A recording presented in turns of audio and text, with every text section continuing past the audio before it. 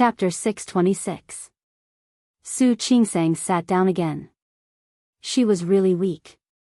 She had vomited for so long and felt terrible.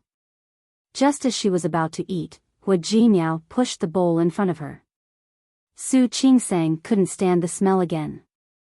Hua Jinmiao's expression seemed to be even more resentful when he saw her reaction. "Honey, you can't be like this, right?" Su Qingsang glanced at him with a puzzled look. She sat up straight. The smell of the chicken soup was a little farther away from her. She felt better. She met Hua Jinmiao's gaze and found that the way he looked at her was, "What's wrong with you?" She had vomited a few times, and when she finally recovered, all she wanted was to eat quietly. "Honey." Hua Jinmiao lost all confidence. "I really know I was wrong. I promise, I won't get drunk again next time." Su Qingsang blinked. After thinking about her path of advancement today, she planned to work hard. Not only did she rush to finish the previous paper, but she also planned to work hard on some materials and books that she would only start reading next month. Therefore, she really didn't take Hua Jinmiao's apology to heart. Now that he mentioned it, she remembered. "What happened to you yesterday? Why did you drink so much?" She wasn't completely angry, but she was a little annoyed that he didn't know how to take care of her body. "Honey," Hua Jinmiao quickly explained, "you really can't blame me. It's that Li Junsheng. He hurt me. He forced me to drink." Su Qingsang's body was still a little uncomfortable. She still felt uncomfortable when she thought of the smell of alcohol on Hua Jinmiao's body yesterday. "He forced you to drink, and you drank? Don't you know that drinking too much is bad for your liver?" "Honey, I was wrong." "All right." He said that he was wrong, but there was no regret in his eyes. He said it straightforwardly, but there was no regret in his eyes.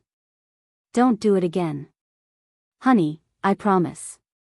There won't be a next time." After Hua Jinmiao said that, he picked up the bowl of soup and put it in front of Su Qingsang. "Honey, hurry up and eat. The soup is getting cold." Su Qingsang picked up the bowl of soup and was about to drink it. The feeling of nausea came again. But this time, she knew that she had nothing to vomit. She waved her hand and tilted her face to the side. Her pale face was filled with nausea and discomfort. Hua Jinmiao pulled a long face. "Wife," Su Qingsang blinked her eyes. After such a long night, she had lost her appetite. She had always been in good health and had never felt as nauseous as she did now. She had a faint guess in her heart. But before she could confirm it, she couldn't guarantee anything. Patting her chest, she recovered from the uncomfortable situation and glanced at Hua Jinmiao. "Let's eat." He pushed the bowl of chicken soup away from him. He felt better when he couldn't smell anything. "Honey." Hua Jinmiao felt really wronged. "Don't be angry, okay?" "I'm not angry," Su Qingsang said. She could roughly guess what kind of state she was in. She didn't have time to argue with Hua Jinmiao. "Let's eat. Then have a bowl of soup first." Hua Jinmiao was about to push the soup to Su Qingsang, but she quickly raised her hand and said, "I don't want this soup." Wasn't she still looking down on him? Su Qingsang glared at him. She really didn't have any temper now. "Let's eat." She served herself a bowl of rice. Although she still didn't want to eat. But if her guess was right, this wasn't the time for her to be willful. "Honey?" Was she really okay? Her stomach was very uncomfortable, and every bite made her feel sick. This made her look very ugly. Hua Jinmiao drank the soup while looking at Su Qingsang's face. He had a feeling that a storm was coming. Su Qingsang forced herself to eat a bowl of rice. She really couldn't eat anymore. She hurriedly put down the bowl and wanted to vomit again. Hua Jinmiao saw that she didn't eat much at all. She ate less than half of her usual amount. He stood up as well. "Honey?" As soon as he got close, Su Qingsang couldn't stand it anymore. The feeling of vomiting couldn't be suppressed at all. She hurriedly ran to the bathroom and vomited as much as she had eaten just now. Hua Jinyao's eyes widened as he looked at Su Qingsang's behavior. He was completely dumbfounded. What was going on? After Su Qingsang finished vomiting, she had no appetite to eat anymore. She looked at Hua Jinyao and wasn't in the mood to pay attention to him. After nearly an hour of torment, her legs were now weak. As an obstetrician and gynecologist, she knew that if her guess was true, then these reactions were normal. However, she was a little distressed. According to the month, it was still early. She was already torturing herself like this. She didn't know what would happen in the future. Honey? Qingsang?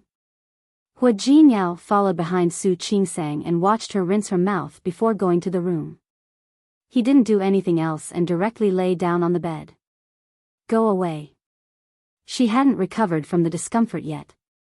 If he came over again, she couldn't guarantee that she would vomit all over him. Honey. Hua Jinyao really felt wronged to the extreme. What on earth do you want to do to not be angry? I said go away.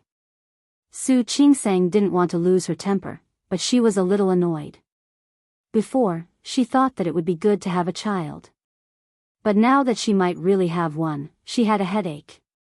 She had seen many pregnant women with severe morning sickness. If she was also that kind, how would she spend the next few months? Honey? Her brows were furrowed so tightly that a mosquito could be squeezed to death. Hua Jinyao reached out to smooth it for her. She had vomited like that. How could he not be worried? Do you have nothing to do? Su Qingsang was extremely uncomfortable. She really didn't want to hear Hua Jinyao apologize, promise, or say that he was drunk yesterday. I want to rest for a while. Can you go and clean up the bowls outside? I'm worried about you. Hua Jinyao looked at her and reached out to touch her forehead. Su Qingsang avoided his hand. I'm fine. I just want to sleep for a while. Can you go out now? Don't disturb me and let me sleep for a while. Was he being despised? Hua Jinyao watched Su Qingsang turn over and lie down, completely ignoring him. He felt like he had suffered a huge blow in his heart. This kind of blow lasted until he was about to sleep at night. Su Qingsang rested for a while and felt a little more comfortable. She even got up and made herself a bowl of noodles. After eating the noodles, she went to the study to sort out the rest of the documents. When she returned to the room, she found that Hua Jinyao's expression was still very sad. Su Qingsang ignored him. It was rare that she didn't feel nauseous or uncomfortable. She went to take a shower and prepared to go to bed early. Tomorrow, she would go to the hospital for a checkup. She would see how the situation was.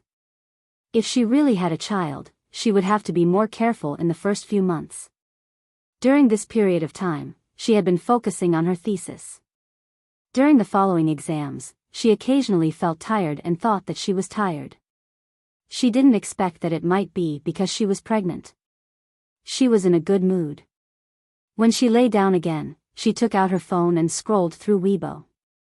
At that moment, Hua Jinyao's hand reached over. Su Qingsang slapped his hand away without thinking. Don't move. Yesterday was really my fault. Honey, I also promised. Can you not ignore me? Hua Jinyao, stop it. Honey.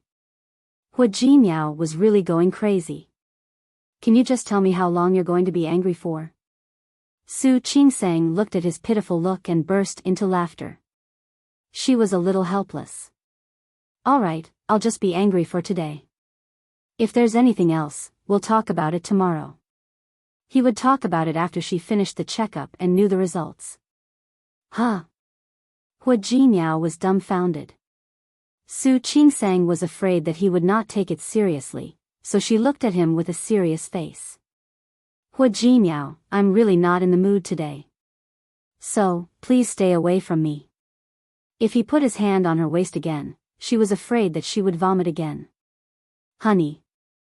Hua Jinyao was really going to reach out. I just want to hug you. I won't do anything bad. Can't I? No. Su Qingsang was very straightforward. If you hug me, I will feel like vomiting. If he hadn't squeezed her stomach just now, she wouldn't have had such a big reaction. Hua Jinyao's face immediately darkened.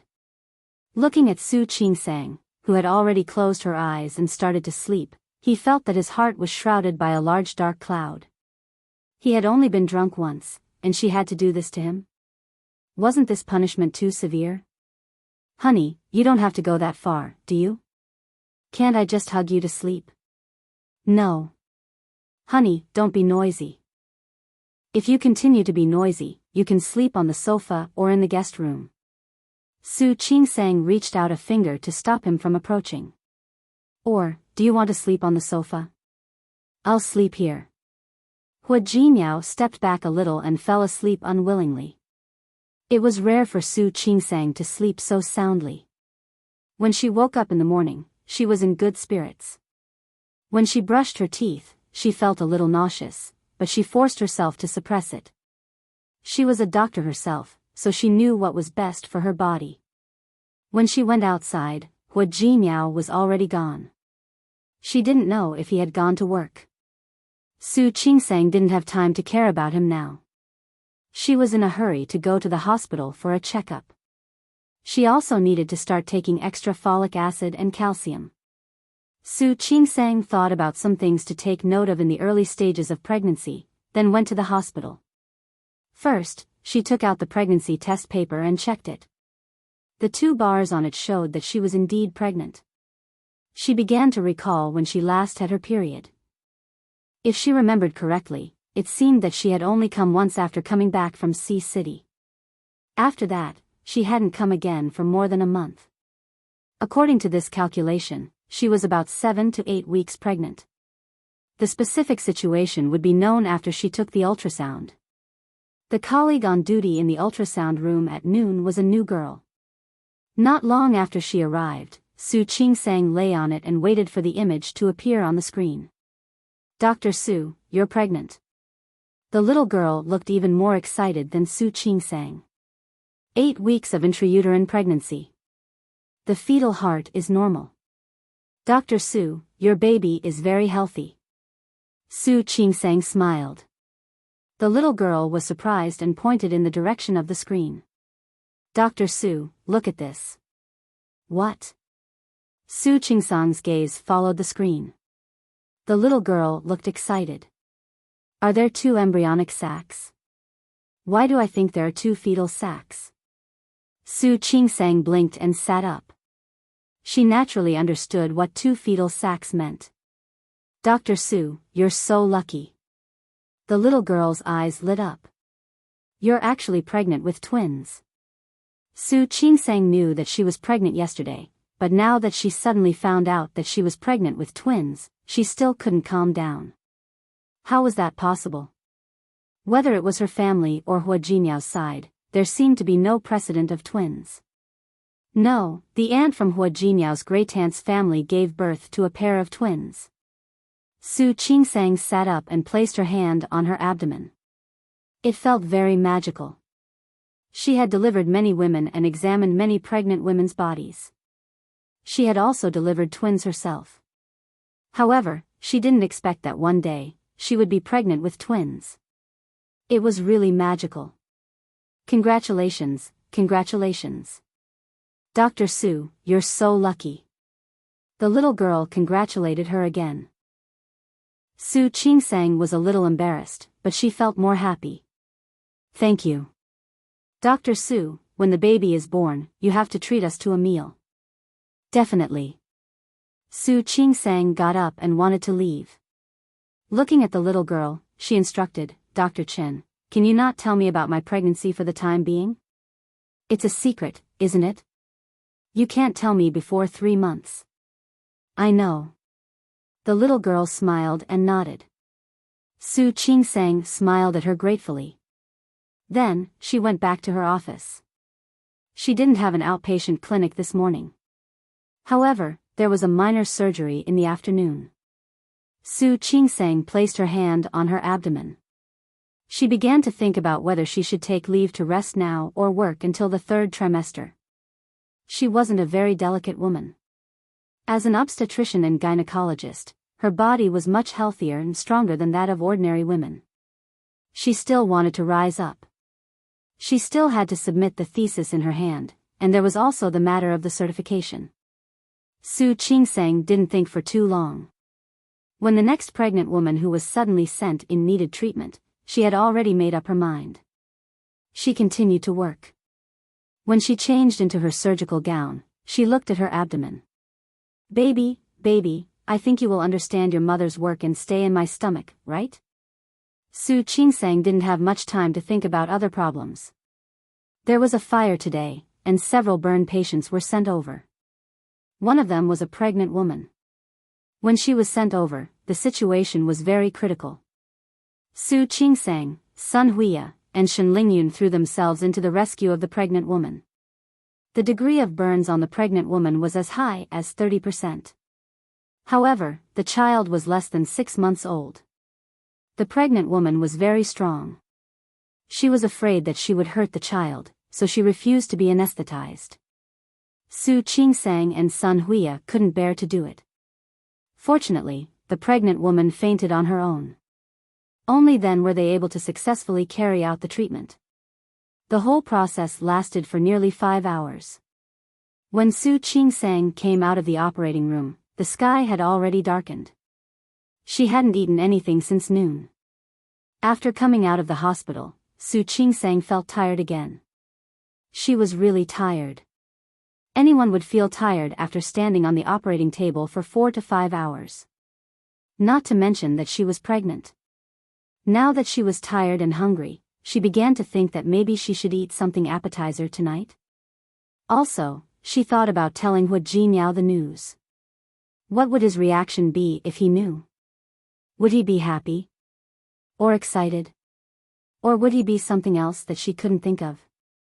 She was still thinking about how to say it to be more surprising, but as soon as she walked out of the hospital, she was shocked. When she saw the man standing on the side of the road in front of the hospital, with an extremely flashy red sports car parked behind him and a large bouquet of red roses in his hand, Su Qingsang thought that her eyes were playing tricks on her. Hu Jinyao took a few steps forward and walked in front of Su Qingsang. He handed the flowers in his hand to her. "Honey, this is for you." Su Qingsang looked at the large bouquet of roses, then at Hu Jinyao. She blinked. "What day is it today?" "Honey." Hu Jinyao smiled and walked forward, gently putting his arm around her shoulder. "It's not a special day. I just wanted to give you flowers." There seemed to be at least 99 roses in the large bouquet. In the middle was a heart shape made of pink roses. It was beautiful, very beautiful. "However, honey, I asked Yang Wenchang to make a reservation. Let's go out for dinner." Su Qingsang looked at Hu Jinyao, and in the end, she was half pulled and half hugged by him into his car. After getting into the car, Su Qingsang looked at the interior of the car and turned to Hu Jinyao. "Is this a new car?" At least she hadn't seen this car in the Hu family's garage. "Yes. I just bought it. Do you like it?" "Honey. It's okay." She didn't have any special requirements for cars, and the car she was driving now was quite good. "It's for you." Such generosity made Su Qingsang lean back. "Hu Jinyao, what's wrong with you today?" "It's nothing. I just suddenly realized that I should treat you better, honey." Su Qingsang looked at him suspiciously. The first thought that came to her mind was, did he know that she was pregnant? But his reaction didn't seem like it. If Hu Jinyao knew, how could he be so calm? The car stopped in front of a very famous building. Before they entered the door, a waiter came over to show them the way. Su Qingsang and Hu Jinyao entered the building and went straight to the top floor. It was located in the center of Rome City. From this angle, they could see the nearby streets clearly. Among them were the places that Su Qingsang and Li Qianxue had been to when they came to Rome City. They walked to a seat by the window and Hu Jinyao very considerately pulled out a chair for Su Qingsang. Honey, sit down. Su Qingsang became more and more suspicious of his attentive behavior. She watched as Hu Jinmiao sat down opposite her and called for the waiter. A bottle of wine. As soon as he said the word wine, Hu Jinmiao remembered why he had been ignored by Su Qingsang for the whole night. He immediately changed his words. Juice, juice. You can't drink now. His actions confirmed Su Qingsang's guess. She couldn't help but wonder if the newcomer had sold her out. The last time she was taken away by the police, Hu Jinmiao was extremely anxious. Later, he went to the hospital and asked for the phone numbers of all her colleagues in the hospital. He also gave them a copy of his phone numbers. This meant that if anything happened to Su Qingsang in the future, they could call him immediately. Thinking of this, she felt that it was meaningless at all. She blamed the new girl in her heart. Shouldn't it be better for her to tell Hu Jinmiao about this kind of thing? You know all about it? Hu Jinmiao was ordering dishes. Seeing Su Qingsang's expression, he nodded. How could he not know? One drink and he was given the cold shoulder for a whole day. If he drank again, he might not be able to go to bed for a week. I know, of course I know. He had promised yesterday, but Su Qingsang still wouldn't let him go. For the first time, Hu Jinmiao realized that Su Qingsang could be petty. Do you know half of it or all of it? If he knew that she was pregnant, did he know that she was pregnant with twins?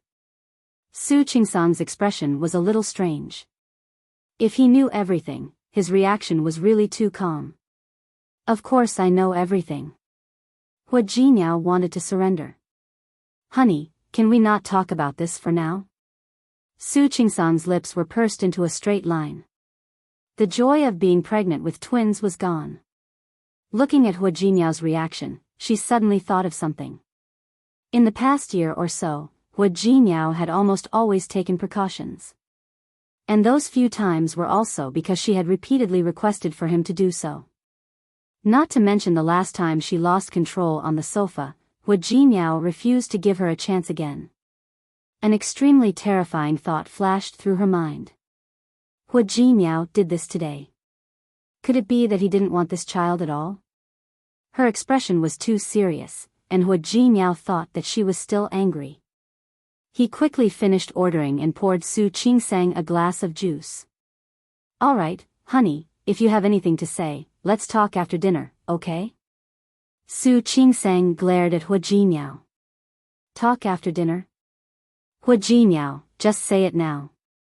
What are you thinking? What do you mean? What do you think about this matter? Hu Jinmiao's expression was a little strange. It wasn't over yet? Honey, haven't I already made my stance clear? Make it clear. Do you want it or not? Want what? Don't want what?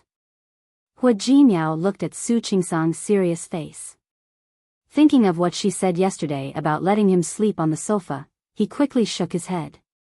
No, of course not. He already knew his mistake. Of course, he couldn't accept such an inhumane punishment. Su Qingsang looked at Hu Jinmiao for a long time and finally understood.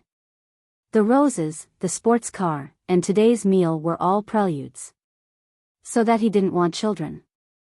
She was so angry that she stood up in a hurry. Honey? Hu Jinmiao was shocked by her action. What are you doing? Hu Jinmiao. Su Qingsang had always thought that he didn't want children, but she didn't expect Hu Jinmiao to have such an attitude. Since you don't want them, then I have nothing to say to you. No, honey, Hu Jinmiao looked at Su Qingsang, who was about to leave, and quickly stood in front of her. Don't want them? What them? Children. Su Qingsang was a little annoyed at this moment. For a moment, she didn't realize that the two of them were talking about the same thing. Since you don't want children, then what else do I have to say to you? Children? Hu Jinmiao was confused. What children? Hu Jinmiao, is there any point in pretending to be stupid when you already know? Su Qingsang took out the ultrasound report from her bag. Children are children. A child for both of us. Didn't you say you didn't want them? Why are you still pretending? No, wait a minute. Hua Jinmiao was stunned. He looked at the ultrasound report and blinked. 8 weeks pregnant? Hua Jinmiao's eyes widened as he read the words over and over again. When he saw the cold expression on Su Qingsang's face, he almost jumped up. You're pregnant? Without waiting for Su Qingsang to speak, he took a step forward and put his hand on her shoulder. Chapter 627. Hua Jinmiao's reaction was a little big. Su Qingsang frowned. She began to feel that something was wrong. You're pregnant. Oh my God. Hua Jinmiao unconsciously tightened his grip.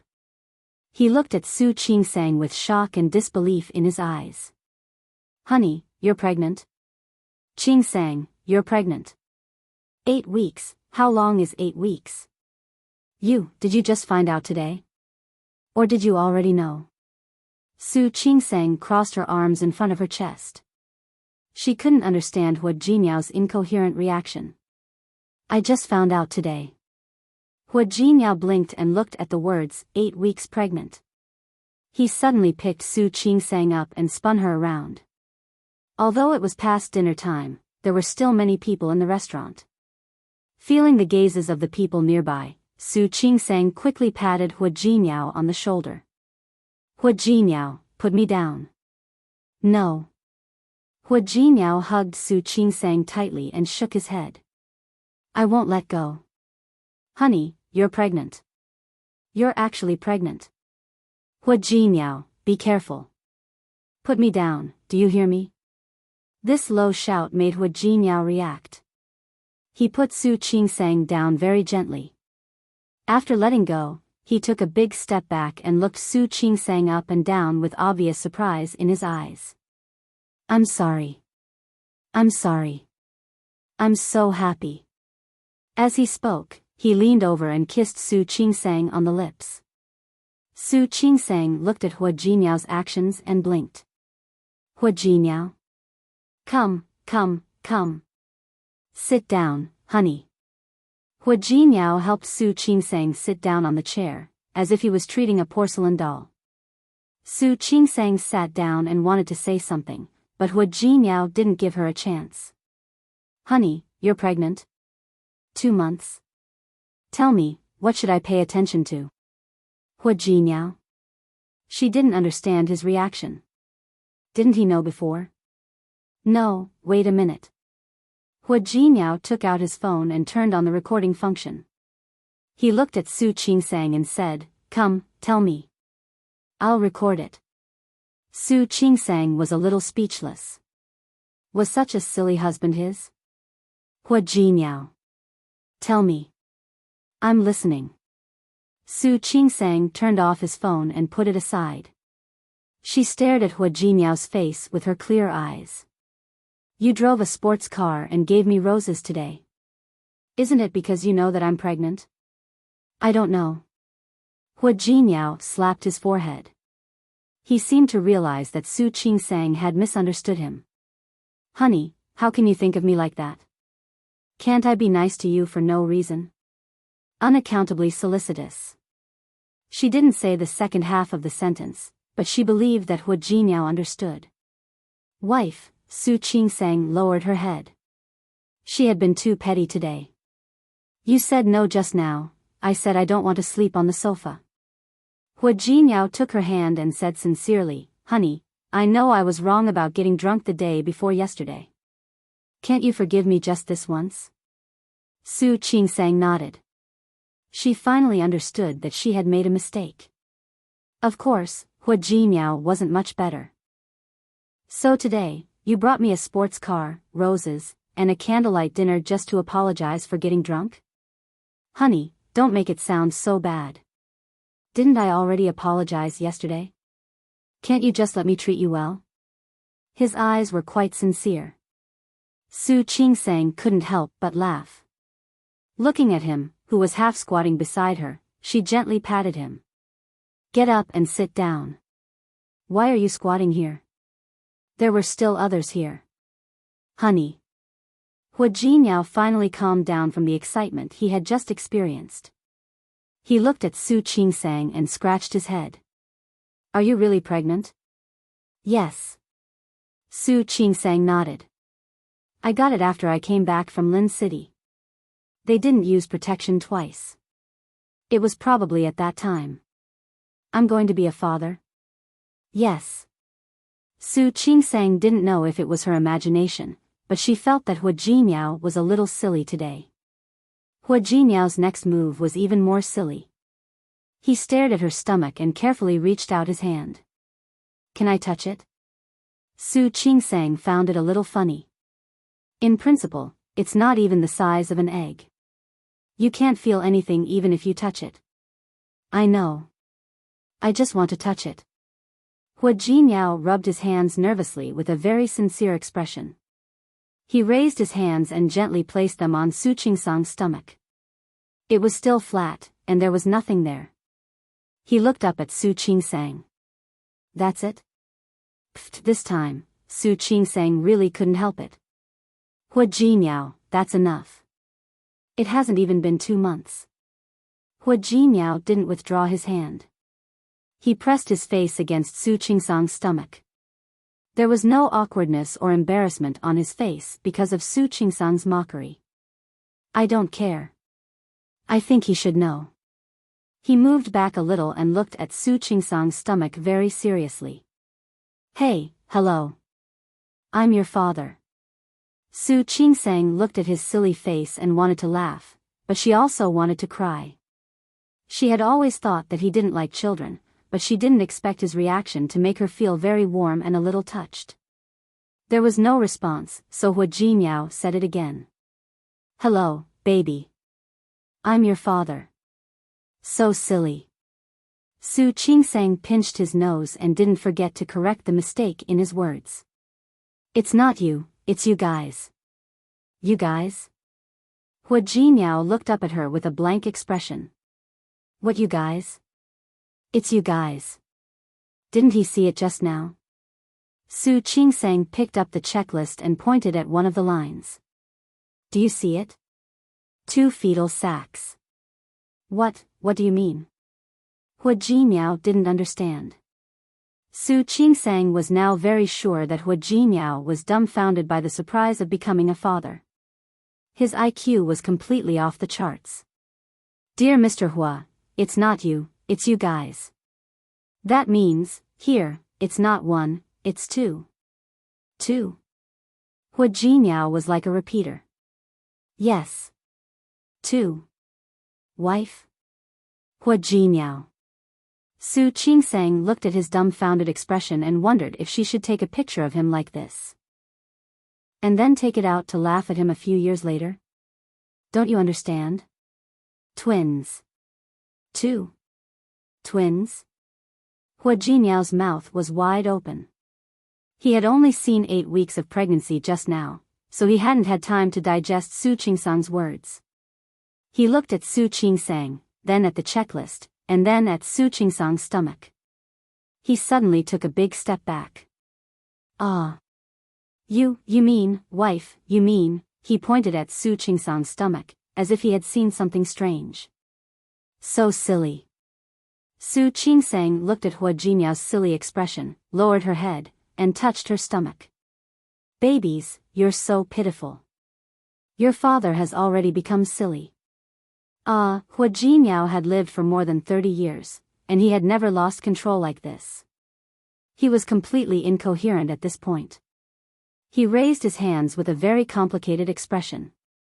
He muttered, "Oh my God, oh my God." He paced back and forth on the spot. That movement was so big that it had already attracted the attention of the other people in the restaurant. Su Qingsang was extremely embarrassed by his actions. She got up, grabbed his hand, dragged him to sit down beside her, and held his body down.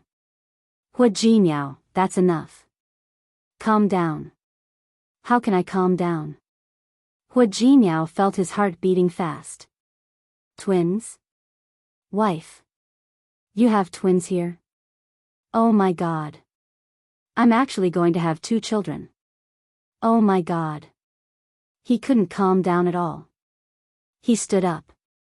Su Qingsang pressed his body back down, and he stood up again.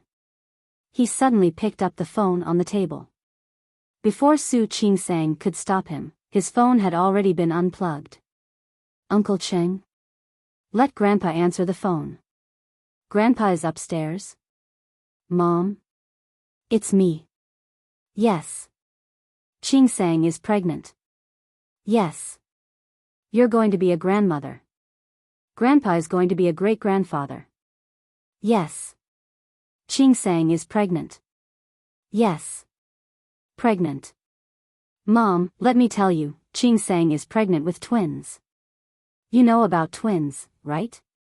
Our family has never had twins. Qingsang is pregnant. His voice wasn't loud, but after the commotion just now, many people nearby looked over. Su Qingsang covered her face, feeling that she had no face to look at other people. She looked at Hu Jinyao like a repeater. She kept repeating those two sentences. Qingsang is pregnant. It's twins. After hanging up the phone with the Hu family, Hu Jinyao felt that it wasn't enough, so he began to call other people. Junsheng? I'll tell you. My wife is pregnant. Yes. Qingsang is pregnant. Twins. Ha ha ha ha. Twins. You know, right? My wife is pregnant with twins. Mohan? I'll tell you. Qingsang is pregnant. Qingsang, yes, my wife. Ha ha ha ha. Sorry, let me laugh for a while. I'm so happy. Yes. She is pregnant. Yes. I'm going to be a father. I'm going to be a father of 2 children. Ha ha ha ha. I'm amazing, right? Yes. That's it. My wife is pregnant with twins. Ha ha ha ha. Xianyun?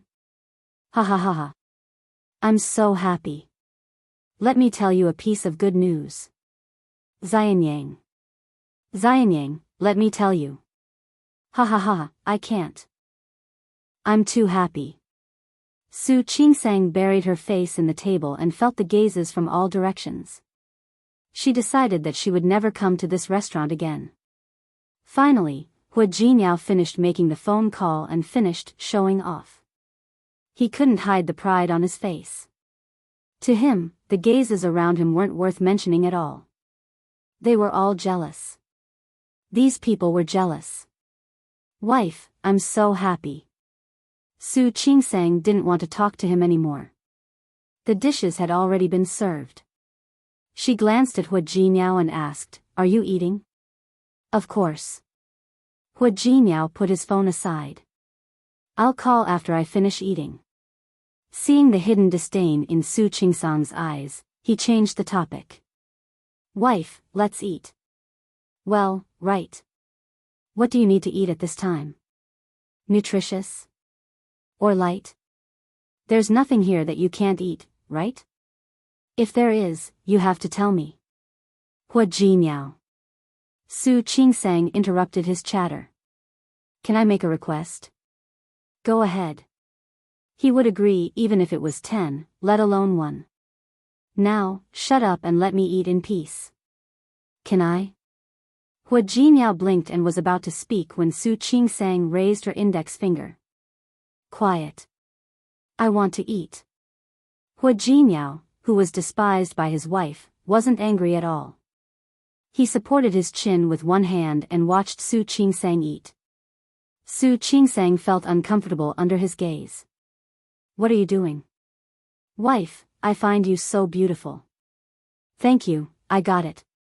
Are you ready to eat? Hu Jinyao began to eat, but as soon as he picked up the knife and fork, he remembered something else. Wife, can you eat Western food? This salad seems to be cold. Do you want me to help you? Hu Jinyao, be quiet. Oh. Hu Jinyao cut a piece of steak and thought of something else. Wife, do you think they will fight in your stomach? Hu Jinyao, do you want me to remind you that they are still fetal sac? Fight? Did he think she was pregnant with Neza? Oh. Hua Jinyao swallowed the steak and thought of another thing. Wife, do you think they are boys or girls?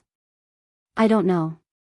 Su Qingsang took a deep breath, raised her head, and glared at Hua Jinyao. Her eyes were as sharp as knives. Be quiet. Hua Jinyao felt wronged and shut up, but he had other questions to ask. As soon as his lips moved, Su Qingsang's sharp eyes flew over again. He had no choice but to lower his head and continue eating. If someone didn't know what was going on, they would think that she was bullying him. Su Qingsang's hand that was holding the knife and fork tightened, and she secretly reminded herself. Don't be angry, please don't be angry. You are pregnant. You have to be happy. However, she was so stimulated by Hua Jinyao's silly actions that she forgot about the morning sickness. The meal went smoothly. At least she didn't feel nauseous. After the meal, when Hua Jinyao went to pay the bill, he was told that it was free. The owner of the restaurant knew Hua Jinyao. He had made such a big move just now, so the owner knew. Congratulations, Hua Xiao. Today's meal is on me. Come to our restaurant next time if you have the chance. Thank you. I'll come again next time. Hua Jinyao was in a good mood. He put his arm around her and walked outside. From the moment they got into the car, the smile on Hua Jinyao's face never disappeared. Su Qingsang couldn't stand his silly look. She turned her face to look at the night view of Rome City outside the car window and chose not to look at him. She found that Hua Jinyao was driving very slowly. She couldn't help but glance at him.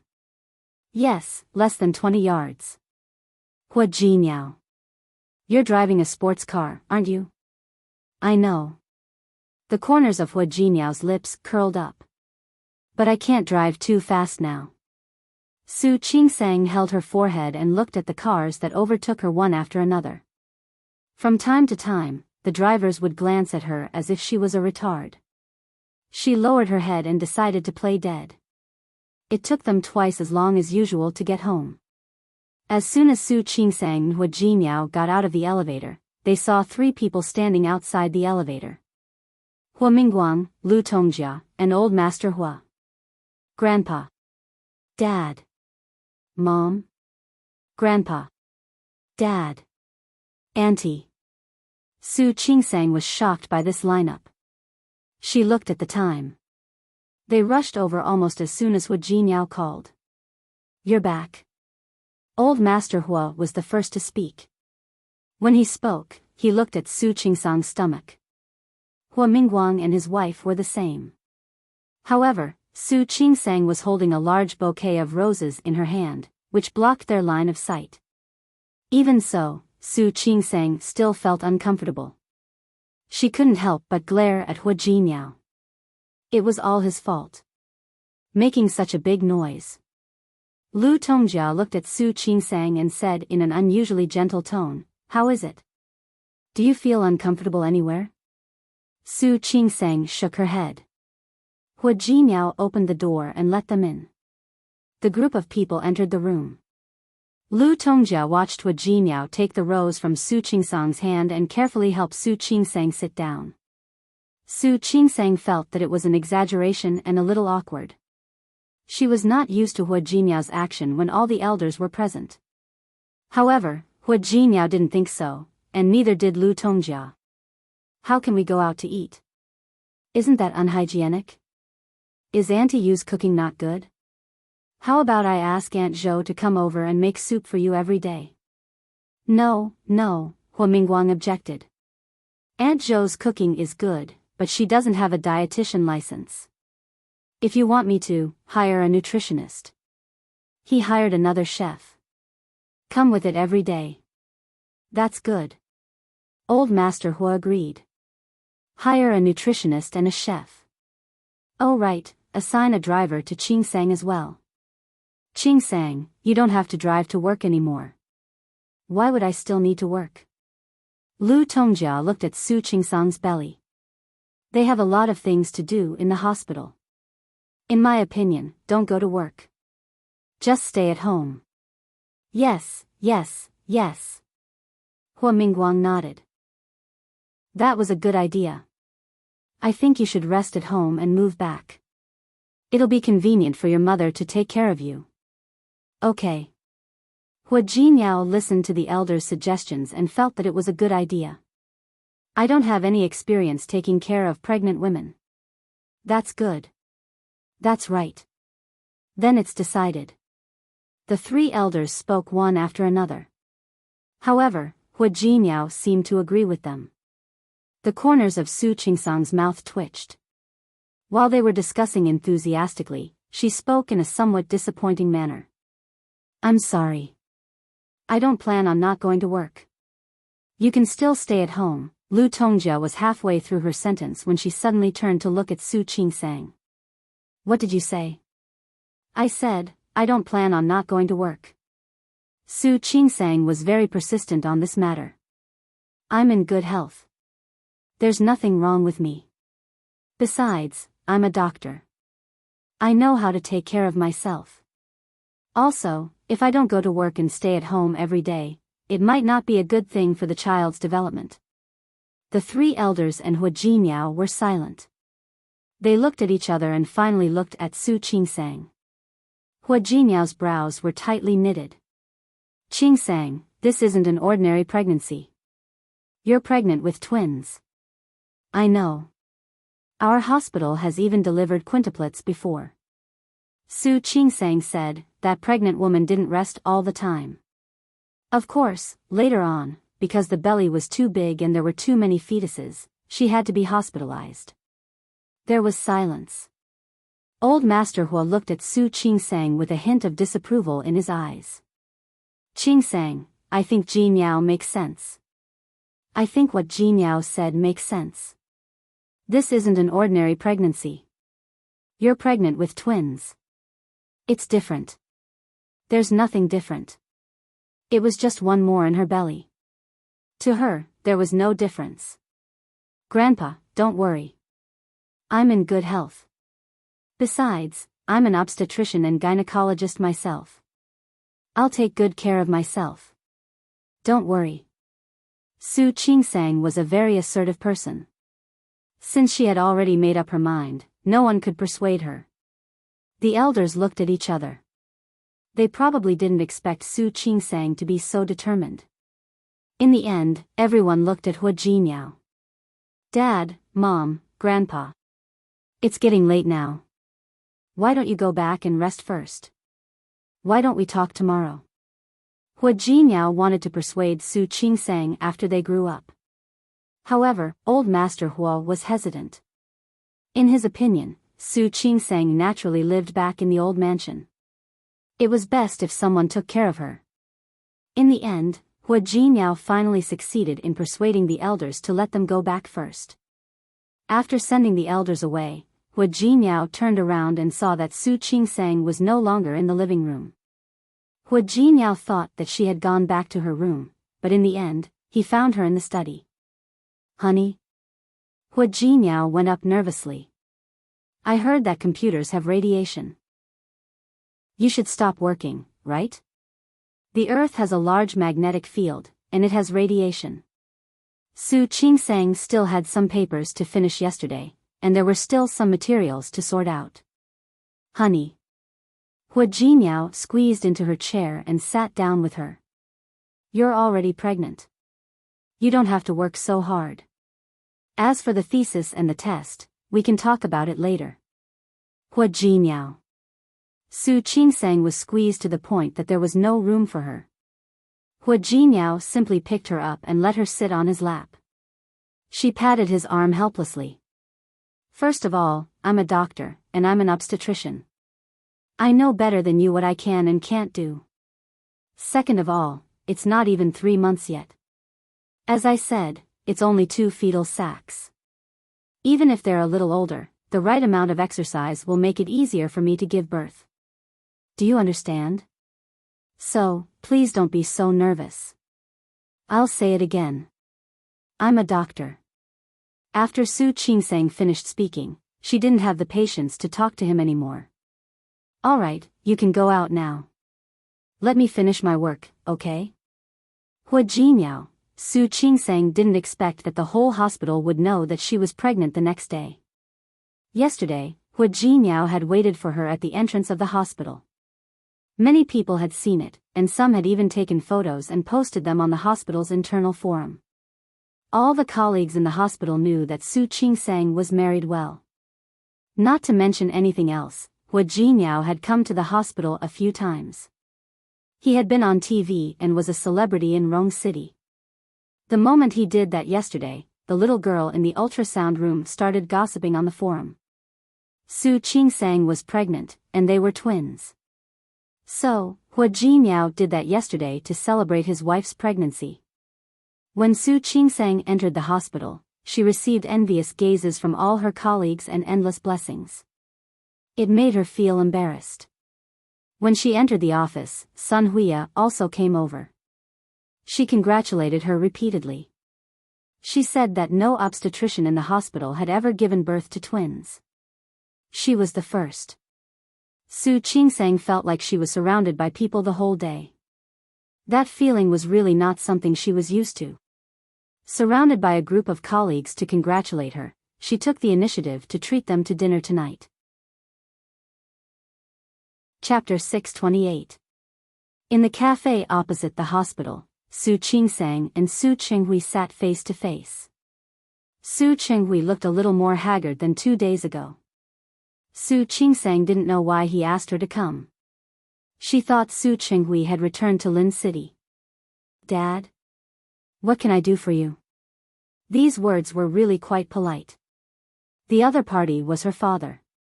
Couldn't he come to her for no reason? Su Qinghui naturally heard it and looked a little embarrassed. "Nothing. I have a plane ticket back to Lin City tomorrow, so I wanted to come and see you." "Thank you." Su Qinghui looked at his daughter in front of him. Su Peijian looked like his mother, but Su Qingsang and Su Yusen looked like him. Su Yusen looked more like Li Qianxue. The shape of Su Qingsang's face was actually a bit like Li Qianxue's. He lowered his head and thought of what he had overheard when he entered the hospital. "I heard that you're pregnant." Su Qingsang glanced at him. She didn't expect him to know about this. "Yes. I'm pregnant."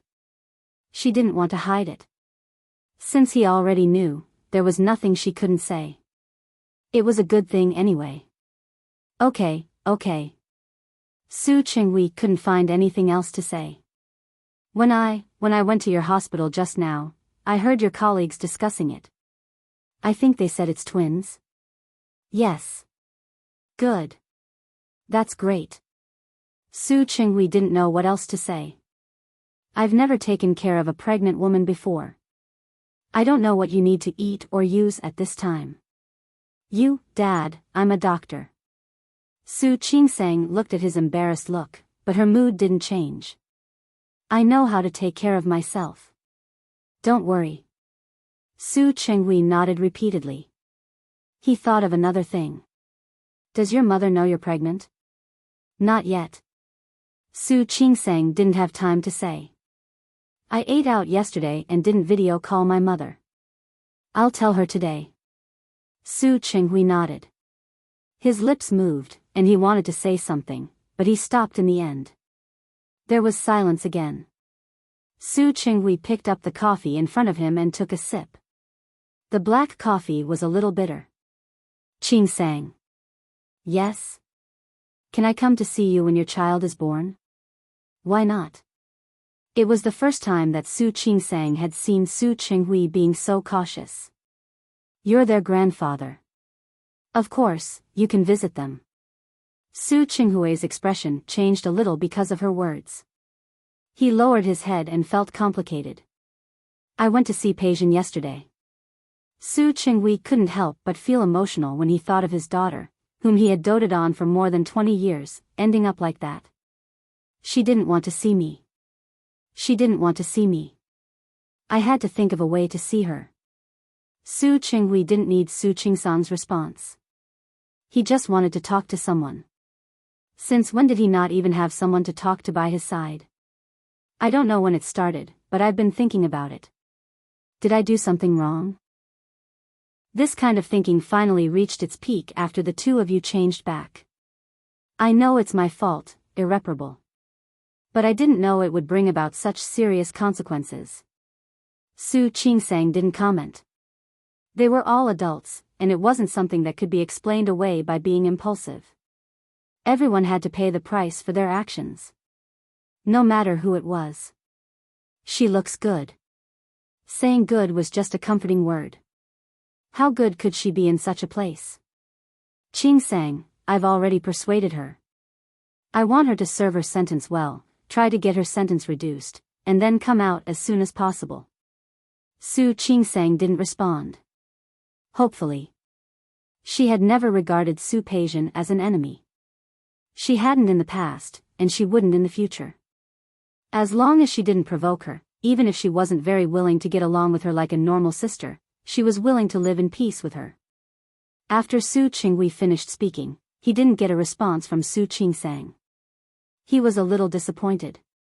He looked up at Su Qingsang with a somewhat uneasy expression. Qingsang? Do you still hate me? No. Su Qingsang had never hated Su Qinghui. Dad, you're thinking too much. I was wrong for so many things in the past. It's only right for you to hate me. Su Qingsang was silent. She couldn't respond to this. Dad, I don't hate you. There was a bit of resentment, a bit of blame, but not hatred. Su Qinghui looked up at her. Her eyes were clear and innocent. He believed that she really didn't hate him. Unfortunately, just because she didn't hate him didn't mean that others didn't hate him. For example, Li Qinxue. But your mother hates me very much. Su Qingsang couldn't respond to this. Li Qinxue hated him as much as she loved him in the past. It was normal for her to hate him. Su Qinghui also seemed to realize that it wasn't appropriate to say this to his daughter. Do you have time tonight? Let's have dinner together. Call Hu Jinmiao too. I promise to treat my colleagues to dinner tonight. Su Qinghui looked disappointed. Su Qingsang lowered her head, thought for a moment, and added, they're all colleagues in our department. If you don't mind, why don't you come together? Su Qinghui's eyes lit up. He looked at Su Qingsang in disbelief. Qingsang. Hu Jinmiao will come too. My colleagues are all very nice and usually take good care of me. They're all very happy that I'm pregnant this time. That's why I said I'd treat them to dinner. It's my duty, it's my duty. Then, will it be inconvenient? No. It's not inconvenient. When Hu Jinmiao saw Su Qinghui in the evening, he was a little surprised. He glanced at Su Qingsang, who was greeting her colleagues into the private room. Everyone in the department had come, and the big table was full. Hu Jinmiao, Su Qingsang, and Su Qinghui sat at the top. This was Tang Mohan's family's property, so the environment and dishes were not ordinary. When the others saw Hu Jinmiao, they were a little restrained at first, but they soon let go. Hu Jinmiao had previous experience, so he didn't drink a drop of wine. Su Qinghui, on the other hand, ate a lot. He toasted every colleague of Su Qingsang, thanking them for taking care of Su Qingsang, and asking them to continue to take care of her in the future. Su Qingsang looked at Su Qinghui's actions and didn't say anything. She just scooped a bowl of soup for Su Qinghui when he sat down. That was a casual gesture. Su Qinghui looked at her, but his eyes were a little hot. The meal was a happy one for both the host and the guest. Hu Jinmiao was very sober, but Su Qinghui drank too much. In the end, Hu Jinmiao and Su Qingsang sent him back to the hotel. Hu Jinmiao held the hairdryer and dried Su Qingsang's hair. Her eyes were half closed, as if she was enjoying his service. Are you tired? No. She didn't move much today. How could she be tired? Why is your dad here today? He came to me in the afternoon and heard about my pregnancy. He asked if I was free to have dinner with him tonight. He said he was going back to Lin City tomorrow, so I called him. Hu Jinmiao could guess that was probably the result. I thought you hated him. I don't. She looked at Hu Jinniao in the mirror. Why do you all think I hate him? You don't hate him. Only when you have expectations for a person will you hate him. If you don't have expectations for a person, you won't hate him. Su Qingsang's hair was almost dry. She turned to look at Hu Jinniao. Why does my mother hate my father so much?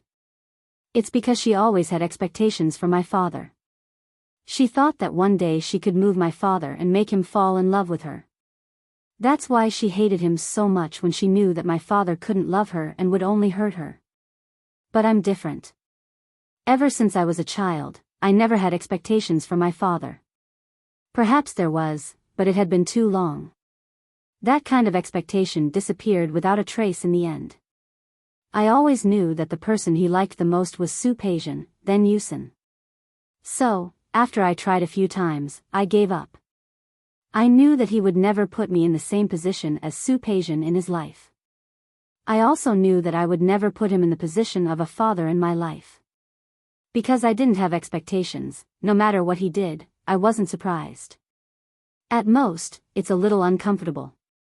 After all, even being treated like that by a stranger would be a little uncomfortable. But it's only a little uncomfortable. Once it's over, it doesn't matter anymore. After all, she didn't care that much about Su Qinghui's thoughts. So, it wasn't about whether she hated him or not. Hu Jinniao didn't say anything. He bent down and gently hugged Su Qingsang, placing his hand on her abdomen. Su Qingsang felt his movements and put her hand on his. It was still flat. Hu Jinniao, I think we will definitely be a very good pair of parents. Right? She wouldn't let her children grow up like her. She believed that Hu Jinniao wouldn't let them grow up like he did when he was a child. Of course. Hu Jinniao looked at her attentively, feeling the temperature of her abdomen. We are different from our parents. Yes. We are different from them. Her and Hu Jinniao's children would definitely receive a lot of care and love. Li Qianxue also knew about Su Qingsang's pregnancy. She was so happy that she said she would fly to Rong City to see her. Not only did she come, but old Master Li and Su Yusin also came. If it weren't for the fact that they still had things to do in Lin City, they would probably still want to live in Rong City until Su Qingsang gave birth. It wasn't easy to convince Li Qianxue to not worry so much. After sending Li Qianxue off, Su Qingsang focused her energy on the examination at the end of the month. This was the disadvantage of being a doctor. Every year, she had to submit papers and take various examinations. She was so busy that she slowly ignored the discomfort in her body. Hu Jinniao was very worried about her, but she refused to rest and insisted on continuing to work. He had no choice but to hire a nutritionist at home and specially told Auntie Yu to follow the nutritionist's instructions. Lu Tongjia and old Master Hua also came to see them from time to time, but Su Qingsang herself didn't have any awareness of being pregnant at all. She did what she had to do. She didn't skip any outpatient or surgery. Time passed by for another half a month, and Rong City entered September. Su Qingsang's pregnancy had already passed the first 3 months. It was considered stable. Hu Jinniao didn't feel at ease letting her be happy now, even if she repeatedly said that many people still drove until they gave birth. He was the one who drove her to and from work every day. Su Qingsang couldn't argue with him, so she had no choice but to agree. One morning, Su Qingsang went to the bathroom to vomit again. She had been fine for the past month, and there was no sign of vomiting at all.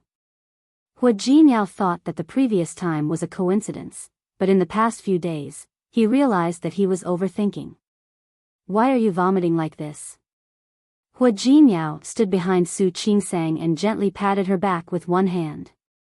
You were fine for the past month, weren't you? Su Qingsang didn't speak. She was feeling very uncomfortable and didn't have the time to speak. She actually roughly knew why. When Li Qianxue came to Rong City, she didn't want her to worry. Therefore, she suppressed the thought of vomiting. Later, she was busy with her exams and writing her thesis. She was distracted by foreign affairs, so naturally, her attention was diverted. She had just handed in her thesis yesterday. If there were no accidents, it would probably pass.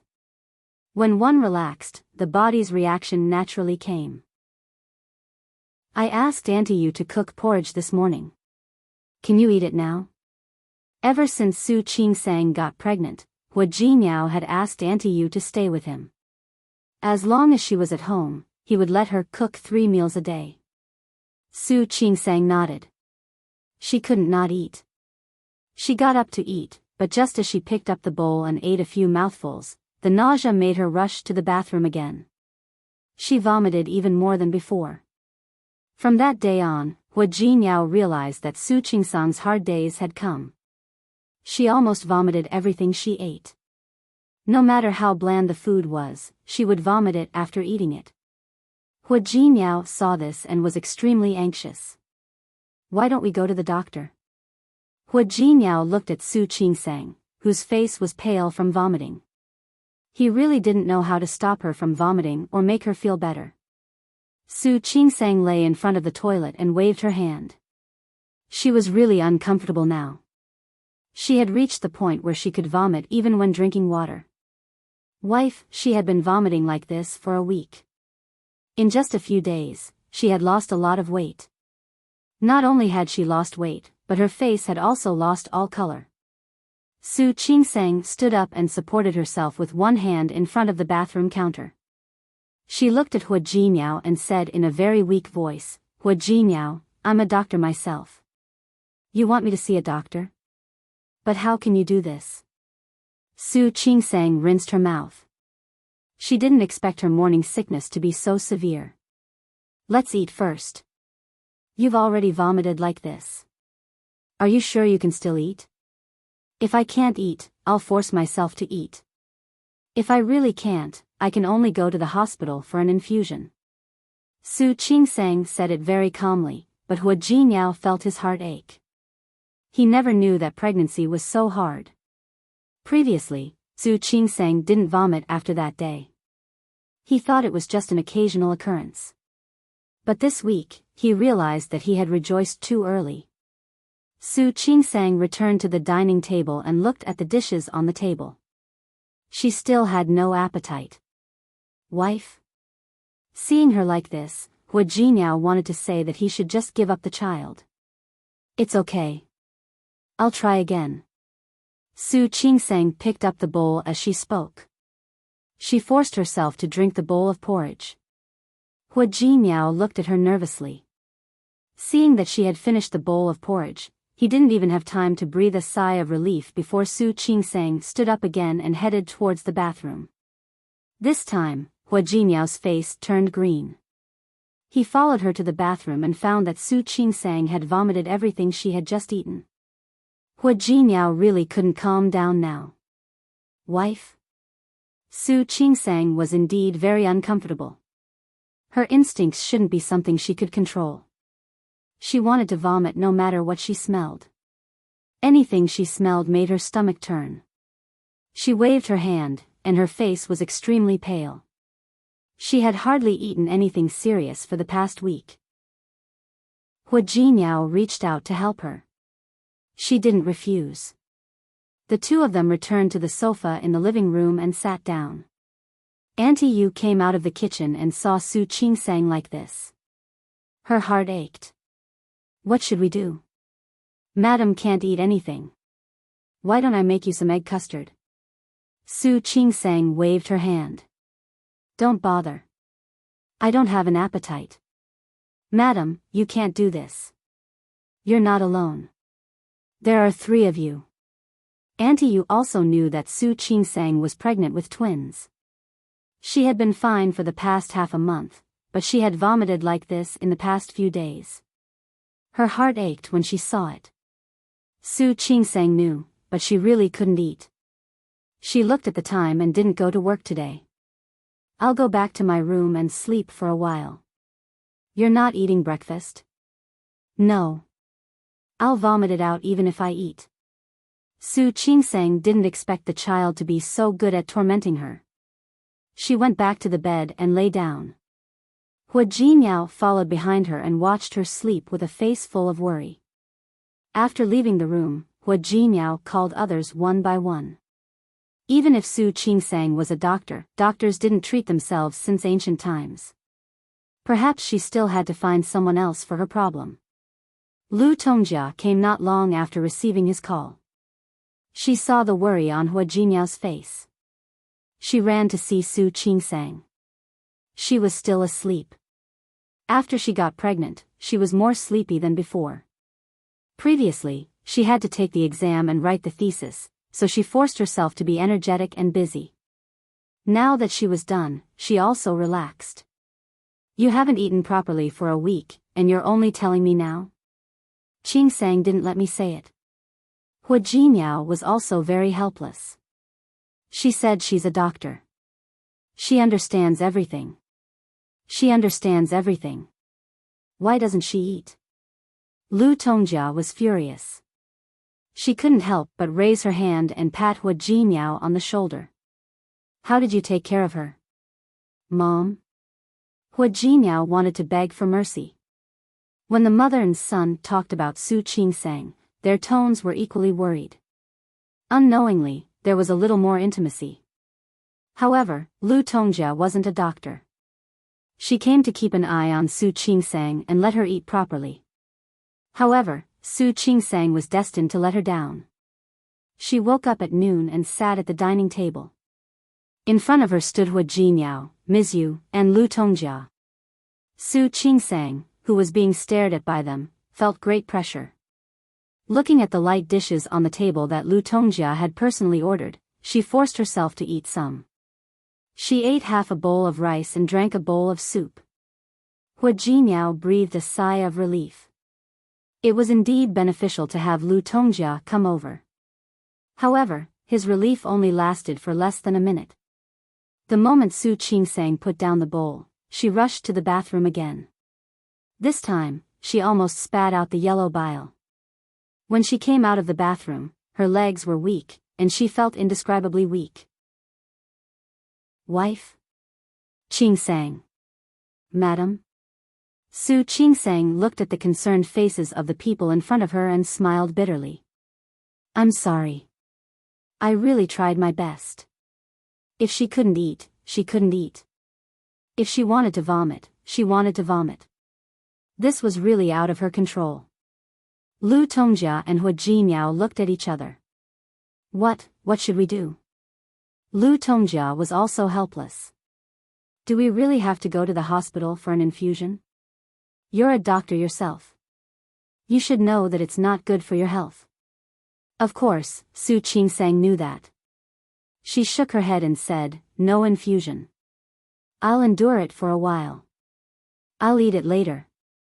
She was a doctor and knew many ways, such as ginger juice and applesauce. She had tried it 2 days ago. At that time, she could suppress it, but when it was time to eat, she still vomited whatever she ate. In the end, Su Qingsang drank some soup.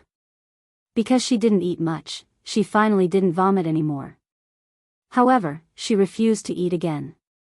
Hua Jinyao looked anxious. In the evening, Lu Tongjia asked Mizyu to make more dishes. With so many dishes, she had to find one that Su Qingsang could eat without vomiting, right? It was still useless. Hua Jinyao felt that his hair was about to fall out. At night, Su Qingsang had already fallen asleep. However, he couldn't sleep. Looking at Su Qingsang's pale face, he came out of the room and went to the living room. Lu Tongjia didn't sleep either. She couldn't sleep either. Su Qingsang's reaction in the past few days was really worrying. You've only just arrived, and you already have such a big reaction. You have 2 more in your stomach. What will happen if this continues? No matter how much Lu Tongjia didn't like Su Qingsang before, she began to accept her after hearing what her son said. Not to mention that Su Qingsang was pregnant now. Twins. The happier she was before, the more worried she was now. Hua Jinyao sat still. Lu Tongjia didn't like him like this. She patted the back of his hand and said, think of a way. What could he think of? He tried his best to coax Su Qingsang to eat every day. But could she blame him for not being able to eat? You're really useless. Lu Tongjia was so angry that she couldn't help but despise her son. I'm useless, but you are. Think of a way. Lu Tongjia cleared her throat and said, what can I think of? When I gave birth to you, you were much more obedient in my stomach. Hua Jinyao rarely heard Lu Tongjia talk about the past. In fact, Lu Tongjia rarely talked about the past. Now that she talked about it, there was no pain on her face. Instead, there was a hint of nostalgia. When you were in my stomach, you didn't mess with me. You were all very obedient. Especially Wushuang. From beginning to end, she didn't react at all. After she was born, she was also very obedient and sensible. It was the first time in more than 10 years that Hua Jinyao talked about his brother and sister to Lu Tongjia. Hua Jinyao didn't interrupt her. He listened to her talk about some of the fun things that happened when she was pregnant. Lu Tongjia talked about Hua Jinkai and Hua Wushuang. What about me? Mom, what were you like when you were pregnant with me? You? Lu Tongjia smiled. Her eyes were calm, and she didn't look angry in the past. In the beginning, I felt a little nauseous. Then, I got better. At that time, my appetite was also strange. I didn't like food in the past, but at that time, I liked it very much. For example, fish and prawns. I used to like them, but at that time, I didn't like them anymore. At that time, Aunt Zhou found it difficult to cook. She didn't know what I wanted to eat. After all, I changed my mind every day. Hearing her words, Hua Jinyao suddenly stood up. Mom, I know what to do. Huh? Did she say anything just now? Lu Tongjia looked confused. Hua Jinyao glanced at her, grabbed the car keys, and went out. Chapter 629. When Su Qingsang got up in the morning, she vomited for a long time as usual. Wife? Hua Jinyao didn't go to work for a few days. Every day, he would ask Yang Wenchang to bring work to his house. As soon as Su Qingsang arrived, he got up. How are you? Su Qingsang waved her hand, got up, washed up, and tidied herself up. She was in good spirits this morning. Are you hungry? You haven't eaten well these past few days. Let's go have breakfast, shall we? Su Qingsang didn't even want to hear the word eat. Because she really had no desire to eat at all. Honey, maybe you'll like the breakfast today. Let's go. Su Qingsang glanced at him suspiciously.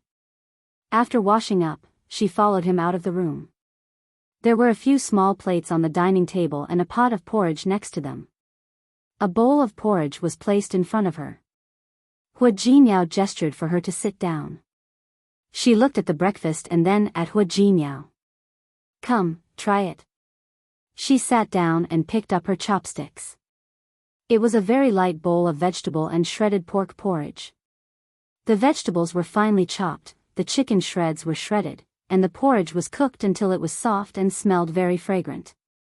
She took a sip and surprisingly didn't feel nauseous. That familiar smell gave her a faint guess. Until the bowl of porridge was empty. He didn't feel like vomiting, nor did he feel nauseous. She filled another bowl for herself. Together with the side dishes on the table, there were pickled vegetables and pickled radishes. There are turnips.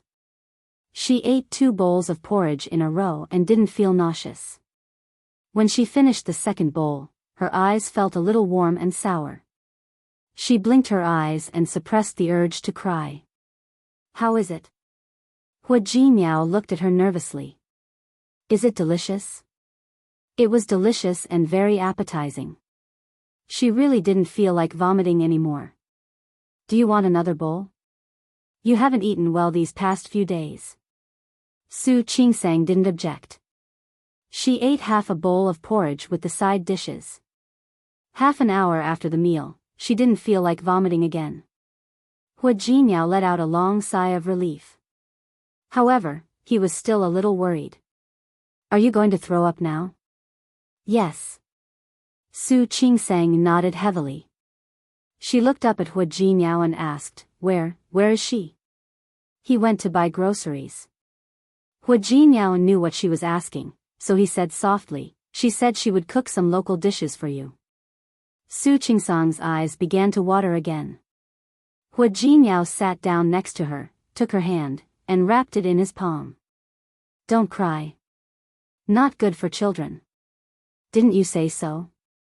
Do you need to do prenatal education?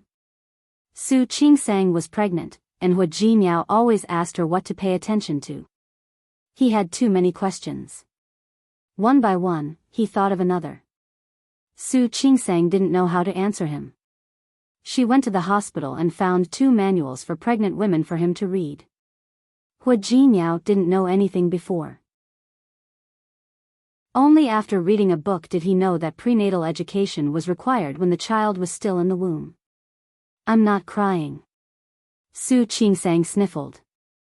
She just wanted to cry. You told her? Yes. Su Qingsang didn't ask again. She tasted the porridge on the table and knew that it was Xiang Caiping's cooking. At that time in Lin City, she had always made some local specialties for her to eat. At that time, Xiang Caiping thought that she wouldn't like it and was nervous for a long time. Every time she wanted to help her cook, she would ask for her opinion first. Later, when she saw that she wasn't picky and really liked to eat, she slowly let go of her courage.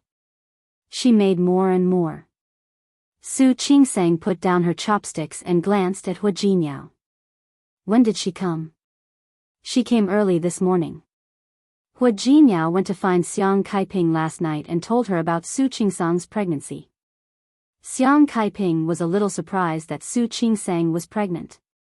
In the past, she had mentioned it so many times in Lin City, but she didn't see Su Qingsang pregnant. Now that they had nothing to do with each other, she was pregnant. She didn't say anything, nor did she express anything. Hu Jinyao had no choice but to tell her the truth. He said that Su Qingsang was pregnant and vomited everything she ate. She had lost a lot of weight and hadn't eaten properly for a few days. At that time, Xiang Caiping only asked him to come back first. He thought that she didn't want to come to see Su Qingsang and didn't want to help. He didn't expect Xiang Caiping to come early this morning. She made those dishes last night and brought them over. She came over early this morning to make the porridge. Su Qingsang looked up at him. Why did you think of looking for her? She had always thought that Hu Jinyao didn't want to see Xiang Caiping. It's all because of you. I really have no choice. Su Qingsang vomited everything she ate. He had tried all kinds of methods. She was a doctor herself, but she couldn't cure her morning sickness. When Lu Tongjia mentioned it yesterday, he remembered that when they were in Lin City, Su Qingsang liked to eat Xiang Caiping's dishes very much. She especially liked some of the pickled dishes that Xiang Caiping made. Yesterday, when Lu Tongjia was talking about it, he thought that Su Qingsang was from Lin City. Maybe she wanted to eat the specialties of Lin City? Su Qingsang looked at the back of his wheat-colored hand. The joints were distinct, slender, and strong. Did I make things difficult for you? He also made things difficult for the auntie. It's not difficult. Hu Jinyao lifted her hand and kissed her fingertips. As long as it can make you eat, anything is fine. He was serious when he said that. Her reaction in the past week had really scared Hu Jinyao. He almost didn't dare to think about what he would do if she continued like this throughout the pregnancy. Su Qingsang smiled and put her face close to Hu Jinyao's shoulder. Hu Jinyao, thank you. Silly. Why are you thanking me?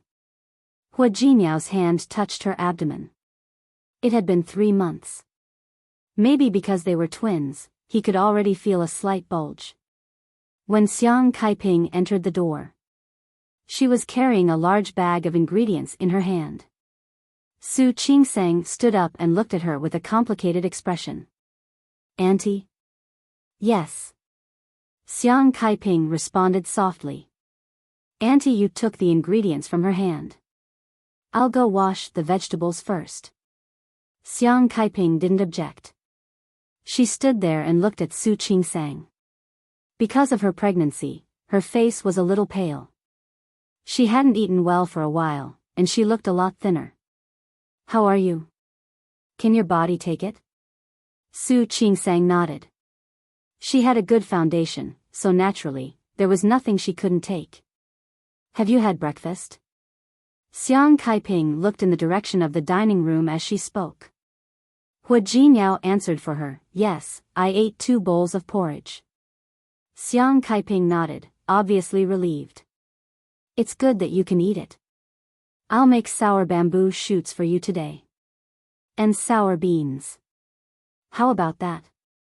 Xiang Kaiping listed a few more dishes, all of which were local dishes in Lin City. In the past, when she was with Su Qingsang, she often cooked for her. Okay. It wasn't that Su Qingsang hadn't thought about eating sour food recently, but every time she ate it, she still felt nauseous and vomited. However, after hearing Xiang Caiping's list of dishes, she didn't feel nauseous at all. Instead, she had quite an appetite. Then you rest first. Xiang Kaiping went to the kitchen, and Su Qingsang wanted to follow her to help. But Xiang Kaiping stopped her. The kitchen is very smoky and greasy. It's better if you don't go. Have a good rest. Eat more at noon to nourish your body. Look at you, you've lost weight. Su Qingsang felt a little sore at the tip of her nose. She nodded heavily and said, okay. Xiang Kaiping didn't say anything else and went to the kitchen to help. After she left, Su Qingsang reached out and hugged Hua Jinyao, rubbing her face against his chest. Auntie is so nice. Yeah. No matter what, Su Peijian was sent to prison by him. But now that Xiang Kaiping was willing to come, even Hua Jinyao had to admit that he might have been a petty person before. Lu Tongjia went to the old house early in the morning. Originally, she wanted to ask Aunt Zhou to help. However, when she brought Aunt Zhou over, Su Qingsang was already sitting at the dining table. Xiang Kaiping was afraid that she wouldn't be able to eat again, so she made 7 or 8 dishes. They were all light appetizers. They were very homely dishes, but Su Qingsang's appetite was very good. She ate 2 bowls of rice in a row. She didn't vomit after eating, which made everyone else feel relieved. Lu Tongjia didn't know Xiang Kaiping, so she thought that she was a chef hired by Hua Jinyao. Especially at this time, Xiang Kaiping was wearing an apron. Her face, which looked a little old and haggard because of Su Peijian's imprisonment, had not recovered. It was no wonder that Lu Tongjia misunderstood. You're good at cooking. Qingsang likes your dishes so much. You should stay. Xiang Kaiping was stunned. Before she could say anything, Hua Jinyao spoke. Mom. He didn't say anything unnecessary. One look made Lu Tongjia understand that Xiang Caiping's identity might not be ordinary. Mom, you eat first. After eating, we'll go buy some things. Qingsang needs them later. Lu Tongjia understood that her son had something to say to her, so she didn't refuse. Under Su Qingsang's invitation, she sat down and tasted Xiang Caiping's cooking. To be honest, compared to the chef at home, it was really average. However, it was already very good that Su Qingsang was willing to eat it. After eating, Hua Jinyao took Lu Tongjia away under the excuse of buying things and sending Aunt Zhou home. Aunt Yu went to clean up the dishes. Su Qingsang looked at Xiang Kaiping and said apologetically, Auntie, am I right? Jinyao's mother didn't do it on purpose. It's okay. Xiang Kaiping had experienced so many things over the years, so she didn't mind this kind of thing. It's not a big deal. The two of them sat on the sofa, facing each other in silence. Xiang Kaiping tried to find something to talk about. I went to see Peijian again last month. Thinking of Su Peijian, she finally looked better. She looks good, better than before. I don't know how she got over it. I heard that she's doing very well in prison. She has the education and the ability. The school and the prison said that she would be a teacher to teach the female prisoners. I think she's much more energetic than before. Really? That's good. To be honest, she knew Su Peijian's ability. After all, she was a person who had been raised by Li Qianxue and Su Chenghui. I think it's good too. She didn't say these things. It was the prison warden who said it. He said that as long as Su Peijian can continue like this, it's not impossible to reduce her sentence. Xiang Kaiping lowered her head and twisted her hands together. Actually, I don't think about reducing her sentence now. I just hope that she can get over it and be good. Don't worry. Auntie. Peijian is a very smart person. She knows what's best for her. I think she will do well and try to reduce her sentence as soon as possible. She looked at Xiang Kaiping in silence. Su Qingsang reached out and held her hand. Her hand was no longer white and delicate. There were already fine lines. She felt a little sorry for her. Auntie, thank you. Jin Yao and I didn't take care of you about Peijian. I'm sorry. There's nothing to be sorry about. Xiang Kaiping had also gotten over it. Everyone bears their own responsibility. This is Peijian's own fault. She can't blame anyone else. I've also gotten over it. If she doesn't go in, with her stubborn personality, she might do more extreme things. That's good. Is that so? Lu Tongjia heard Hua Jinyao's words and didn't expect that. In that case, Xiang Kaiping is a broad-minded person. Yes. Hua Jinyao nodded. It's a pity that she was unlucky. She had such a daughter. As for Su Chenghui, he was an elder and Su Qingsang's father, so he didn't comment. But if you do this, your mother-in-law will be unhappy, right? Lu Tongjia immediately thought of this. Your mother-in-law has been at odds with Xiang Kaiping for so many years, but now you let Xiang Kaiping take care of Qingsang. Isn't that bad? For example, she takes care of Qingsang on the surface, but secretly. She wasn't being mean. In fact, if she were Xiang Kaiping, she would never want to see Su Qingsang and her husband. Mom.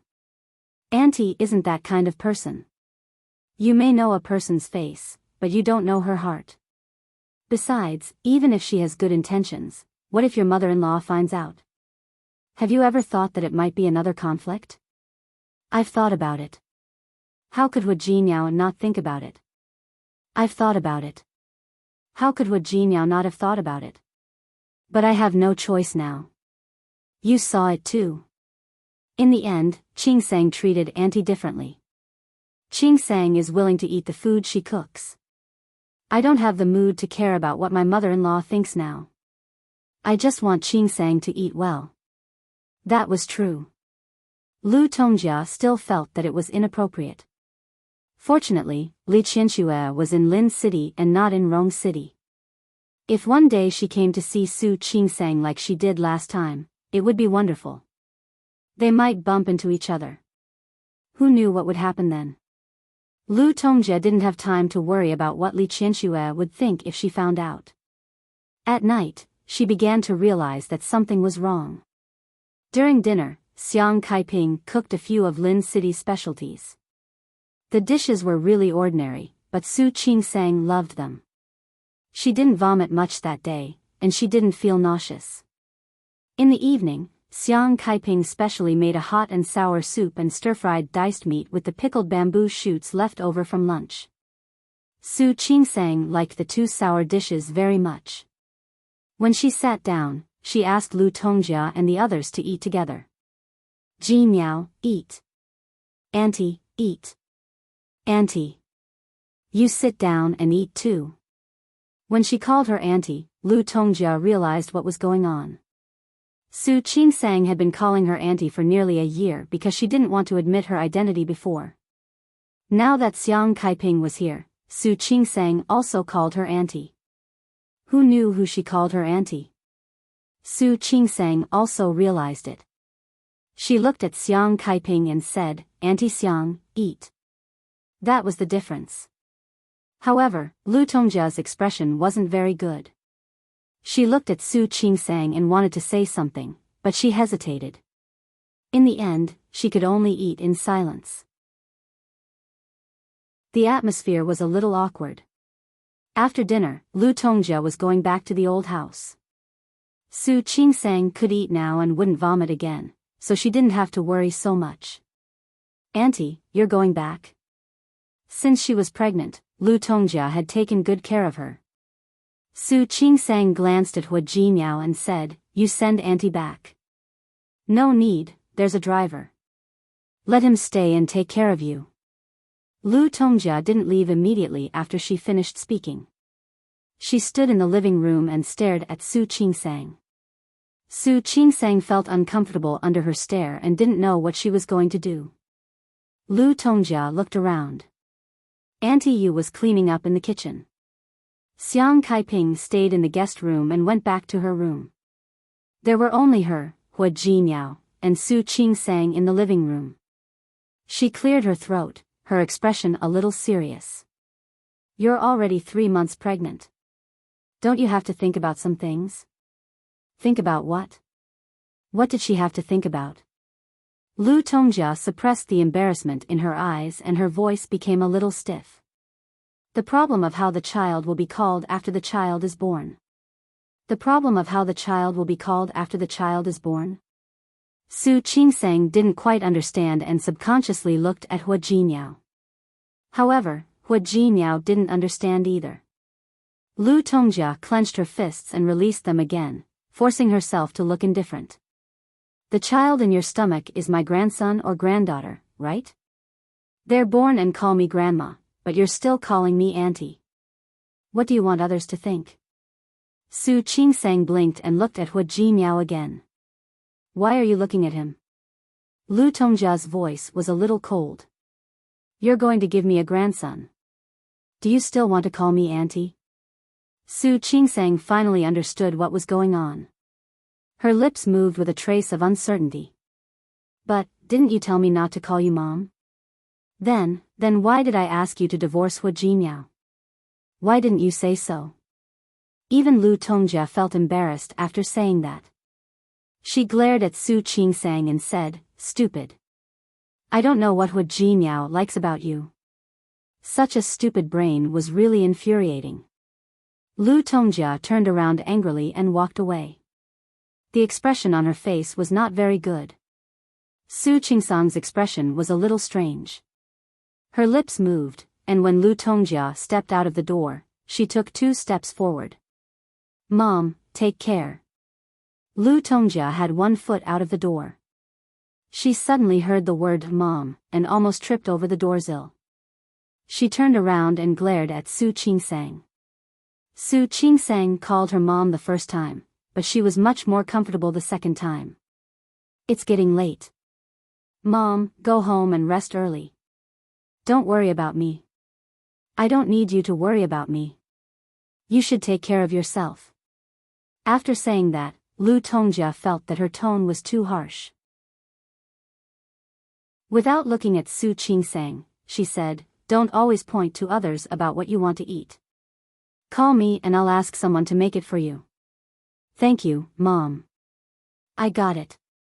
Su Qingsang touched her nose and said, "Don't worry. If I want to eat something, I'll tell Jinyao." Lu Tongjia looked at her with a look of disgust. Stupid. Jinyao was Jinyao, and she was herself. How could they be the same? She was really stupid. How could she have such a stupid daughter-in-law? Lu Tongjia left with a look of disgust on her face. After entering the elevator, she thought of Su Qingsang calling her mom and couldn't help but smile. She was smart enough to see the light. She wasn't completely stupid. With a good lesson, she could still be the mistress of the Hua family in the future. Su Qingsang didn't care about the expression on Lu Tongjia's face. After the door closed, she glanced at Hua Jinyao. Her clear eyes had an inexplicable urge to laugh. "Is your mom saying that she doesn't like it?" "She said she didn't like it, but she actually accepted it in her heart, right?" Hua Jinyao had been watching silently for a long time. Now, he burst into laughter. He put his arm around Su Qingsang's waist and leaned over to kiss her on the lips. "Honey, you're amazing." "Of course." Su Qingsang nodded and looked calm. "I'm definitely amazing. If I wasn't, how could I have twins?" "Honey. I think I need to correct you about this." "What?" "You're pregnant with twins. I'm the amazing one." Hua Jinyao looked serious. "After all, if it weren't for my amazing seed, how could you have twins?" Su Qingsang punched him on the chest. "Hua Jinyao, that's enough. Prenatal education. Don't worry. They don't have ears yet. They can't hear it." Su Qingsang couldn't stand it anymore. "They can't hear it, but I can." She turned to leave. Hua Jinyao hurriedly pulled her back. "Are you angry? I'll go see Auntie." The guest room was just cleaned in the afternoon. He didn't know if Xiang Kaiping was used to it. Hua Jinyao looked at her back and thought of what Lu Tongjia said today. Xiang Kaiping came to take care of Su Qingsang with good intentions, but if Li Qianxue found out, it would really cause a storm. No matter what, right now, all his focus was on Su Qingsang. He only hoped that she could be well. Xiang Kaiping officially lived in Hua Jinyao and Su Qingsang's house. Her cooking skills weren't very good, but she put in a lot of effort. Every day, she thought of ways to make delicious food for Su Qingsang. In addition to all kinds of Lin City dishes, she also improved the local dishes of Rong City. In addition to the 3 meals, she and Auntie Yu also studied some snacks. There were all kinds of flavors and ingredients. After asking the dietitian if they were edible, they tasted them and gave them to Su Qingsang. Su Qingsang went back to work after her infertility. Xiang Kaiping was afraid that she would be hungry. He had made a lot of snacks for her to take with her.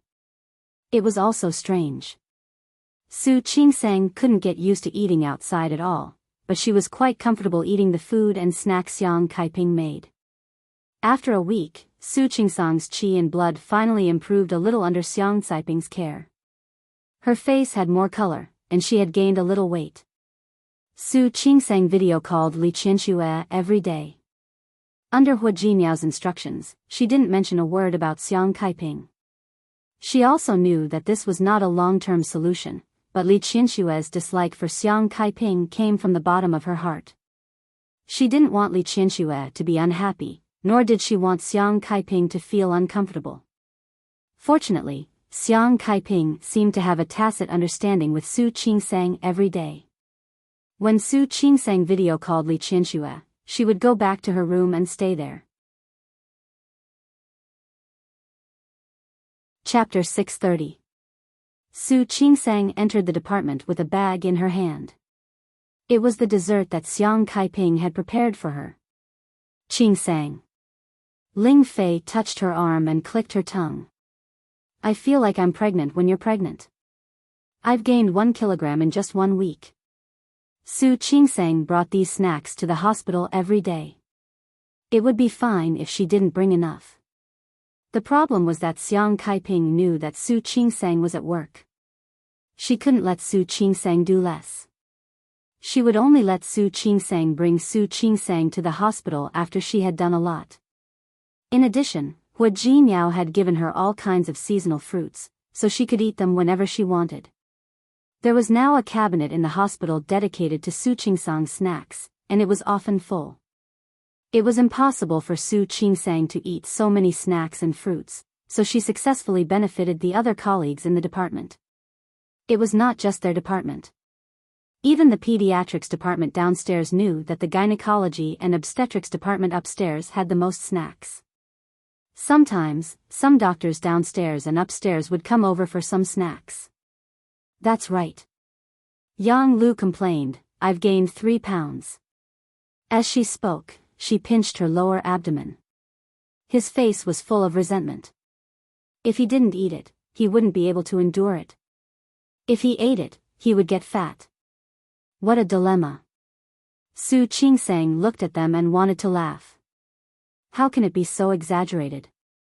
It's that exaggerated.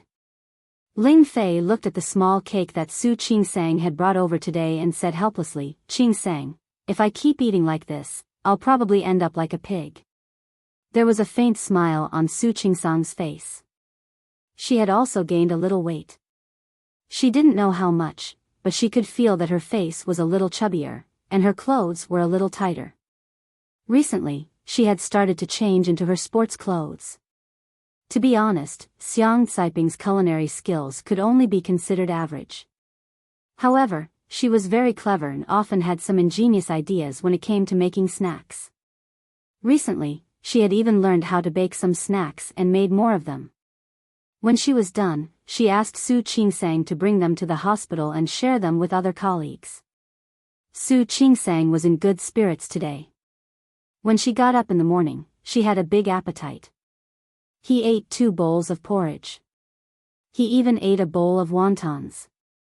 Last time, Xiang Caiping made some wontons. The wontons she made were different from those on the streets. She was used to thinking up clever tricks. For example, mushroom powder was added to the wonton filling. She bought dried shiitake mushrooms, ground them into powder, and put them into the wonton. The wonton filling had the fragrance of shiitake mushrooms, but it wasn't too greasy. Coupled with the fact that the broth was cooked, it tasted especially good. Su Qinghui's footsteps were less than 5 steps behind Li Qianxue, and then it became 3 steps. Li Qianxue saw him following her from the corner of her eye, so she suddenly turned around. Her sharp eyes swept across Su Qinghui's face without hesitation. Why are you following me? I'm not following you. Isn't this the only way out of the airport? Is that so? Li Qianxue took a step to the side. Then you can leave first. No need, I'm not in a hurry. Li Qianxue naturally wasn't in a hurry either. She stood there without moving and stared at Su Qinghui, as if waiting for him to give in first. However, Su Qinghui was very patient. At this moment, there was no sign of him leaving first. There were other people behind her. Feeling the surrounding gazes, Li Qianxue was very angry and nodded hatefully. Good, very good. She didn't believe that when she left the airport, he would still be able to follow her. The VIP passage wasn't long. When Li Qianxue left the airport, the car she had arranged had already arrived to pick her up. The driver put her luggage in the car. Li Qianxue got in the car, and Su Qinghui, who was next to her, actually got in as well. Su Qinghui, what are you doing? Qingsang should have been pregnant for a few months. It's a good time for me to visit her, Su Qinghui said calmly. You should also be going to visit Qingsang, right? You don't mind if I hitch a ride with you, do you? I mind. Li Qianxue didn't give Su Qinghui any face at all. Get out of the car. I mind. I don't want to see you stay in my car. Then I'm really sorry. Su Qinghui rarely acted like a rascal. The car I called didn't come, so I'll have to trouble you. Su Qinghui. Li Qianxue looked at the driver in front of her. Without thinking, she raised the partition in the middle and turned to glare at Su Qinghui. There was a hint of anger in his deep voice. What do you want? I've said it before. I don't want to see you. Qianxue. Su Qinghui knew that Li Qianxue wouldn't forgive him easily, but he had no other choice. If being shameless could make Li Qianxue change her mind, then he didn't mind doing the things he hated and was most unwilling to do in the past. Qingsang is your daughter, and also my daughter. She's pregnant now. Isn't it normal for me to visit her? Li Qianxue pursed her lips into a straight line.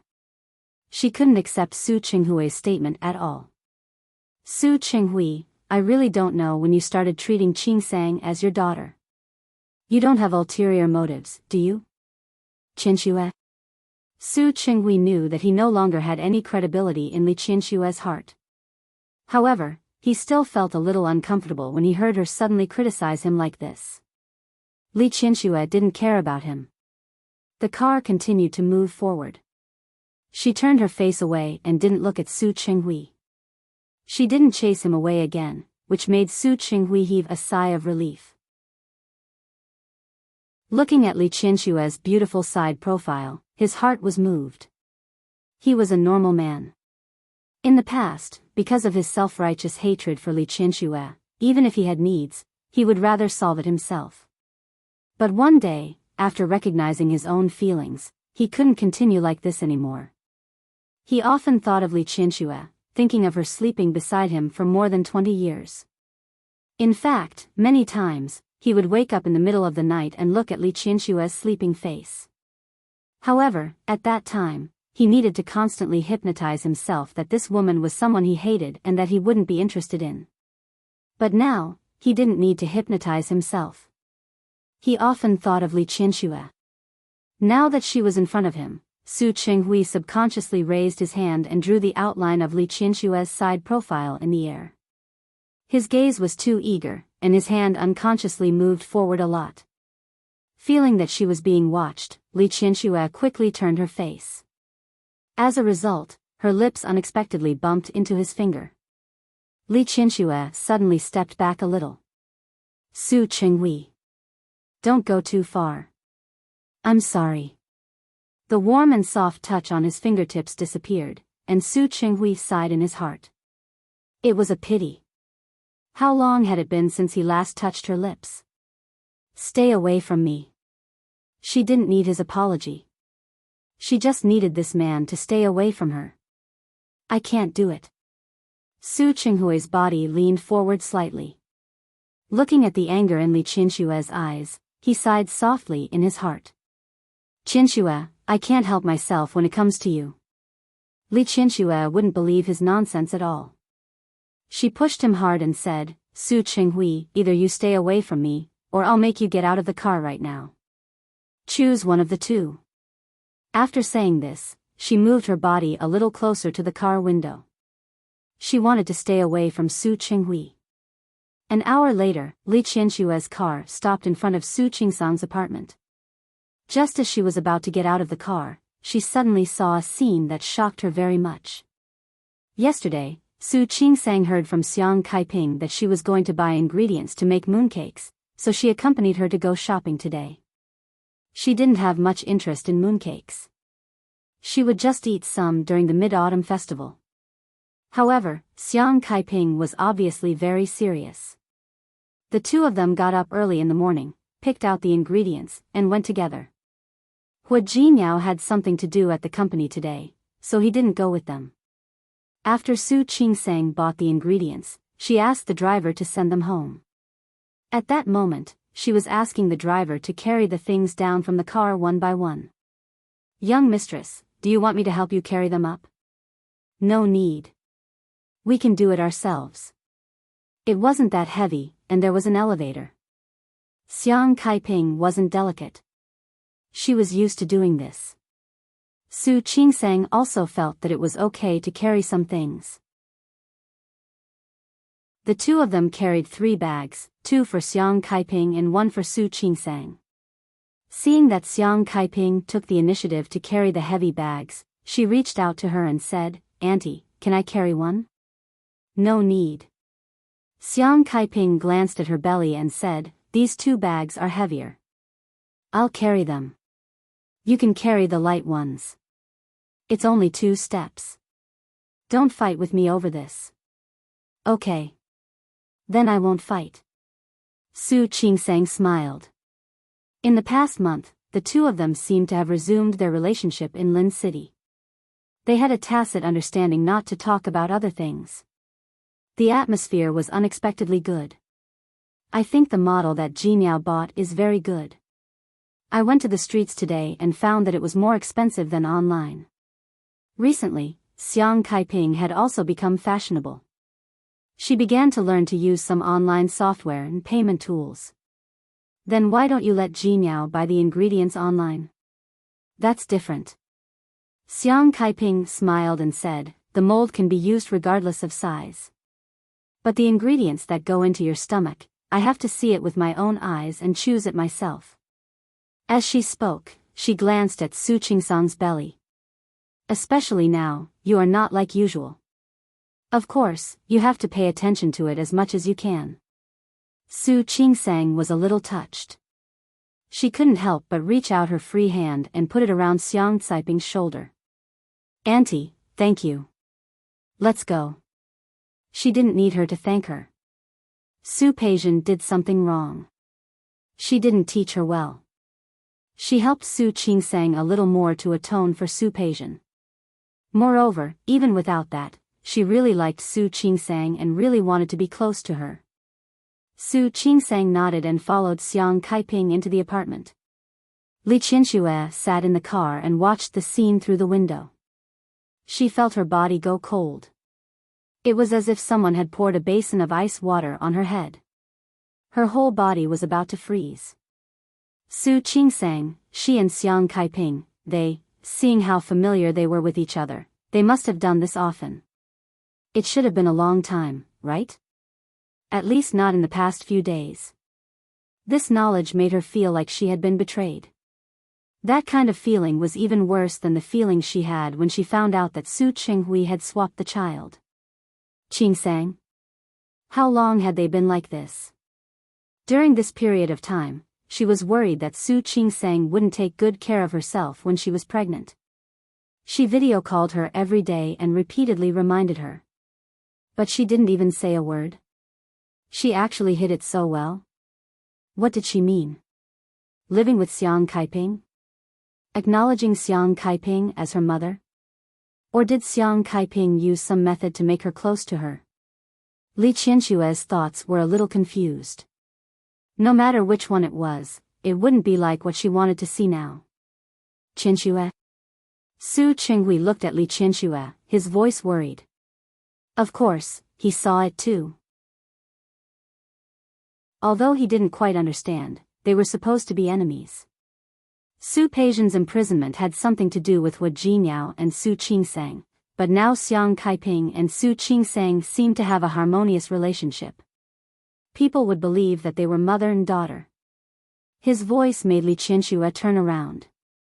She glared at Su Qinghui, her cold eyes sharp and full of hatred. Is this why you're here? Qianxue? Are you here to see that woman?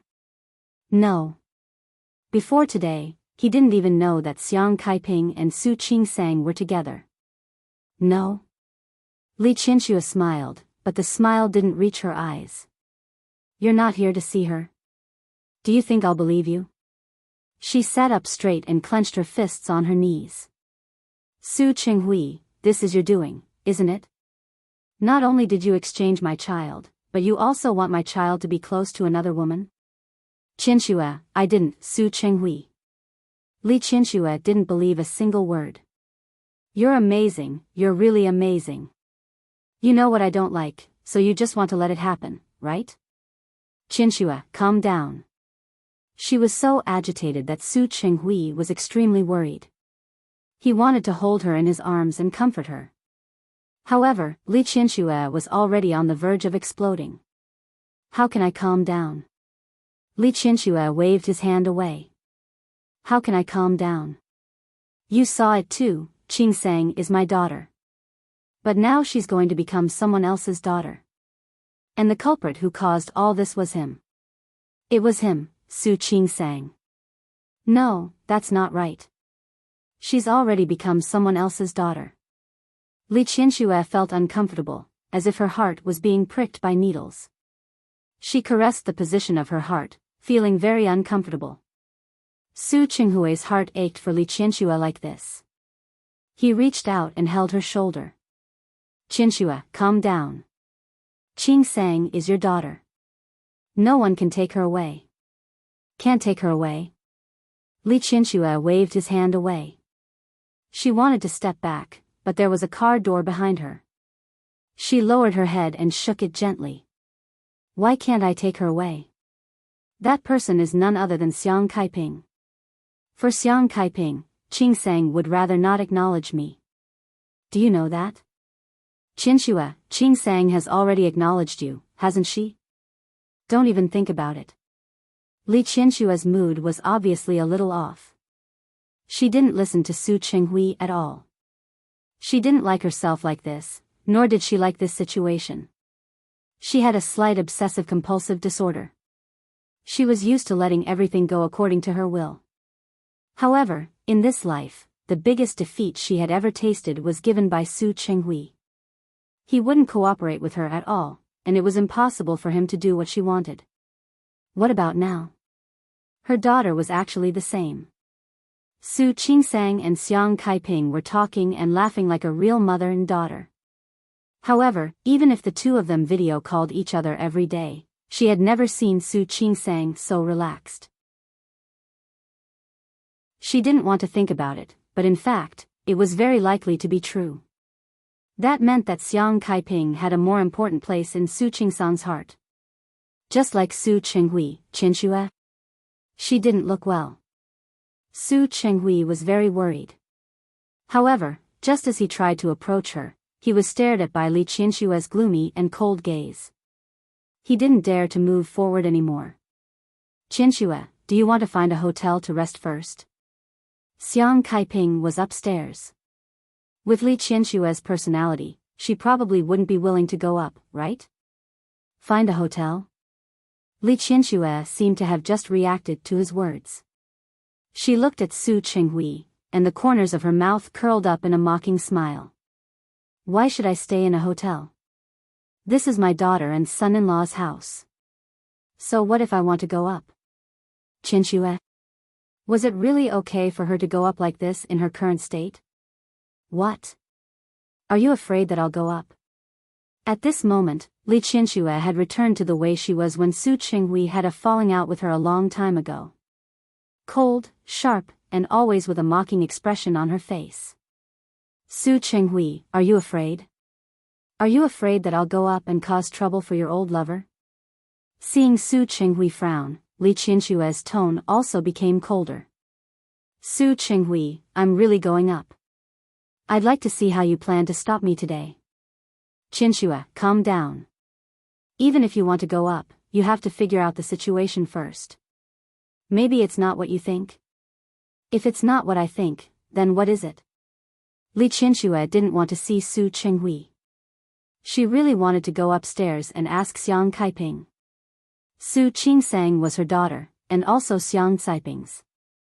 How dare she show up at Su Qingsang and Hua Jiniao's house like this? She had never been such a sharp person before, but to her, Xiang Caiping's existence was that thorn in her heart. Every time she saw it, she felt conflicted and uncomfortable. Now, she thought that this thorn had been removed and that it had left her life. But she didn't expect that this thorn was still there. How could it appear next to her daughter like this? What did Xiang Kaiping want to do? She didn't want to measure the heart of a gentleman with her own mean measure, but some things were also obvious. Putting aside the grudge between her and Su Qinghui, and putting aside the fact that Su Qingsang mistook her daughter. The reason why Su Peijian went to prison was mostly because of Hua Jiniao and Su Qingsang. Wouldn't Xiang Kaiping want revenge? Su Qingsang was pregnant now, and they were twins. If Xiang Kaiping did something to Su Qingsang, who could guarantee it? She would not allow such a thing to happen. She wanted to go up now and drive Xiang Kaiping away from Su Qingsang. As soon as her hand touched the car door, Su Qinghui stopped her. Qinxue, calm down. It's not good for you to go up now. Su Qinghui really wasn't worried about Xiang Kaiping. He was worried about Su Qingsang. She was pregnant, and it was a critical period. Li Qinsue was obviously very excited now. Xiang Kaiping wasn't someone who would swallow humiliation and be bullied. If the two of them had a conflict, Su Qingsang would be in a difficult position. I don't need any benefits. Li Qinsue grabbed his hand. I only know that I won't allow such a woman to appear by my daughter's side. Qinxue, can you ask first? His voice was a little anxious. Maybe there's something else? Su Qinghui, you're really protective of your old lover. Qinxue, the person I'm protecting is Qingsang. If you go up like this and get into a conflict with Xiang Kaiping, your anger will involve Qingsang. Is that really a dignified excuse? Do you think I'll believe it? Chapter 631. Su Qinghui was anxious. Without thinking, he got out of the car and went around to the other side of the car door, blocking Li Qinshua's way.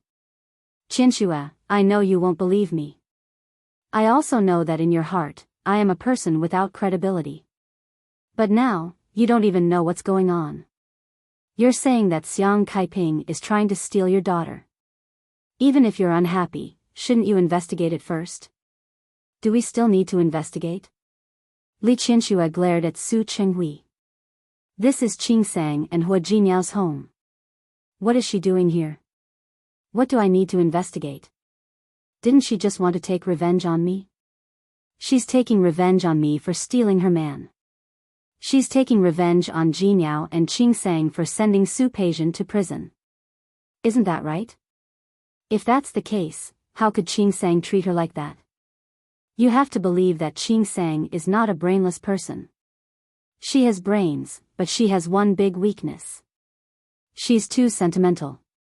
Li Qinshuo looked at Su Qinghui. In fact, she didn't understand who Su Qingsang, who didn't want to offend anyone and treated everyone as a good person, was like. Su Qinghui took a step forward and put his hand on Li Qinshua's shoulder. Qinshuo, you know that Qingsang values relationships. What are you trying to do by directly approaching him like this? Drive Xiang Kaiping away? Haven't you thought about Qingsang? I'm really not speaking up for Xiang Kaiping. I just want to tell you that if you go up like this, you'll put Qingsang in a difficult position. She's making things difficult for me too. Li Qinshuo waved his hand away. Her face was full of displeasure. Su Qinghui, get out of the way. Qingsang is pregnant. Su Qinghui pressed on her shoulder again. I'm begging you, okay? Calm down first. Even if you want to chase Xiang Kaiping away, can you wait until Qingsang isn't around? Li Qinshuo glared at him. There was a fire burning in her chest that couldn't be quelled. His chest heaved up and down a few times before he finally nodded heavily. All right. I'll wait. She turned around, opened the door, and got in again. Su Qinghui got in the car as well. Get down. Li Qinshuo didn't look friendly to him at all. I don't want to see you. Qinshuo. Su Qinghui tried to shake her hand, but she avoided it. He sighed softly. Do you think it's more appropriate for me to ask? Just let me help you this once, okay? Help me? Or help your old lover? Li Qinshuo's words had never been polite. Ever since the divorce, she had never been polite to Su Qinghui. Su Qinghui was helpless, but he didn't want to refute anymore. Qinshuo, time will prove everything. Su Qinghui's eyes looked so sincere that Li Qinshuo could even see herself in them. His gaze made Li Qinshuo, who had wanted to mock him, shut up. She turned her face away and refused to look at him again. The car stopped at a nearby hotel. Coincidentally, Su Qinghui had wanted to come here before, so he had booked a room here. He knew how Su Qingsang felt about him, so he didn't want to move into his son-in-law's house. When Li Qinshuo was about to get a new room, he took away her ID. Su Qinghui, what are you doing? I booked a presidential suite. There are 3 rooms. It's enough for us. Don't waste it. I don't know. Since when can I not even pay for a hotel? Li Qinshuo sneered and reached out to take the ID in Su Qinghui's hand. Qinshuo, I'll go find Qingsang tomorrow and ask her what's going on. If you stay here, won't you be the first to know the news? Su Qinghui admitted that he had selfish motives. In the past half a year, Li Qinshuo had been eager to stay far away from him. He knew that he deserved it, but he still hoped that he could have more opportunities to get close to Li Qinshuo. I can also know if I stay in the room next to yours. Li Qinshuo reached out to him persistently. Give it back to me. Qinshuo. The receptionist was still looking at them. Su Qinghui put her ID in his pocket and handed his to the receptionist. Hello, I'll take the key. Su Qinghui. Li Qianxue was always elegant, and she didn't want to lose face in front of others. She approached Su Qinghui and said in a low voice that couldn't hide her anger, "That's enough. Don't think that just because I'm not going to look for Qingsang now, I'll do as you say." "I know." Su Qinghui had already been a rascal too many times today, so he didn't mind being a rascal again. "I know you're doing this for Qingsang's sake. Then let's do it again." After getting the key, he put his arm around Li Qianshue's shoulder and took her upstairs without a care for anything else. Li Qianshue's expression was stiff until she entered the room. She stood at the door and refused to go any further. Su Qinghui walked in front of her and stood still. He raised his hand and placed it on the door behind Li Qianxue. Li Qianshue's body instinctively stepped back. Her hand was on the handle of the suitcase, and her body was slightly stiff. "Qianxue, I won't do anything. You don't have to worry." "I have nothing to worry about." Li Qianshue's expression didn't change. Because of Su Qinghui's words, she actually relaxed. She gently pushed him, walked past him, and walked inside. "After all, you once said that everything about me makes you sick. You're not interested in me." Su Qinghui felt that he had been hit by another arrow. He looked at Li Qianshue's slim and elegant back, and a hint of bitterness appeared on his face. If he could go back in time, he would definitely wake up Su Qinghui, who had said those nonsense words. Li Qianxue entered the door and changed her clothes. She found Su Qinghui sitting in front of the floor-to-ceiling window in the living room. He looked out of the window in a daze. Hearing the sound of Li Qianxue going out, he stood up. "Qianxue? Where are you going?" Li Qianxue stood up straight and her gaze was slightly cold. "Does it have anything to do with you?" "Qianxue," Su Qinghui, "let me remind you that we're divorced." Su Qinghui followed behind her. "Are you going to eat? Why don't we go together?" "No need." Li Qianxue didn't stop walking. "I won't be able to eat if I see you." The moment she opened the door, she suddenly turned around and faced Su Qinghui. "Also, didn't you say that you were going to Qingsang's house to ask about the situation? Then go. I'll only give you half a day to investigate the matter clearly. If you don't give me a definite answer tonight, then don't blame me for personally going to my daughter's house tomorrow and driving that woman away." Su Qinghui stood there. When Li Qianxue walked out and wanted to follow, Li Qianxue slammed the door shut. He almost hit his nose. He stopped in his tracks and a bitter smile appeared on his face. It was still Li Qianshue's usual personality and style. This kind of her really made him a little nostalgic. When Su Qingsang saw Su Qinghui, there was a flash of surprise in her eyes. "Dad? Why was he here?" "I came to see you." Su Qinghui was a little uncomfortable. He handed a few bags in his hand to Su Qingsang. "These are for your body. I've asked the doctor and the nutritionist. You can eat them." Su Qingsang looked at the bird's nest and the nutrition products in his hand and reached out to take them. "Dad, come in." Su Qinghui entered the door and saw Xiang Kaiping sitting in the living room. He knew that Xiang Kaiping was here, but when he really faced her, he still felt a little awkward. Xiang Kaiping's face was a little cold when she saw him. She stood up and said, "I'll go help in the kitchen." Su Qinghui didn't mind. At Su Qingsang's invitation, he sat down on the sofa. "Is the child okay? How are you?" "I'm fine." Su Qingsang's lower abdomen was already slightly bulging. Sitting like this, it was obvious that she was pregnant. Su Qinghui nodded and looked in the direction of the kitchen. "Why is she here?" "You mean Auntie Xiang?" Su Qingsang didn't expect Su Qinghui to come to see her, nor did she expect him to meet Xiang Kaiping. "Yes." Su Qinghui didn't finish his sentence, but he believed that Su Qingsang understood what he was going to say. "Last month, I had serious morning sickness. I vomited everything I ate. Hua Jinyao thought that I might like to eat the hometown dishes of Lin City, so he asked Auntie Xiang to come and cook for me. Su Qingsang briefly explained. Su Qinghui couldn't hide his concern. How are you? Are you okay now? Do you still have morning sickness? No. Su Qingsang shook her head. It's strange. After Auntie Xiang came, I haven't vomited. Su Qinghui was a little surprised. He had thought of many possibilities, but he didn't expect it to be this one. You, she, then you, Su Qinghui was thinking about how to put it. So she lives here now? Yes. Su Qingsang nodded, but Su Qinghui didn't look too good because of her affirmative answer. Does your mother know? In fact, Li Qianxue already knew, but Su Qinghui didn't believe that Su Qingsang would completely ignore Li Qianxue's opinion. I don't know. Su Qingsang shook her head and looked a little guilty. I didn't tell my mother. I knew she would be unhappy. You knew she would be unhappy, but you, Su Qinghui raised his voice and quickly lowered it.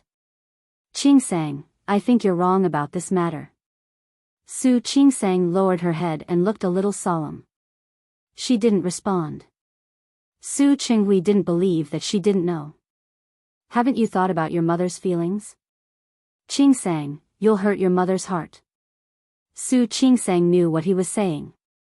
Towards Li Qianxue, of course, she knew that she would be unhappy.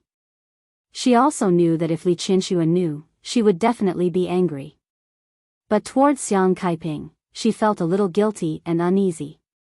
She always felt that Xiang Caiping's current situation had something to do with her. Even if the person who caused her current situation wasn't her. In fact, she really didn't have to be with Xiang Kaiping, but she could feel that after Xiang Kaiping came, she looked more normal and cheerful than before. She was no longer trapped in the matter of Su Peixian's imprisonment every day, and she no longer thought about the tragedy of her life. Seeing that Xiang Kaiping was obviously much more cheerful, Su Qingsang was actually very pleased. Xiang Kaiping was still young. She wasn't even 50 years old. Her life shouldn't be depressed and decadent. She should also have her own life. During this period of time, Xiang Kaiping was obviously much better. Every day, she thought about recipes and how to make new snacks, which made her look much more energetic than a month ago. I know. Su Qingsang's voice was low. I haven't thought of a good way yet. Su Qinghui's expression didn't look good. He saw his own shadow in Su Qingsang. Are you two-timing? Dad. What are you talking about? Su Qinghui thought of Li Qianxue's appearance today. At first, he only felt a little sorry for her, but now he felt very sorry for her. He also understood Su Qingsang, but understanding was one thing. He was on Li Qianxue's side, so he couldn't let Su Qingsang be like this. You hired another cook. I'll help you find someone who can cook Lin City's dishes. Ask your aunt to go back. Dad? It wasn't that Su Qingsang hadn't thought of this before, but she knew that it wasn't a matter of hiring a chef. It's settled.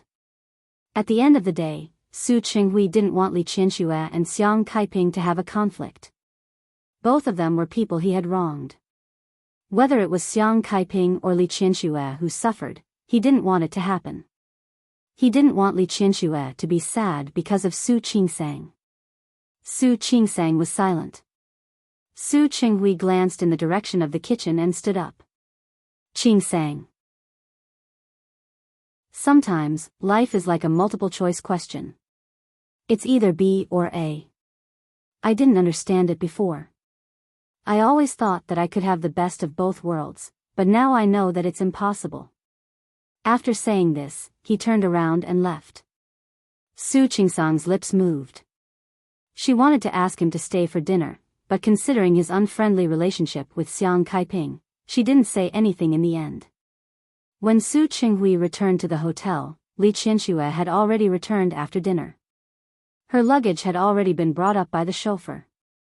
Inside were gifts she bought for Su Qingsang. She thought she could give them to Su Qingsang today. She didn't expect things to turn out like this. After casually putting the things in the room, Li Qianxue asked downstairs to send a bottle of wine up.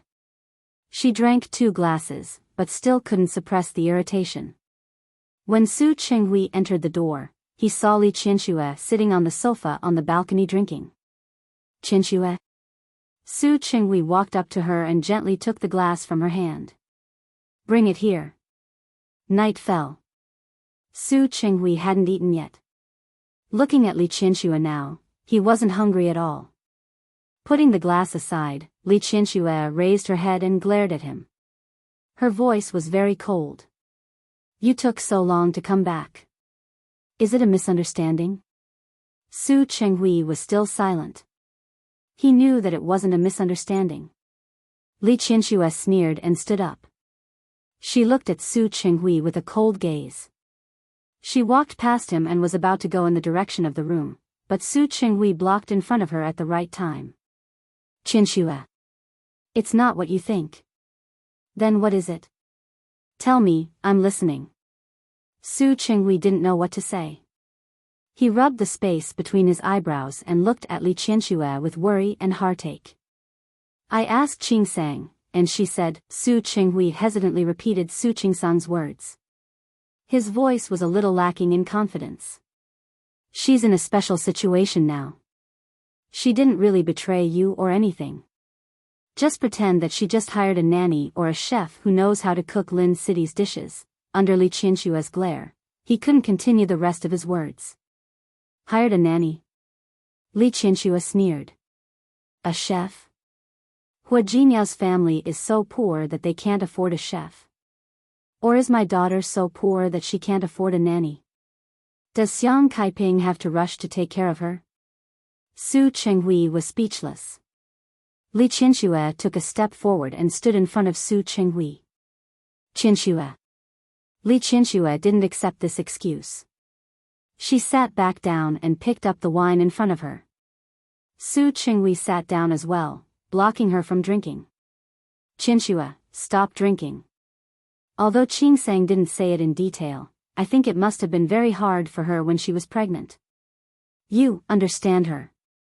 Li Qianxue waved his hand away, drank the wine in the glass in one gulp, and sneered. I understand. I completely understand. She suddenly put the glass down heavily with a bang. The coffee table trembled a little because of her action. She stood up and looked at Su Chenghui. I'm not a good mother, am I? Qianxue? I'm not a good mother. Li Qianxue emphasized this sentence. I know all about it. Her face was red from drinking. She looked at the sky outside and thought about everything that had happened in the past year. She thought about everything that had happened in the past 20 years. I've made many mistakes. I didn't recognize my daughter at the first moment. I didn't accompany her and protect her at the first moment. I even allowed others to bully her openly and secretly. Before that, Su Qingsang wasn't her daughter. Why should she care about the other party's thoughts and situation? Qianxue. Su Chenghui rarely saw Li Qianxue lose control like this. Every time he saw her, his heart ached. Since we met, I haven't done anything for her. She doesn't need money. Hua Jinyao has enough status to give her. What I give her is what she doesn't need. I can't give her what she needs. So I'm a failed mother. Qianxue, don't say that. Su Chenghui stood up as well. He wanted to get close to Li Qianxue and give her some comfort, but Li Qianxue didn't need such comfort. She took a big step back, her eyes a little dazed. I'm indeed a failure. I couldn't know about Qingsang's morning sickness at the first moment. In fact, she didn't look well during that time, but every time she told me that she was fine, I believed that she was fine. I can't be like Xiang Kaiping, who knows how to cook delicious food to make her happy. I don't even know how to relieve the morning sickness, because no one came to tell me back then. When she was pregnant with Su Qingsang, she had serious morning sickness. She wanted this child. She wanted it like crazy, so she worked hard to overcome it. Although the process was difficult, she got through it. When she was pregnant with Su Yusen, the morning sickness became even more serious, but at that time, did anyone care about her? She couldn't show it in front of her father, and she couldn't let him worry.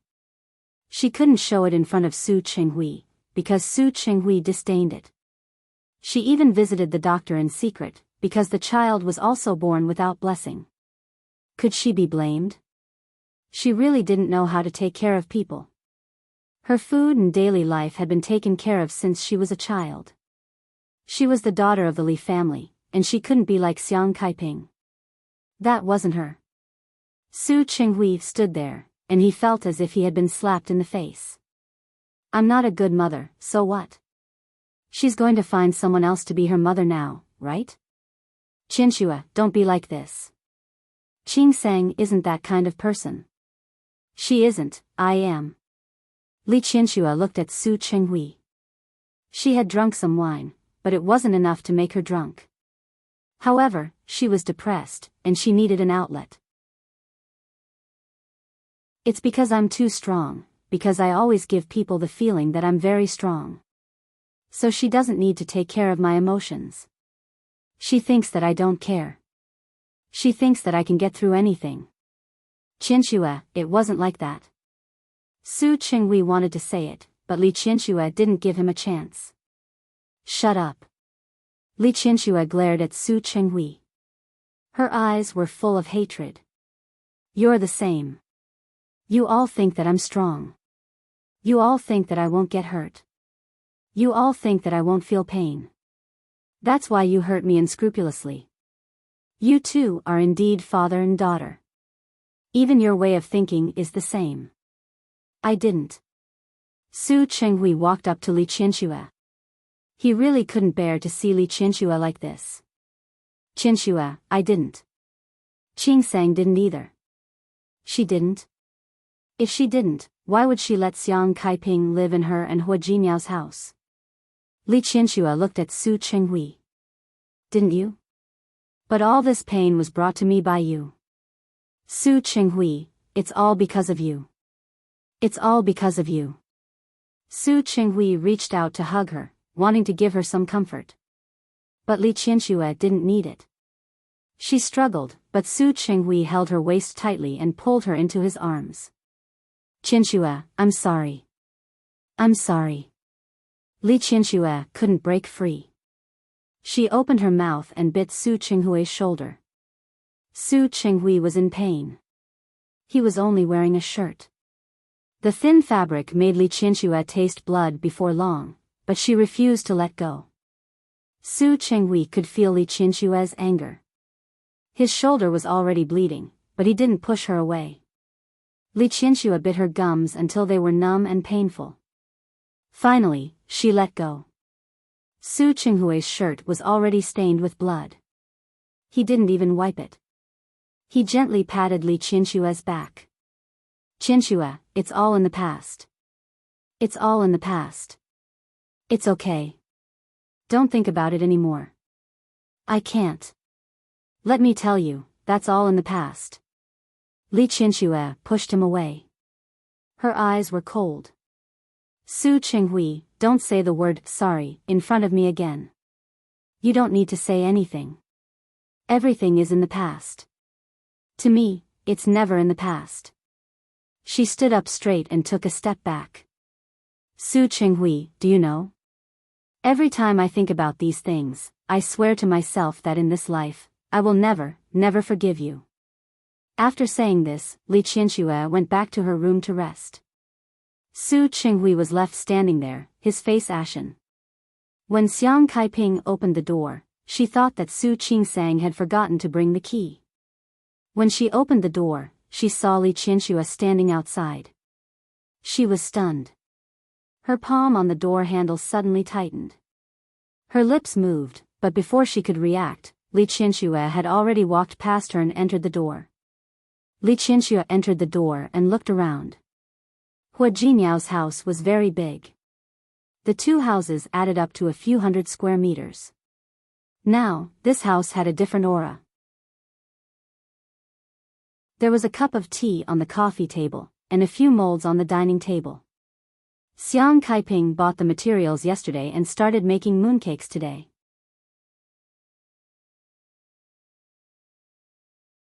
Chapter 632. The air in the living room was filled with the aroma of food. This made the environment feel more like a home. Li Qianxue wasn't in the mood to enjoy the atmosphere. Her expression was cold. If Su Qingsang were here, she would know that Li Qianxue had been like this for the past 20 years. She left the hotel early in the morning. After breakfast, she went to Su Qingsang's apartment. She sat in the car and watched Su Qingsang get sent to work by the driver. She watched Hua Jinyao leave too. After they left, she sat in the car for nearly 10 minutes before she got up. Li Qianxue had taken over the Li group recently. Although she was here to see her daughter, she was full of vigor. She was wearing a classic Chanel black dress with a white suit on top. The perfect combination of black and white made her slender figure look longer. Her long hair was tied up behind her head, and there was a delicate diamond necklace around her neck. Compared to Xiang Kaiping, who only wore an apron and had some flour on her hands, she was from two different worlds.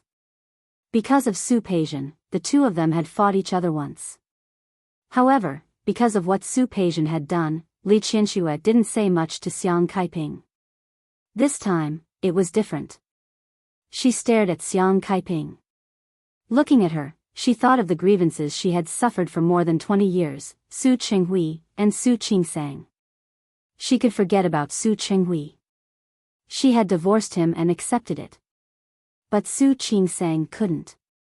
The atmosphere in the living room was still silent. She didn't move, and neither did Xiang Kaiping. Li Qianxue looked around the room and finally walked to the dining table. There was a lot of flour on the table, as well as stuffing molds. Mooncakes? Li Qianxue turned to look at Xiang Kaiping, her eyes cold. Xiang Kaiping wiped her hands on the apron and didn't answer her. Good craftsmanship. Li Qianxue picked up a mold. It was a very small mold with cute animal shapes on it. Xiang Kaiping took a few steps forward and stood opposite Li Qianxue. You don't have good eyesight. Li Qianxue put down the mold and put her hands on the table. She leaned forward and stared at Xiang Kaiping's face. Xiang Kaiping, I want to ask you, where did you get the courage to stay here? Xiang Kaiping frowned slightly. She didn't like Li Qianxue before because of Su Qinghui, but now because of Su Qingsang. Su Qingsang was such a good daughter, but Li Qianxue had given birth to her. This made her feel very strange. Hua Jinyao invited me here. Qingsang asked me to stay. Li Qianxue sneered.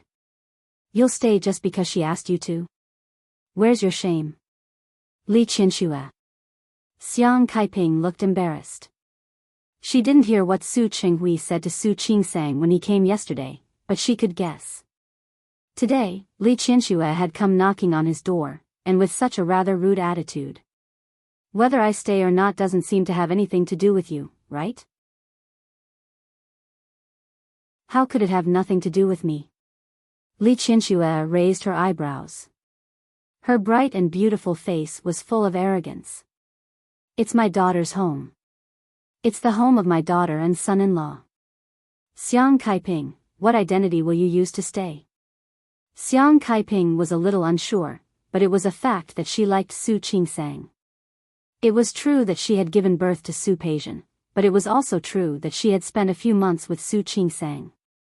She lived alone in such a big villa. It was inevitable that she would be lonely. Su Peijian went to prison. Sometimes, she would sit for a whole day without saying a word. No matter how good Aunt Zhao was, she was only there to help out. Most of the time, she stayed in that house and thought about her life for so many years. It didn't matter to her to be alone in the past because she had never enjoyed the warmth of family by her side. But later, she didn't want to be alone anymore. Su Qingsang wasn't her biological daughter, but she liked it here. Su Qingsang respected her enough and was close enough. Except for the way they addressed each other, they were almost like mother and daughter. Therefore, even though she knew that this situation was just a superficial piece brought about by Su Qingsang's pregnancy, she still couldn't help but cling to this feeling of home and was reluctant to leave. Now, Li Qianshua's appearance had uncovered the layer of peace that she thought was on the surface, making her understand that this place didn't belong to her. She was silent, and there was a little embarrassment on her face. Xiang Kaiping hadn't taken care of herself all these years.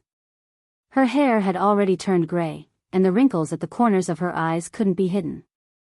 She looked at least 10 years older than Li Qianxue. At this moment, showing such an expression made Li Qianxue feel like she was bullying her. This made her feel even more uncomfortable. The weak had always been pitted. Was Xiang Kaiping trying to say that she was bullying her? Say it. What identity are you using to stay here? Li Qianshue's voice became more and more impolite. Are you a nanny? Or a chef? Li Qianxue. Xiang Kaiping seemed to have finally found her voice. There was a hint of anger in her stiff voice. Don't go too far. Am I going too far? You stayed in my daughter's house and didn't leave. You wanted to steal my daughter. Who's going too far? I didn't. Xiang Kaiping couldn't defend herself. It was Qing Sang. Hu Jinyao asked me to come. You came just because he asked you to? To put it bluntly, you still want to steal my daughter. I didn't. Qing Sang is your daughter. I know very well. Of course you know. It's because you know that it makes it seem that you did it on purpose. She walked around the table and stood in front of Xiang Kaiping. She was a little taller than Xiang Kaiping. She looked down at Xiang Caiping's face. Because what you did was just to take revenge. Li Qianxue. Li Qianxue sneered and looked at Xiang Caiping's expression. You want to take revenge on me. You want to take revenge on me for stealing Su Qinghui. You also want to take revenge on Hu Jinyao for sending Su Peijian to prison. That's why you're here now? I didn't. Xiang Kaiping had never thought about taking revenge. No. Maybe she had at the beginning. When she first returned to Lin City, she really hated Su Qinghui and Li Qianxue. Even now, she still hated them. However, she knew too well that she couldn't do anything. You didn't? Li Qianxue pointed at the ingredients on the table and said, Isn't this called revenge? You treat Qing Sang well. You take care of her and make her grateful to you. Then, she can't leave you. When that time comes, my daughter won't be close to me but to you. This is your revenge on me, isn't it? I didn't. Xiang Kaiping had been running her own business for more than 20 years and had some success in her career. However, she couldn't compare to Li Qianxue, who had been the heir of the family since she was a child. For a moment, her momentum was taken away by Li Qianxue. Her hesitation and pause were the best explanation. Li Qianxue took another step forward and said in a colder voice, You've already done this. Xiang Kaiping. You've lived here for a long time, haven't you? For such a long time, Qing Sang didn't tell me about your existence. She didn't even mention you in front of me. She knew that what she did would make me unhappy, but she still let you stay. Why? Because her heart has unknowingly been biased toward you. But what about you? All you're thinking about is revenge. Li Qianxue, you're talking nonsense. I didn't. You said you didn't, but your behavior, everything you did, was to take revenge on me. Xiang Kaiping staggered and took a few steps back. Are you feeling guilty? Because I'm right? Li Qianxue sneered and didn't hide the disdain on her face. Many years ago, you couldn't compete with me and hated me for stealing your man. So many years later, you found an excuse to get close to my daughter. You wanted to steal my daughter. Xiang Kaiping, you're really something. If someone stole her, it means that she wasn't mine. Xiang Kaiping finally calmed down a little. She looked at Li Qianxue and tried to suppress her anger. You said that yourself back then, and I'm telling you the same thing now. If you think that I stole Qing Sang, it only proves that she isn't yours. You admit it? Li Qianxue smiled and said, Xiang Kaiping, do you think I'm Su Qinghui? Do you think I'll believe that you're innocent and harmless? She suddenly brought her face close to Xiang Caiping's. Her penetrating gaze made Xiang Kaiping feel as if she had nowhere to hide. You may indeed be pure and kind, and I also believe that you do have feelings for Qing Sang, but, she stretched out a finger and gently pointed at Xiang Caiping's heart. It's also true that you want to take revenge on me. Her voice was very soft, and she was very close to Xiang Kaiping. At such a close distance, Xiang Kaiping could see her expression clearly. Xiang Kaiping blinked and gently pushed the finger away. So what if it is? Taking a step back, Xiang Caiping's voice had regained its calmness. Can't I take revenge on you? You know what you've done. You stole Su Qinghui from me. It's been more than 20 years, and you raised my daughter to be like that. If it weren't for you, if it weren't for Su Qinghui, how could Peijian become like that? What's more, Peijian only wants you to be her mother, so why can't I make Su Qingsang closer to me? Sometimes, I really want, and I really hope, that Qingsang is my daughter. I don't think I did anything wrong. Just like you were when you were pregnant. You came to me and told me that you were pregnant with Su Qinghui's child. Do you still remember? You said that before, you didn't care. But after you had a child, you and I relied on our own abilities. Li Qianxue, I'll say this back to you now. We rely on our own abilities. If you can make Su Qingsang kick me out and out of this family, then I admit defeat. If you can't, I'm really curious. What method will you use to make me leave your daughter? Li Qianxue wasn't in a hurry to accept Xiang Caiping's challenge. She chuckled, pulled out a chair, and sat down. After so many years, Xiang Kaiping, why are you still so naive? Xiang Kaiping looked at her and frowned slightly. Li Qianxue's fingers gently tapped on the table. Then, she supported her chin with one hand and looked at her sideways. Back then, you couldn't win against me. What makes you think that you can win against me now? Wake up, Li Qianxue said bluntly. Qing Sang is my daughter. If she had to choose between hurting you and hurting me, I can bet with you that she would definitely choose to hurt you. If I were you, I would leave on my own. After all, it wouldn't look good if someone really chased you away. I won't leave. Xiang Kaiping was unexpectedly stubborn this time. I told you, I was invited by Hu Jinyao. Qing Sang tacitly allowed me to stay here. Why should I leave? Your courage is commendable. Li Qianxue nodded, stood up, and stood in front of Xiang Kaiping. Then I'll wait here. When Su Qingsang comes back, we'll see if she chooses to keep you or me. After saying this, she didn't look at Xiang Kaiping. Instead, she walked to the sofa outside and sat down. Xiang Kaiping stood there, twisting her apron into a ball with her hands. It was wrinkled. She forced herself to calm down, stood back in front of the dining table, and continued to make mooncakes. She wrapped the prepared stuffing into the dough wrapper. Actually, it was really easy. It wasn't difficult. It didn't matter if she made it wrong.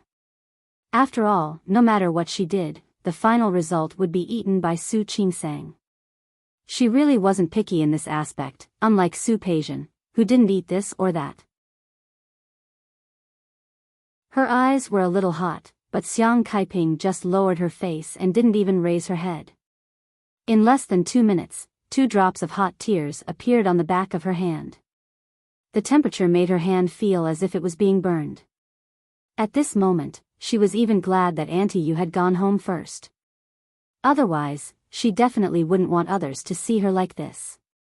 Another drop of tears fell, and she didn't even raise her hand to wipe it away. Li Qianxue was mostly right.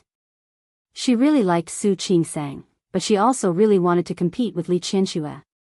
It had been more than 20 years. She wouldn't forget how Su Qinghui abandoned her and married another woman. But she wouldn't forget it either. At that time, Li Qianxue, who was pregnant, ran to her and asked her to quit. She said that she was pregnant with Su Qinghui's child. She said that if Su Qinghui really didn't like her, why would he touch her? Xiang Caiping's appearance was average. When she was young, she was just a delicate and pretty girl. Her family background was also average. Her mother was a nurse, and she also learned to be a nurse. However, before she could become like Nightingale, she was first taught a lesson by Li Qianxue. At that time, she touched her lower abdomen and wanted to counterattack Li Qianxue by saying that she was also pregnant. But she couldn't say it. Yes, she was also a proud person. Why would she fight with a woman for a man? Moreover, in addition to pride, she also had a faint sense of inferiority. Whether it was her birth or family background, whether it was her appearance or anything else, she admitted that she couldn't compare to Li Qianxue. Such emotions accumulated to the highest point after Li Qianxue came to her, and then she easily gave up on Su Qinghui. From this point of view, perhaps she didn't love Su Qinghui as much as she thought. After all, her pride was still above love. But then, when she was about to have a child, she really began to hate Su Qinghui. Why did she have to suffer like this? Why did she have to suffer like this? She was the one who grew up with Su Qinghui and even had an engagement with him. But Li Qianxue snatched him away. Her child had no status, and her man wouldn't be responsible for her. After comparing the two, Xiang Caiping made an impulsive decision that she would regret for the rest of her life. She threw the child to Su Qinghui. At that time, she might have wanted revenge. After all, for a proud person like Li Qianxue, seeing her husband's illegitimate daughter swaying in front of her every day was enough to satisfy her hatred. However, Xiang Caiping didn't expect that Su Qinghui would do something like changing the child. This directly led to the chaos in the next year. Li Qianxue was right. At first, she only wanted to recognize her daughter and enjoy a good time with her. But later, when she found out about the matter of changing the child, her emotions changed. Su Qinghui and Li Qianxue were both targets of her hatred. Without Li Qianxue, there wouldn't be Su Qinghui's betrayal. Without Su Qinghui, there wouldn't be two children's messed up lives. She really wanted to take care of Su Qingsang and accompany her to give birth to the child. But deep down, she really wanted to see Li Qianxue make a fool of herself. Aren't you powerful? Aren't you capable? Aren't you omnipotent? Aren't you going to steal my man? But now? Your daughter is closer to me, but she's estranged from you. If there's a problem, your son-in-law even asked me for help, but he didn't want to tell you. With such a comparison, the distance between them was obvious. She even thought that soon, when Su Qingsang was about to give birth, Li Qianxue would definitely come to Rome City. At that time, she could let her take a good look. She, Xiang Caiping, could do things that she, Li Qianxue, couldn't do. However, she didn't expect Li Qianxue to come so soon. She couldn't even wait for Su Qingsang's belly to get bigger and for her child to be born. Leave just like that? Xiang Caiping was unwilling. She promised Su Qingsang to make mooncakes for her to eat. She couldn't go back on her word. But what if she didn't leave? Li Qianxue was Su Qingsang's biological mother. Was there a need to ask who she would choose? At that time in Lin City, as soon as she recognized Li Qianxue, she ran to her and made things clear. The current situation wouldn't be too far off. Previously, her morning sickness was serious, so she needed her. But now that her morning sickness had subsided, she didn't need her anymore. Xiang Caiping, if you don't leave now, when? Are you really waiting for Su Qingsang to chase you away? But how could she leave? She liked Su Qingsang and liked living with her. She also promised her a lot of things that she hadn't done. She really wasn't willing to leave just like that. Tears blurred her eyes. Xiang Caiping's heart was in a mess. She swept the materials that were stained with tears aside without thinking and then swept them into the trash can. She wiped away her tears and entered the kitchen. She should think about what to eat for lunch first. Li Qianxue, who was sitting on the sofa, wasn't as calm as she appeared. She couldn't sit still when she saw Xiang Kaiping continue to busy herself with the things at hand so calmly. She calculated the time very well. It was now morning. Su Qingsang and Hua Jinyao should be back in the afternoon. She had a few hours to stay here and watch Xiang Kaiping pack up and leave. But now, looking at Xiang Kaiping's calmness, she couldn't help but worry about another thing. What if Xiang Kaiping didn't leave?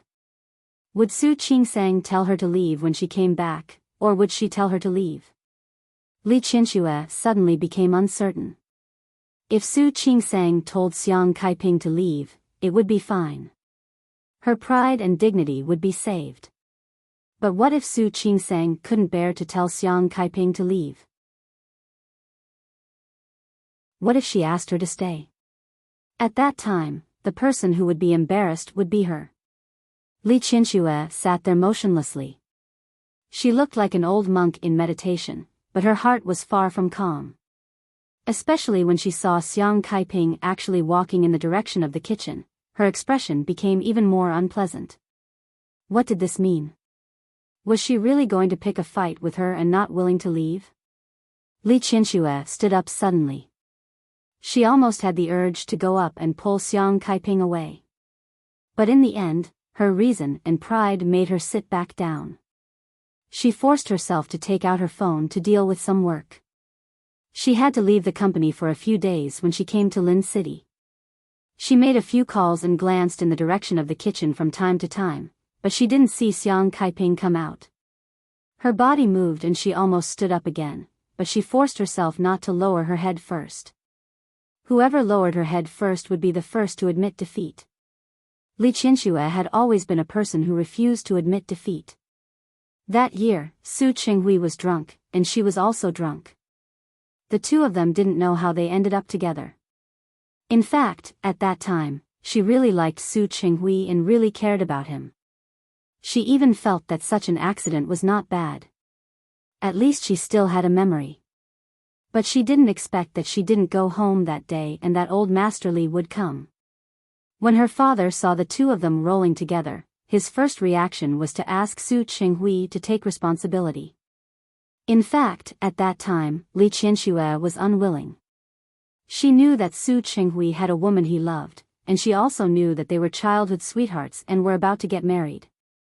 Having a relationship with the person she liked, she treated everything as a memorial, a ceremony. In fact, it was also very good. She persuaded old Master Li to let him stay out of this matter. She told her father that it was all her own choice. Old Master Li had always doted on her and had always granted her every request. Since she said to stay out of it, he wouldn't. She thought that if she relieved Su Qinghui of the pressure, he would thank her. But she didn't expect that at that time, Su Qinghui, who was embarrassed and angry, actually blamed everything on her. Su Qinghui actually thought that everything was planned by her. She deliberately got drunk, she deliberately had sex with him, and she deliberately attracted old Master Li. And she deliberately pretended that it was just an accident, but in the end, it couldn't change anything at all. Li Qianxue was such a proud person. So many charges were placed on her at once, and she was furious. She didn't have time to clarify things with Su Qinghui. She found out that she was pregnant. At that time, she thought, didn't Su Qinghui say that I planned it? Didn't you say that I did it on purpose? I did it on purpose. Li Qianxue, who was proud and couldn't bear the slightest grievance, went to Xiang Kaiping and told her that she was pregnant. She told her that if Su Qinghui really loved her, he would have been married a long time ago. What did she mean by drunk? If it wasn't for Li Qianxue in his heart, how could Su Qinghui be in a mess? She told Xiang Kaiping that Su Qinghui just treated her as a little sister and pitied her. He liked women like her. Even if he wasn't now, he would be in the future. That time, she successfully defeated Xiang Kaiping and made Xiang Kaiping retreat. What about this time?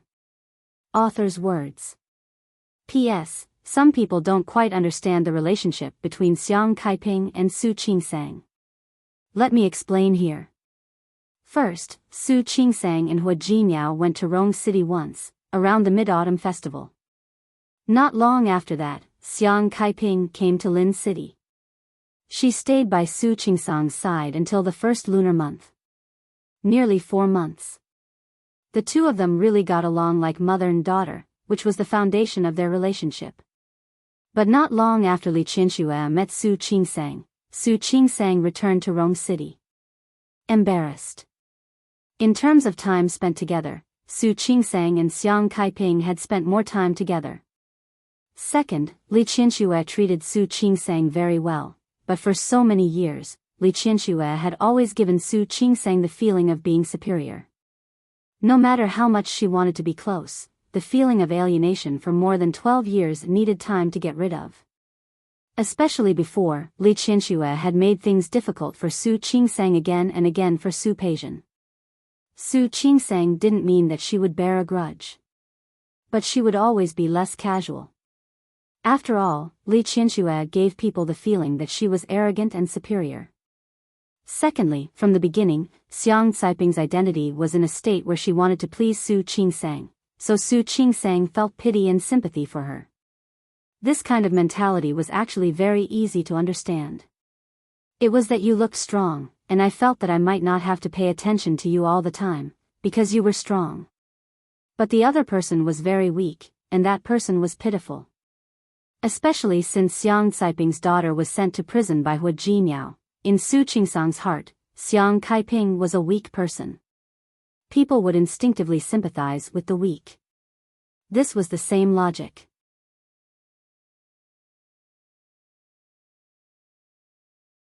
Chapter 633. Li Qianxue squeezed the phone in her palm and felt the faint sweat seeping out. He looked in the direction of the kitchen and forced himself to be patient. She would not lose. Whether it was before or now. Su Qingsang would definitely choose her, that was why she thought so. Li Qianxue thought so in her heart, but at that moment, she heard the sound of knocking on the door. Her heart skipped a beat. Was Su Qingsang back? She sat there for a long time without opening the door.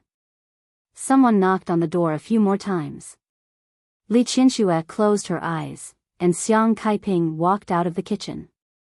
She looked at her, she also looked at her.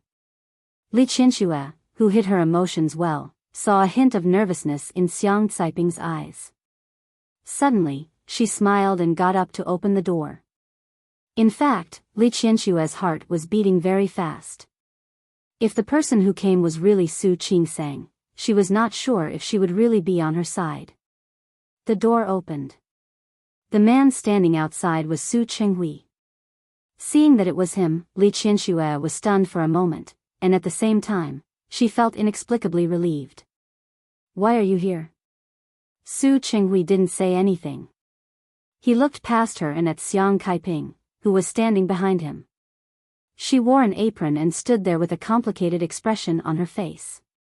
Su Chenghui looked at Li Qianxue and then at Xiang Kaiping.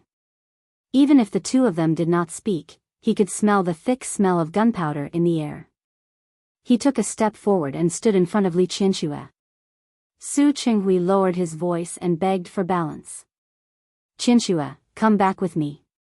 Ha! Li Qianxue suddenly laughed. This is my daughter's home. You want me to go back with you? Back to where? You'll make things difficult for Qingsang. She should have known that she would make things difficult for me when she brought Xiang Kaiping to this house. Li Qianxue's expression was a little cold. She knew it would make things difficult for me, but she still did it. Now that she's in a difficult position, it's her own business. Su Chenghui was speechless. His expression was a little conflicted. Qianxue, don't be like this. Don't want what? Li Qianxue found it ironic. She smiled playfully and said, Su Chenghui, so many years have passed. You haven't changed at all. You used to want me to back down, and you still do. I'm telling you, I'm not returning it today. Su Chenghui didn't look too good. He was worried about Su Qingsang, not Xiang Kaiping. I just don't want to put my daughter in a difficult position. Li Qianxue smiled, and the sarcasm in her eyes deepened. Do you not want to put your daughter in a difficult position, or do you want to protect your old lover? Qianxue. You know very well, I don't know. Li Qianxue narrowed her eyes and her expression was very cold. You and Qingsang are really father and daughter. Even the things they do are the same, and the way they think is the same. Qianxue. Say no more. Li Qianxue listened impatiently. I won't back down. Let me tell you, I, Li Qianxue, will never back down. Qianxue, why are you doing this? Why bother? If you like your old flame and want to be with her, that's your business. But Qingsang is my daughter. I had been wronged for so many years, and I owed her for so many years. She values relationships and can't let go of some of the past. I don't mind, and I'm willing to give her time, but I won't give her chances again and again like I did to you back then. I won't let her hurt my feelings unscrupulously. Li Qianxue's words made Su Chenghui silent. He stood there and didn't move for a long time. 2 days. Xiang Caiping's voice suddenly sounded behind them. The two of them turned to look at her. Xiang Caiping stood there, looking conflicted. Li Qianxue, give me 2 days. I will leave on my own. You don't need to chase me away, nor do you need Qingsang to chase me away. Su Chenghui looked at her without saying anything. Li Qianxue crossed her arms in front of her chest and looked at her with slightly narrowed eyes, her eyes full of suspicion. I'm telling the truth. I will leave on my own in 2 days. Xiang Caiping seemed to know that Li Qianxue wouldn't believe her. The Mid-Autumn Festival is in 3 days. I promised Qingsang to make mooncakes for her. I don't want to go back on my word. Li Qianxue, I'm not afraid of losing, nor am I so unconfident that Qingsang will definitely choose you. I understand how you feel. If we were in each other's shoes, I wouldn't want Su Peijian to choose you. I only need 2 days. 2 days is enough for me to finish what I promised Qingsang. I will leave on my own then. And I can also promise. I will never see Qingsang again. At least she wouldn't take the initiative to look for Su Qingsang. If Su Qingsang and Hua Jinyao wanted to look for her, she would also avoid them and not see them. Li Qianxue stood at the door and looked at Xiang Caiping, not in a hurry to speak. You don't believe me? Xiang Caiping's voice was a little anxious. I promised you that I would leave, so naturally I won't stay. Just like I wouldn't fight with you for Su Chenghui in the past, I won't fight with you for Qingsang now. No matter what, Su Qingsang would always be Li Qianxue's daughter. She knew this very well. That's because you can't fight with me. Li Qianxue's words made Xiang Caiping's face turn a little pale. After saying that, she felt that it was boring. All right. Li Qianxue waved her hand. 2 days it is, but don't put on that face again. It's like I'm bullying you. She didn't want to stay, so she turned around and left. Su Chenghui looked at Xiang Caiping with a somewhat complicated expression, then quickly followed behind Li Qianxue and left. After entering the elevator, Li Qianxue stood opposite Su Chenghui. Your old lover is suffering right now. Why? Don't you need to comfort her? I want to comfort you more. What do I have to comfort you about? Li Qianxue raised her chin slightly, her face was full of pride and arrogance. I won, didn't you hear? She knew that she would lose to me, so she voluntarily withdrew. Qianxue. He knew, and she also knew, that some things weren't like that. Don't talk, I don't want to listen to you right now. Li Qianxue rubbed her forehead and turned to look at the mirror wall in the elevator, ignoring Su Chenghui at all. As soon as Li Qianxue returned to the hotel, she went into her room and ignored everything Su Chenghui said. Su Chenghui called twice, but didn't hear a reply, so he had to stop. He had to meet a client in the afternoon, and there were 2 contracts to discuss. Su Chenghui, who had left the Li family, had to work harder than before if he wanted to succeed. As a man in his 40s, he was under a lot of pressure to start all over again. He didn't want to fail, nor was he willing to fail. Only if he succeeded again would he have more confidence to stand next to Li Qianxue. Before leaving, he ordered a Chinese meal for Li Qianxue and left a note. He told her to look for him if there was anything, although Su Qinghui knew that the chances of this were very low. What he didn't expect was that when he came back at night, Li Qianxue was actually drinking again. There were a few empty bottles on the table in the living room. Li Qianxue was still sitting on the sofa outside. There were 2 bottles on the coffee table, one of which was already empty. Li Qianxue picked up the other and poured it into a cup. The smell of alcohol made Su Qinghui realize that Li Qianxue had probably drunk a lot. Without thinking, he stepped forward and reached out to snatch her cup away. "Qianxue, stop drinking. Go away." Li Qianxue was in a bad mood today. She wanted to change places, but because she was in a bad mood, she continued to stay here. She didn't change hotels, but it didn't mean that she needed to listen to Su Qinghui. It didn't mean that she forgave Su Qinghui. Su Qinghui knew that Li Qianxue didn't care as much as she showed. Whether it was him or Su Qingsang. Back then, he and Su Qingsang probably made Li Qianxue feel hurt. Seeing that Li Qianxue didn't want a cup and was about to drink from the bottle, Su Qinghui snatched the bottle away. "Give it back to me." Li Qianxue was indeed very annoyed. Just a while ago, Su Qingsang had a video call with her. Seeing that she was staying in an environment that was not at home at all, she didn't doubt Su Qingsang's words that she was on a business trip and not in Lin City. If Su Qingsang called back to the Li family in the next 2 days, she would know that she had come to Rome City. Unfortunately, she came to see Su Qingsang, and old Master Li went to see Su Yusen. Therefore, there was indeed no one in the Li family now. She was fine at first, but after chatting with Su Qingsang, Li Qianxue's mood began to sink.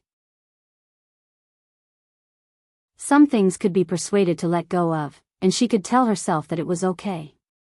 But that was just an excuse. In fact, she just couldn't let go of it. In fact, it was okay. Why would Su Qinghui give her wine? He put down the bottle, held Li Qianxue's hand, and squatted down beside her. "Don't drink anymore. It's not good for your health." "What does my health have to do with you?" Li Qianxue wanted to break free of his hand, but Su Qinghui didn't let go. Not only did he not let go, but he also hugged her. Qianxue, listen to me. Listen to me, if you really feel bad, you can cry it out. Or, you can hit me." In his memory, Li Qianxue had almost never cried, except for the time when she recognized Su Qingsang. For so many years, she had always been calm and collected. Crying was almost impossible for Li Qianxue. In the past, Su Qinghui didn't feel it, but now he was full of heartache. Li Qianxue looked at him expressionlessly. "Cry? Who do you think I am?" She was Li Qianxue, the daughter of the Li family, and the current leader of the Li family. She wouldn't cry. The more she said that, the more Su Qinghui's heart ached. Hugging her body tightly, he held her tightly in his arms. "Qianxue, don't be like this." In the past, he did not understand. He just hated how aggressive she was and didn't like how domineering she was. But later on, he understood that whether she was arrogant or flamboyant, it was just her performance. Her heart was like any other woman's. Longing for love, needing love. Li Qianxue struggled a few times, but to no avail. She was too lazy to struggle. She was a little dizzy after drinking, and her mind was a little messy. She blinked and looked at Su Qinghui in front of her. She found him annoying no matter how she looked at him. "Su Qinghui, are you laughing at me in your heart too?" "I didn't." How could he laugh at her? "I'm not gentle, and I can't do it. I can't do housework. I can't clean the house, either.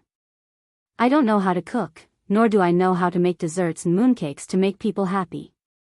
To put it bluntly, I'm actually a woman with nothing but my family background. She's different.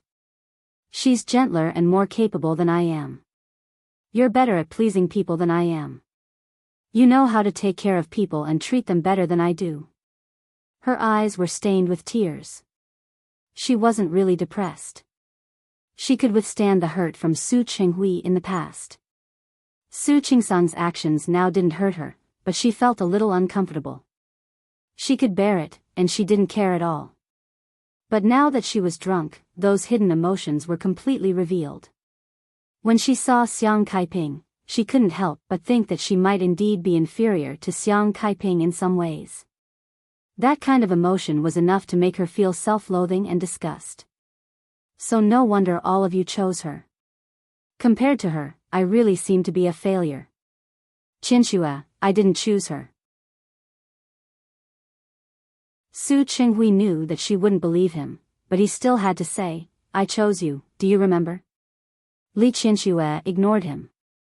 Su Qinghui didn't mind persuading her further. "Not only me, but also Qingsang. She also chose you. Do you remember?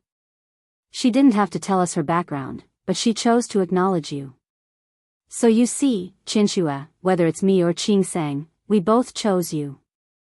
Li Qinxue raised her head and stared at Su Qinghui with her eyes that were a little confused because she was drunk. Su Qinghui's gaze didn't waver, and he looked at Li Qinxue with extreme focus. However, Li Qinxue pushed him away and took a big step back. Even though she was drunk, the way she looked at Su Qinghui was still cold.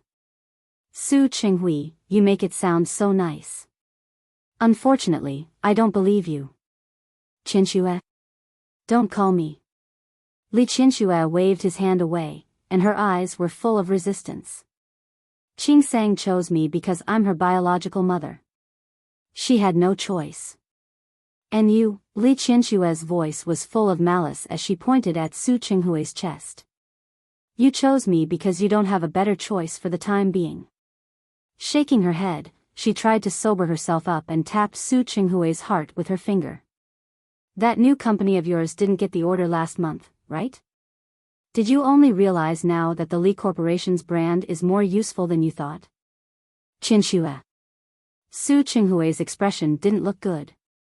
No matter how many difficulties he encountered in his work, it couldn't compare to Li Qinshue's words. "Did I hit the nail on the head?" Li Qinxue took a big step back. Her face, which was flushed because she was drunk, unexpectedly had a hint of mockery. "Su Qinghui, do you think I'll believe you just because I'm drunk? Ridiculous." She threw this sentence down. Li Qinxue didn't look at Su Qinghui at all.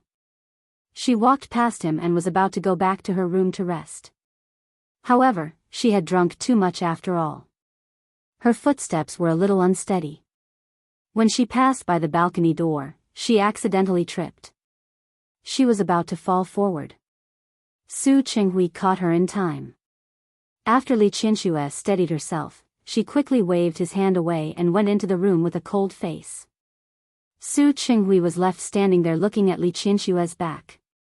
His heart was bitter, but it didn't change at all.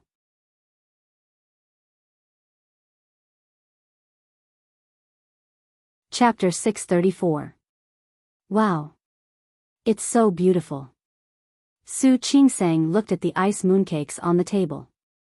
She couldn't hide the admiration in her eyes. "Auntie, you're amazing." Xiang Kaiping looked at Su Qingsang's pure and clear eyes. Ever since she got pregnant, she had been a little delicate. From time to time, she would think about tormenting others. But this torment was only limited to food. In other places, she tried not to cause trouble for others.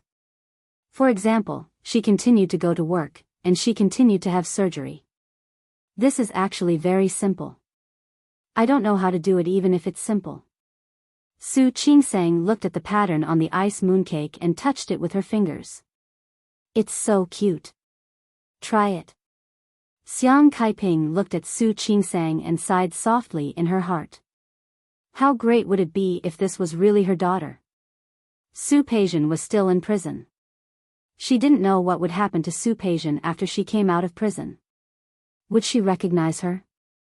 Xiang Kaiping didn't even know if she would be willing to live with her.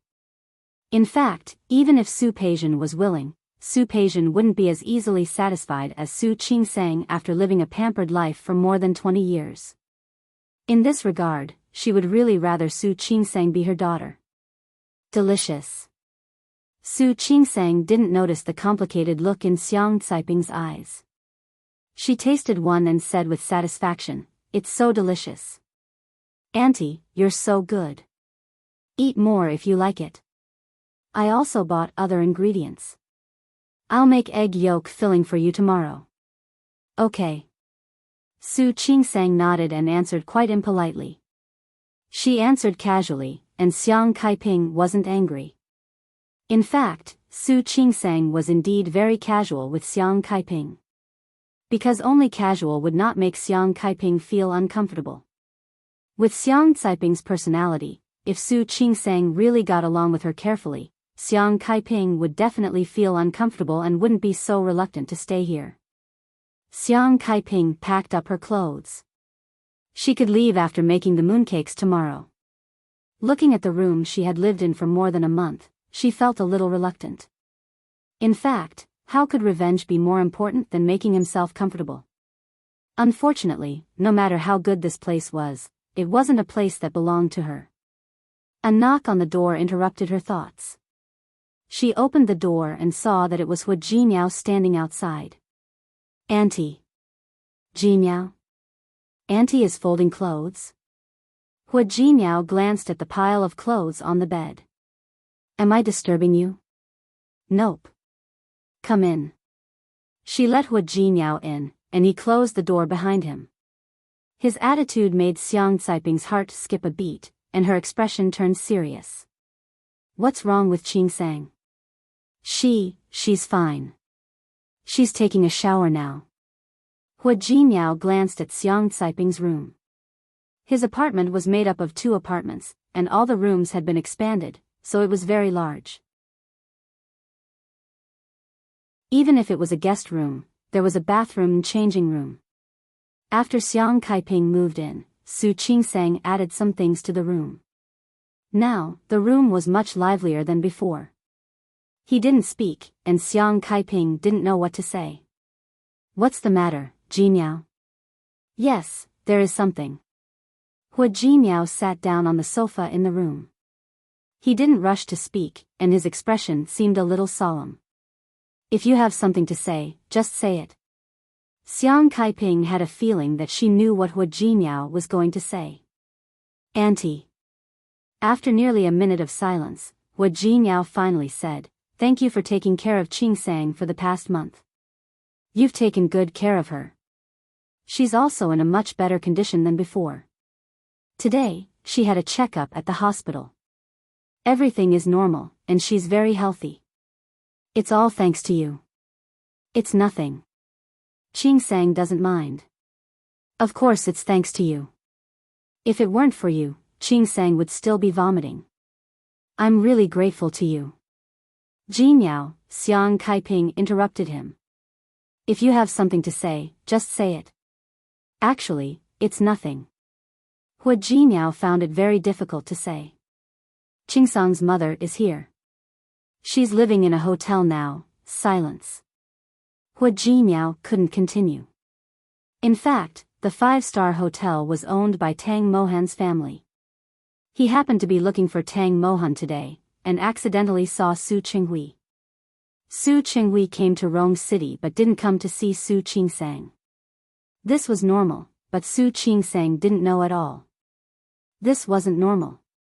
He asked around and found out that apart from Su Qinghui, Li Qianxue was also staying in the hotel. Li Qianxue didn't come today. She had come yesterday. The last time she came, she stayed in directly. This time, she didn't. Why? There was only one explanation. Li Qianxue saw Xiang Caiping. He wasn't as ostrich as Su Qingsang, nor was he as naive as Su Qingsang.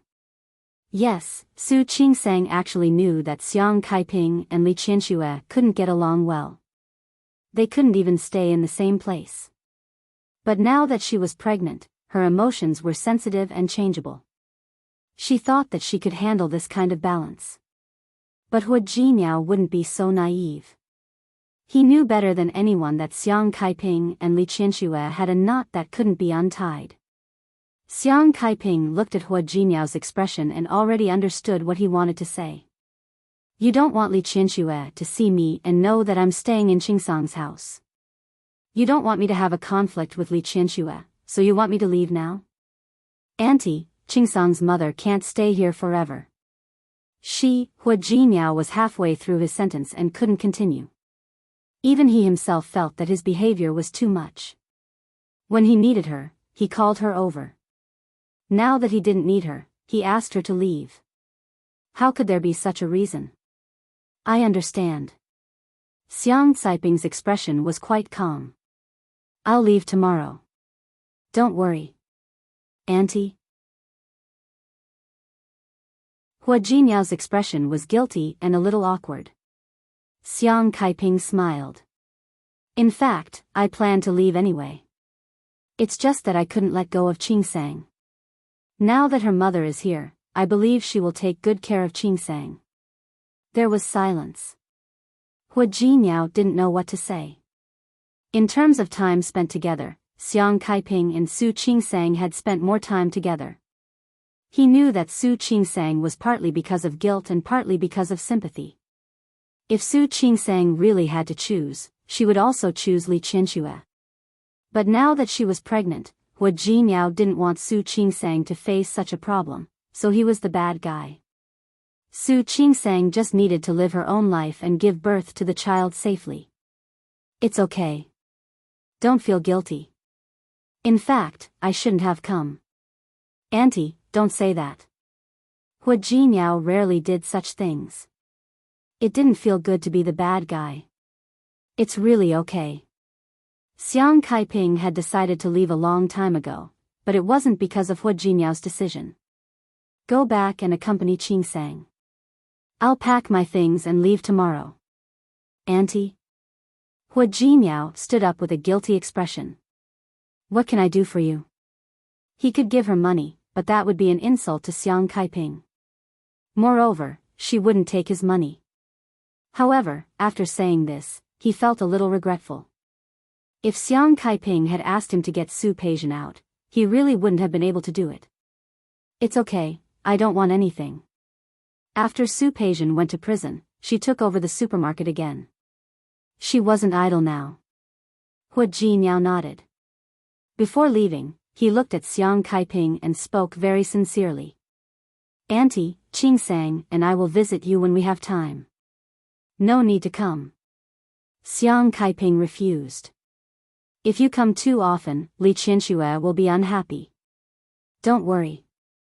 I'm not at the age of 70 or 80. I can take care of myself. What she said made sense, but Hua Jinyao felt a little sad when he heard it. When he returned to the room, Su Qingsang was drying her hair. Seeing this, Hua Jinyao stepped forward to take the task and took the initiative to dry Su Qingsang's hair. Where have you been? I answered a phone call. Hua Jinyao looked at Su Qingsang's tightly closed eyes and knew that she didn't know anything. However, he couldn't help but think, if Xiang Kaiping left tomorrow, Qingsang? Yes. After drying her hair, Hua Jinyao put the hair dryer aside. He squatted in front of Su Qingsang and looked at her. The Mid-Autumn Festival is coming soon.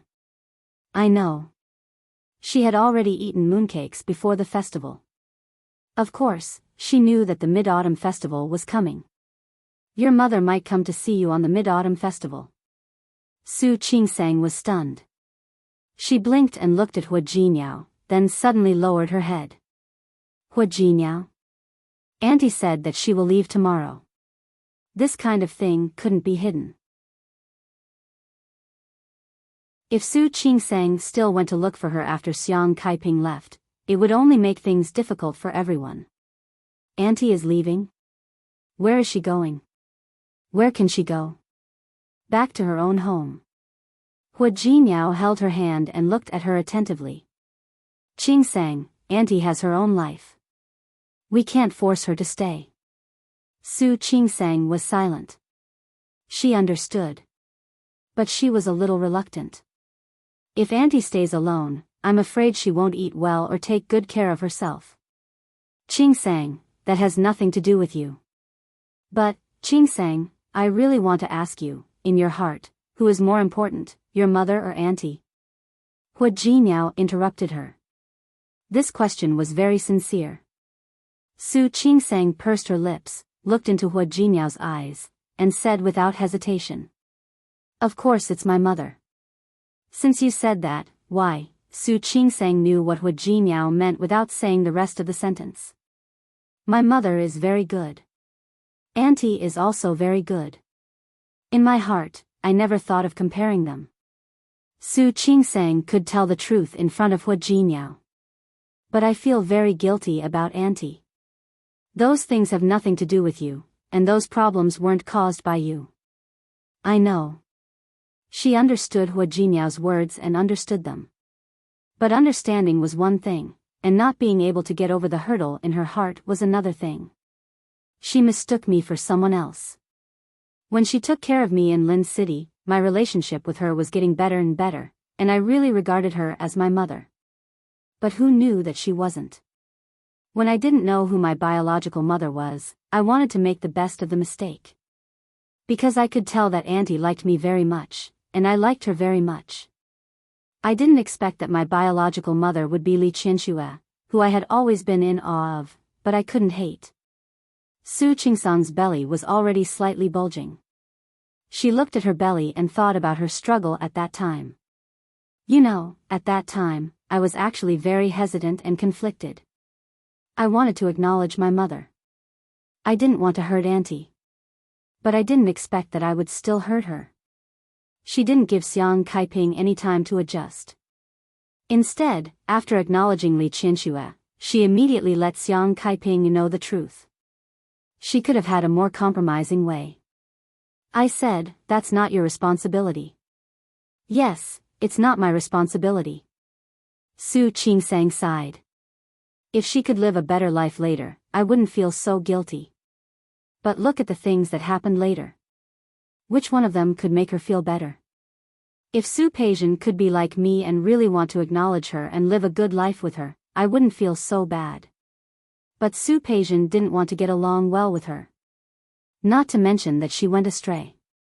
Speaking of which, Su Peijian deserved to be in prison. But Auntie became even more pitiful because of this. Qing sang, what about your mother? Hua Jinyao didn't believe that she didn't understand, nor did he believe that she couldn't think of it. If your mother knew that you and Auntie were living together again and that you treated her so well, what do you think your mother would think? Su Qingsang's little face suddenly turned a little pale. She couldn't say anything. She did feel guilty about this. She was indeed in the wrong. Jinyao, do you think that I did something wrong? What else? Do you want to say that you did the right thing? You just like the more casual atmosphere when you get along with Auntie. Right? Then don't you get along with your mother casually? Not really. Su Qingsang admitted that Li Qianxue was a mother who loved her child very much. She also knew that Li Qianxue wanted to make up for it and was very good to her. However, Li Qianxue's desire to make up for it made her feel a lot of pressure. Auntie was actually like that before. You should be able to tell that I wasn't used to it. Later, when that kind of person became my mother, I was even more not used to it. In the past few years, Li Qianxue felt that she owed Su Qingsang, so she was even more exaggerated and careful than Xiang Kaiping when it came to Su Qingsang. One had to know that the impression that Li Qianxue gave her had always been that she was high and mighty, and she had always been above everyone else. But now, she suddenly changed her style. She seemed to be very afraid that she would be unhappy and wanted to be good to her. She was actually a little overwhelmed. A relationship that was too stressful would make people feel at a loss. I know that my mother is very good, and I also want to get along with her like a normal mother and daughter. But every time she looks at me with self-blame, guilt, and feeling that she owes me, it makes me feel very stressed. Even though I've told her that what I said has nothing to do with her. Hua Jinyao understood everything. Are you trying to say that your mother makes you feel tired? A little bit. Su Qingsang bit her lip and thought of something that happened when she went to Lin City last time. That day, Li Qianxue was in the study and saw old Master Li discussing a calligraphy and painting that she had just taken. She had never received any training in that area since she was young, so she didn't know anything about calligraphy and painting or antiques. Grandpa and Li Qianxue were talking enthusiastically, and she also found it very interesting listening to them. It wasn't that she was interested, but that she had little contact with this kind of culture before. However, the atmosphere was clearly very good, but when Li Qianxue saw her expression, she thought of the past 20 years. For Li Qianxue, if she hadn't changed the child, Su Qingsang wouldn't have been like she was now, knowing nothing and knowing nothing. When she thought of it, she couldn't help but start to blame herself and feel guilty. This kind of emotion made Su Qingsang feel a little pressured. She didn't think that she had to know calligraphy and painting or antiques. Everyone had their own things that they were good at. It was as if she had watched Hua Jinniao play chess with old Master Hua. She roughly knew the rules of Go, but she still didn't know how to play it. She didn't think that it was a shameful thing that she didn't know how to play those things, but Li Qianxue cared a lot about it. In those few days, whenever she was free, she would drag her along, wanting to make up for the lessons that she had lost. Li Qianxue blamed herself and regretted missing the best period and not being able to cultivate Su Qingsang into a real lady. The more she blamed herself, the more uncomfortable Su Qingsang felt. She didn't need that kind of emotion. That wasn't Li Qianxue's fault. In fact, she was also a victim.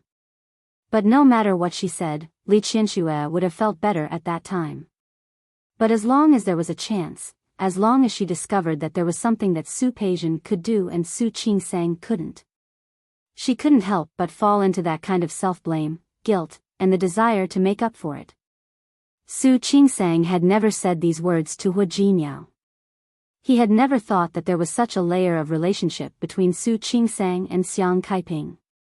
You should have told your mother. Why should I?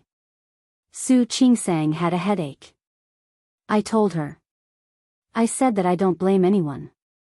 I don't hate anyone. Especially Li Qianxue. She didn't need to feel guilty or make up for it. It was good for her to be like this. You like Auntie because Auntie never gave you such pressure before? Hua Jinniao was very clear about this. When Xiang Kaiping first came, she was a little restrained. After she understood, she just wanted to be good to Su Qingsang. That kind of guilt and compensation had always been in her heart, but she didn't show it.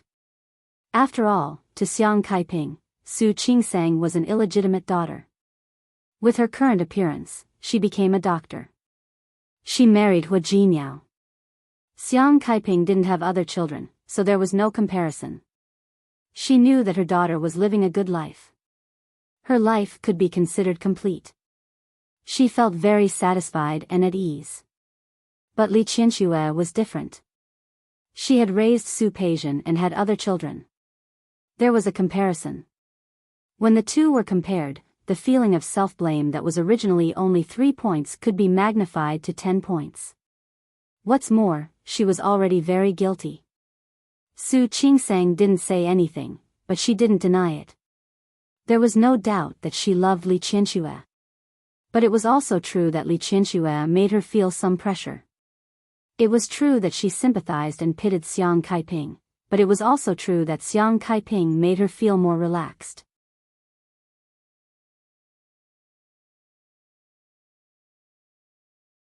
Chapter 635.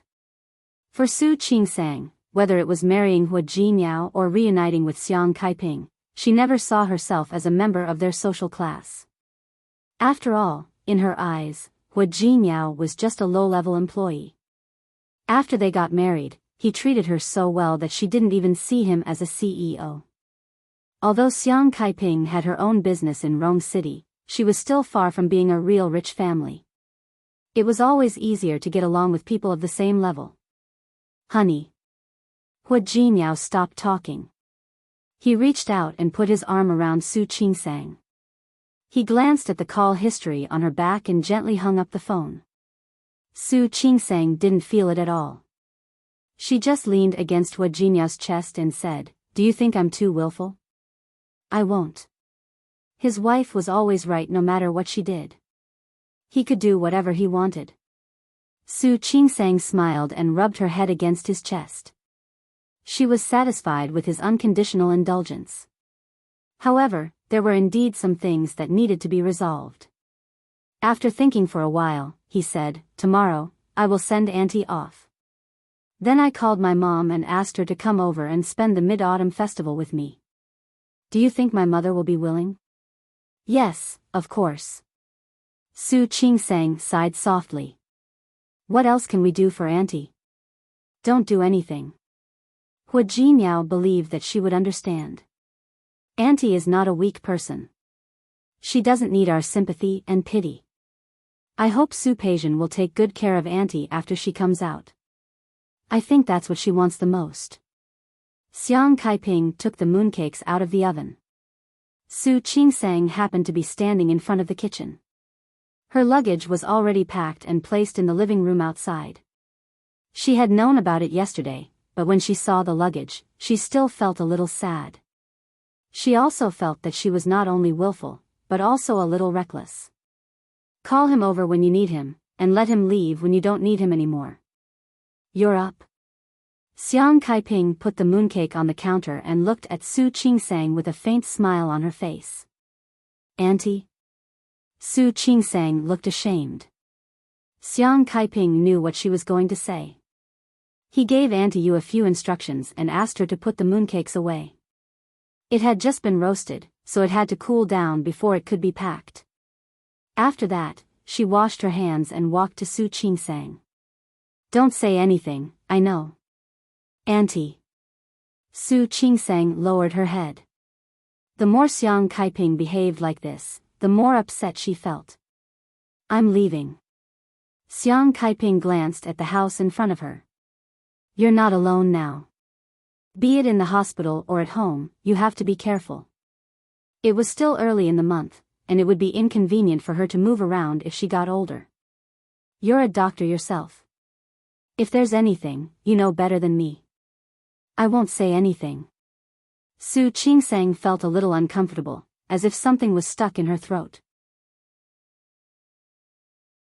Auntie, don't cry. Crying is not good for pregnant women. Xiang Kaiping glanced at Su Qingsang's belly. After the baby is born, it may not be convenient for me to visit you. Just give me a call and tell me you've given birth. Su Qingsang was speechless and could only nod heavily. Xiang Kaiping went to get her luggage, and Su Qingsang followed her. Auntie, let me give you a lift. There's no need. I've called a taxi. Xiang Kaiping smiled. I still have to thank you. I even know how to call a taxi now. Su Qingsang couldn't smile. When Xiang Kaiping lived here, she did teach her some common apps.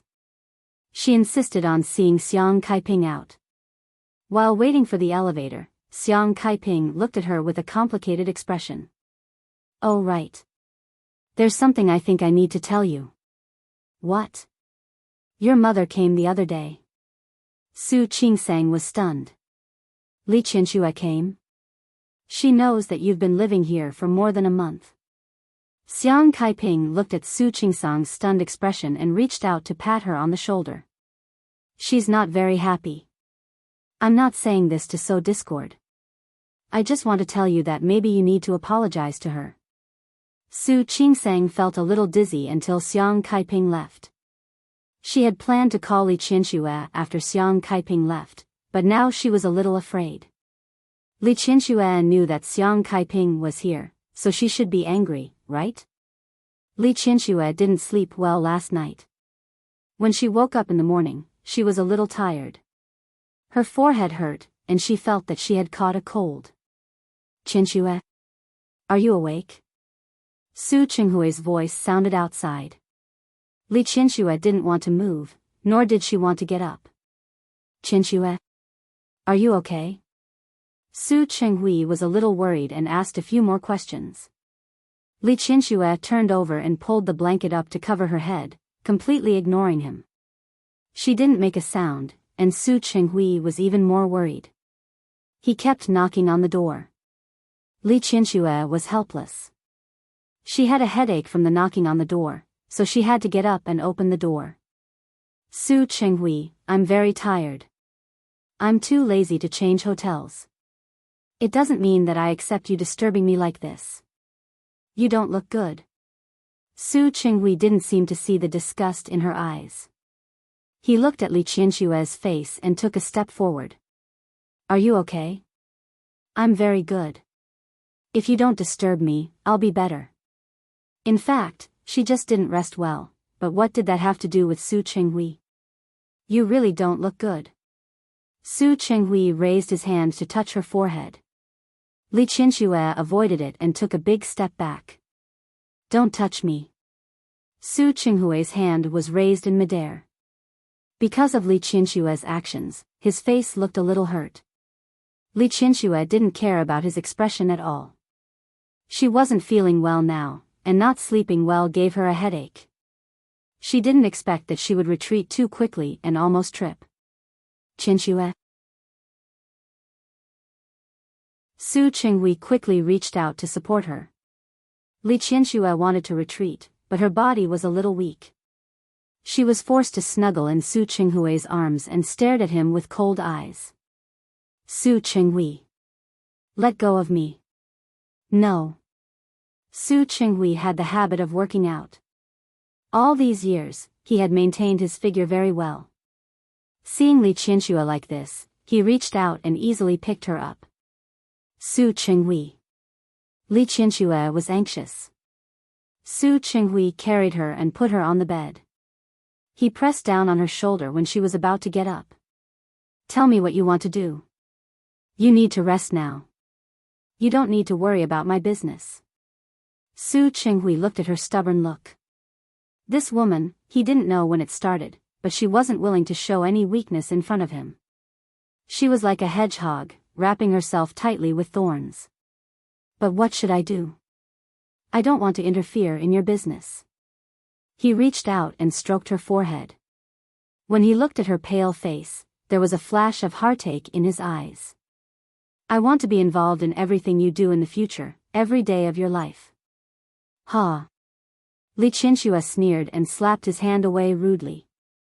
Her eyes were full of sarcasm. Su Qinghui, haven't you given me enough nightmares in the past 20 years? You still want to continue in the future? Sorry, I refuse. Su Qinghui's gaze darkened, and there was a hint of depression in his eyes. Li Qinsue didn't care.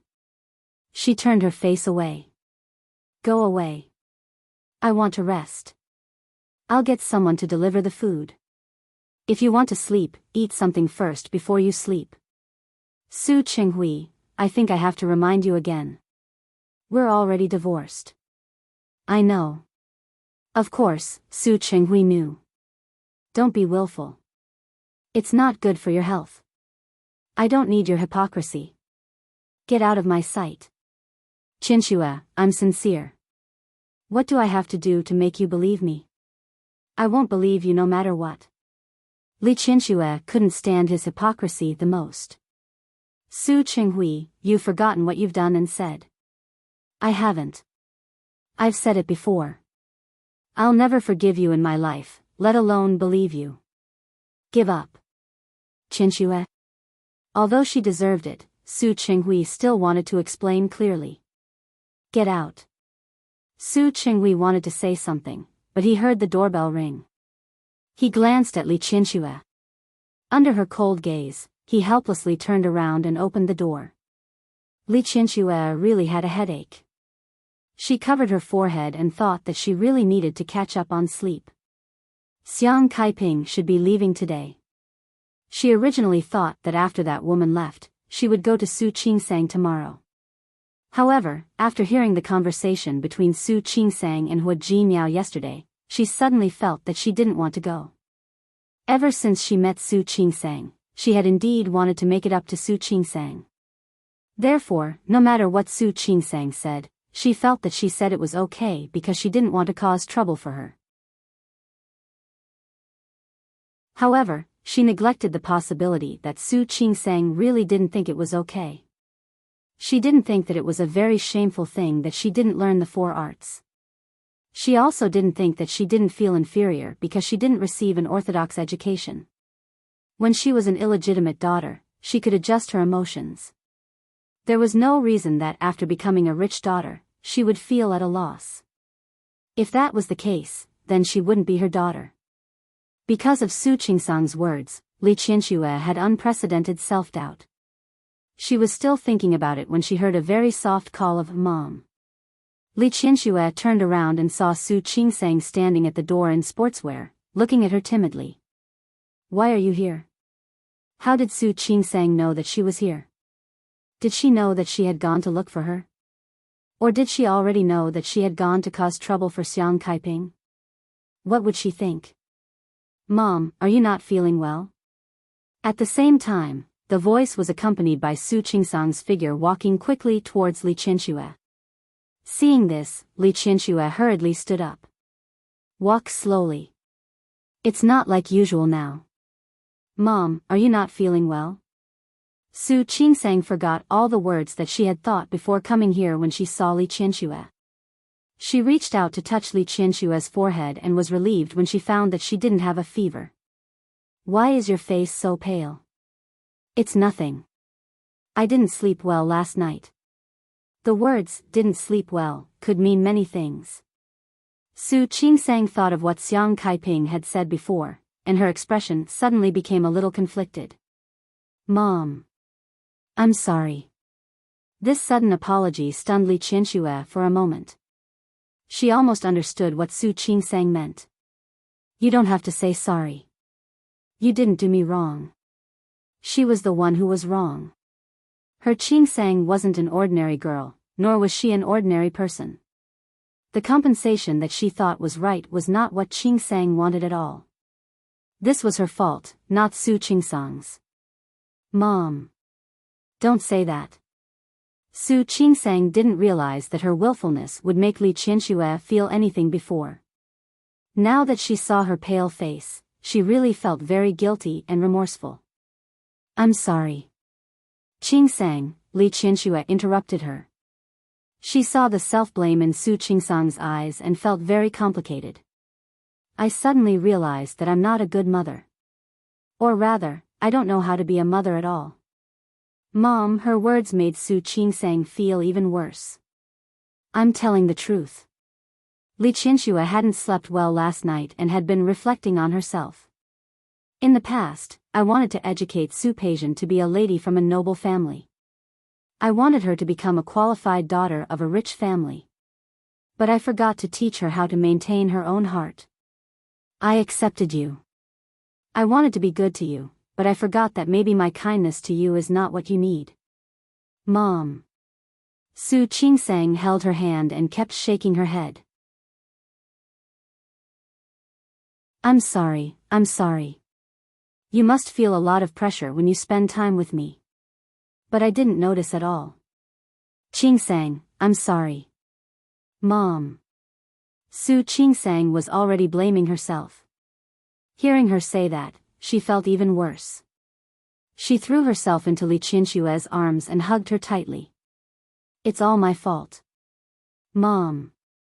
I'm begging you to stop." "All right, that's enough." Li Qianxue gently patted Su Qingsang's back. "Are we competing to say sorry now?" Su Qingsang stopped. She bit her lip, and there was still guilt in her eyes. "Okay. It's okay. Let's not talk about it, okay?" Su Qingsang's eyes were red. Ever since she heard from Xiang Kaiping that Li Qianxue had come to Rong City, she had been anxious. Later, she really didn't know how to make Li Qianxue forgive her, so she called Hu Jinniao. Hu Jinniao gave her advice. "Honey, you can go to her. Tell her what you think. She's your mother. She will understand you." Su Qingsang wasn't sure, but she wasn't a person who would run away. What was wrong was wrong. She had to face her own mistakes. She didn't expect that before she could explain herself, Li Qianxue would apologize to her first, which made her feel even worse. Mom. I didn't do it on purpose. I said I won't talk about it. Why are you still talking about it? Li Qianxue held her hand tightly. This was her daughter. She was born after 10 months of pregnancy. At that time, she experienced many twists and turns before she was born, but she accidentally missed more than 20 years of life. No matter what Su Qingsang did, she would forgive her in the end. Moreover, this matter wasn't Su Qingsang's fault. But what a silly daughter. Li Qianxue patted the back of Su Qingsang's hand. I understand. You don't have to explain. Su Qingsang looked at Li Qianxue. She suddenly said very seriously, Mom, I promise you that I won't hide anything from you in the future. I won't lie to you about anything. Okay? Okay. Li Qianxue didn't object. I also promise you that I will respect your opinion in the future and won't give you any pressure. Su Qingsang shook her head gently. Mom, actually, I'm not afraid of you giving me pressure. But I don't want you to always carry this kind of guilt. I'm really living a good life. I don't need those compensations, and I don't need those worldly possessions. Really, it's good that we are like this. Su Qingsang didn't believe in fate, but she believed that everything had a cause and effect. If she was the real daughter of the Su family, she might not have met Hua Jinyao. If she hadn't had the experience of being an illegitimate daughter, she wouldn't have become who she was now. She was very satisfied with her current life and wouldn't blame herself for what she had experienced in those years. Therefore, she didn't want Li Qianxue to always associate those years of her life with bitterness and hatred, as if she owed her a lot. Okay. I promise you. Li Qianxue looked at Su Qingsang and suddenly smiled. I suddenly realized that I really can't compare to you. Perhaps because she had experienced Su Peixian's resentment, she unconsciously put herself in her shoes and thought that Su Qingsang would have the same emotions. But the reality was that Su Qingsang was Su Qingsang, and Su Peixian was Su Peixian. They were different. Of course not. I can't compare to you, Mom. Su Qingsang relaxed and was in the mood to joke. Actually, since I was a child, I've always admired you, Mom. I think you're a very powerful person. I've been secretly learning from you. Although Li Qianxue wasn't close to her, the years they lived together had subtly influenced her a little. She was mentally strong and wouldn't be defeated by external affairs. Really? Really? Su Qingsang nodded. When I found out that you were my mother, I was so excited. It was just that the time they had spent together was too short, and they hadn't had time to completely eliminate the estrangement of those years. But it didn't matter. It was not too late to slowly eliminate it now. Mom, don't stay in the hotel. Come home with me, okay?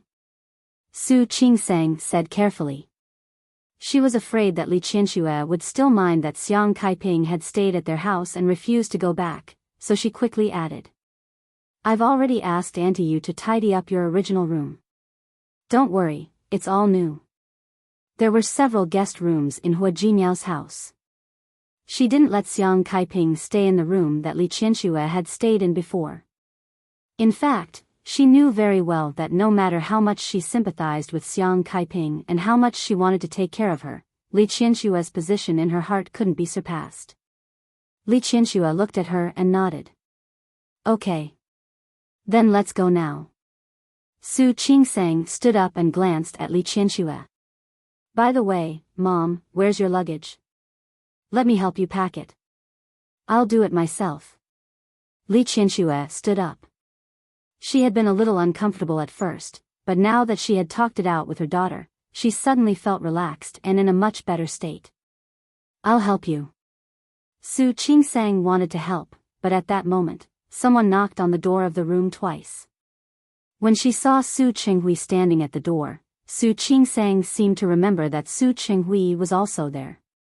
Just now, she had wanted to explain to Li Qianxue, but now that she saw Su Qinghui, she was a little confused. She glanced at Li Qianxue.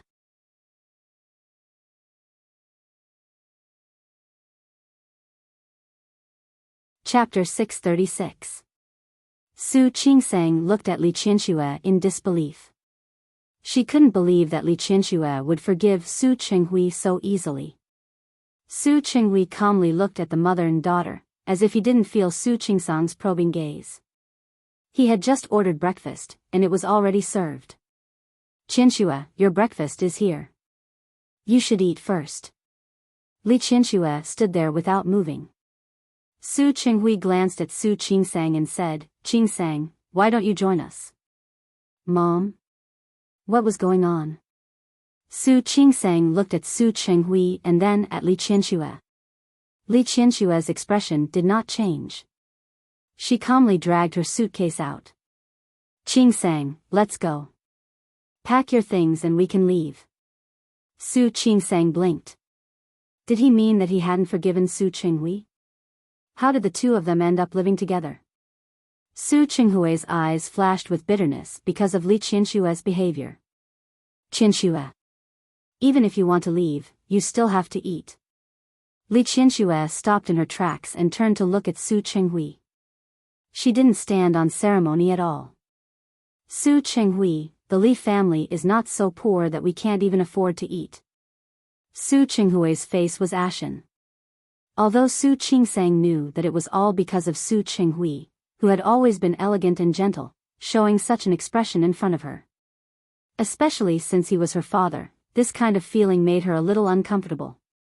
She turned away from Su Qinghui and went to help Li Qianxue pack her luggage. She was here to apologize today. She couldn't stand on the wrong side again and make Li Qianxue unhappy. Su Qinghui looked at Li Qianxue. She had been uncomfortable just a moment ago, but now she was full of energy because she was about to leave this place and him. Li Qianxue couldn't wait to get rid of him. This realization made his heart ache.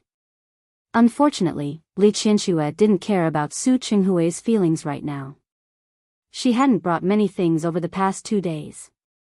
She hadn't even touched her luggage because she was in a bad mood. In less than 10 minutes, everything was ready. Su Qingsang wanted to help Li Qianxue with her luggage. There was no way Li Qianxue would let her do it. He pulled his luggage and walked out. Su Qinghui followed behind her. Qianxue, I'll help you. No need. Li Qianxue avoided his hand and went downstairs with Su Qingsang. When she reached the lobby, she turned and walked to the front desk. Su Qingsang didn't know what she wanted to do, so she followed behind her. She took out her card and paid for the room for the next few days. What was going on? The moment Li Qianxue put the card into her bag, she saw the shock on Su Qingsang's face. She smiled. I don't even eat his breakfast, so I don't need him to pay for my room. Li Qianxue was Li Qianxue, and Su Qinghui was Su Qinghui. There was no relationship between the two of them. Su Qingsang stood at the side and didn't know what to say. One was his father, and the other was his mother. Although they weren't close, the current situation still made her feel a little uncomfortable. Su Qingsang was driven by the chauffeur. As soon as she went out, the chauffeur came over to take Li Qianxue's luggage and put it in the trunk. The mother and daughter got into the car. Su Qingsang glanced at the hotel before the car left. She didn't know if her eyes were playing tricks on her, but she just saw Su Qinghui running down the hall. Mom? Yes? Su Qingsang, who had spoken to Li Qianxue, was no longer as nervous as before. She was a little more casual. I just want to ask, do you really hate my dad that much? Just because he replaced me and Su Peijian? Li Qianxue didn't expect Su Qingsang to ask her such a question. She looked at Su Qingsang and shook her head gently. No. Some things were already in the past. She didn't want to mention it. But not mentioning it didn't mean that those things didn't exist. Dad and I couldn't live on for a long time. Knowing that he secretly swapped my child was the last straw that broke the camel's back. Su Qingsang was silent. She had some understanding of the way Li Qianxue and Su Qinghui got along before. My dad is really regretting it now. I can see it. She was saying this as a statement. She didn't mean to take sides, nor was she speaking up for Su Qinghui. He regrets it, so I have to forgive him? Li Qianxue retorted, then shook her head. Qingsang, I don't mind telling you. Your dad didn't torture me in a day or two. It wasn't a month or 2 months, or even a year or 2 years. It's been more than 20 years, and it's been stabbing me in the heart without interruption. She rarely talked about these things with Su Qingsang. In the past, she always felt that she didn't want to mention it in front of her daughter, but now she realized that there was nothing that she couldn't say. I used to be willing to endure it for Su Peijian, for Yusen, and even for your grandfather. But now, I don't want to endure it anymore. She was also pampered by old Master Li as she grew up. She was also an ordinary person with dignity, self-esteem, and would be sad and sad. Su Qinghui's harm to her was like a machete that was constantly waved at a tree. Machete after machete. She used to think that she could heal. She also tried her best to heal the wound every time she was injured. But now, she didn't want to get hurt again. Qingsang, when your body is injured, even if you recover one day, there will be scars. Not to mention the wound in your heart. Su Qingsang understood and stopped trying to persuade her. She slowly moved her face closer to Li Qianxue and rubbed her shoulder. If you don't want to forgive me, then don't. Anyway, you're my mother. No matter what you do, I will support you. You. Li Qianxue was relieved and touched Su Qingsang's face. Even if you don't support me, you won't change my decision.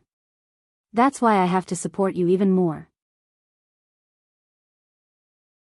Su Qingsang said with a smile, to strengthen your confidence. Li Qianxue smiled and felt a little more relieved. She couldn't be bothered to hate the person she wanted to hate now. But she would definitely cherish the person she wanted to cherish. Just as Su Qingsang had said before, she was still young, only in her 40s.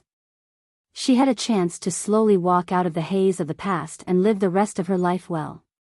Xiang Caiping's sudden departure actually made Su Qingsang a little uncomfortable. But this unfamiliarity became very weak because of Li Qianxue's arrival. She brought Li Qianxue to a nearby tea restaurant for breakfast.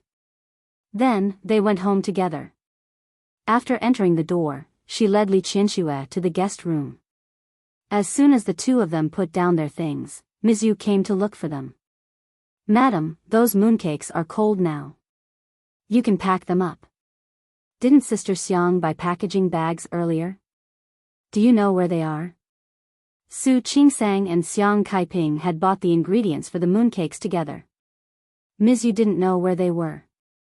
Su Qingsang was about to answer when she suddenly thought of Li Qianxue, who was still in the room. Wait a minute. I'll come and get them for you later. Ms. Yu left. Su Qingsang looked at Li Qianxue nervously. Mom, before, you don't have to say it. I know. Li Qianxue knew that Xiang Caiping had made mooncakes for Su Qingsang. She also knew that Su Qingsang's meals were made by Xiang Caiping every day. Mom? Although she had already said it out loud, Su Qingsang was still a little nervous. It's okay. I'm not jealous. Li Qianxue looked at Su Qingsang very seriously. When I came to look for you yesterday, she said that she wanted me to give her 2 days. She said that she promised you that she would make mooncakes for you. Yes, Xiang Caiping promised. But she left as soon as she finished making them. They drove her away in disguise. I'm not jealous, although I'm a little unhappy. Li Qianxue didn't mind letting Su Qingsang know her dissatisfaction. She now understood that although they were mother and daughter and were related by blood, they had never lived together. Whether it was her or Su Qingsang, they both needed time to adapt to such a relationship and increase their intimacy. The most obvious one was to let the other party know your thoughts and understand your thoughts. However, you chose me in the end. I'm very happy. There was a hidden pride in Li Qianshue's tone. Su Qingsang heard it and heaved a sigh of relief. At the same time, she went forward and hugged her arm. Mom, of course I chose you. You're my biological mother. Yes. I'm your biological mother. Just this point alone was more than enough for her to win against Xiang Kaiping. Therefore, why should she be unhappy? Why should she ruin her mood because of Xiang Kaiping? No matter what the reason was, 26 years ago, Su Qinghui chose her. 26 years later, her daughter chose her again. She won. Didn't she? Li Qianxue stayed. The next day was the Mid-Autumn Festival. Su Qingsang received a call from Lu Tongjia early in the morning, asking her to go back to the old house for the festival. This year, Li Qianxue would also be there. Su Qingsang couldn't let her be alone.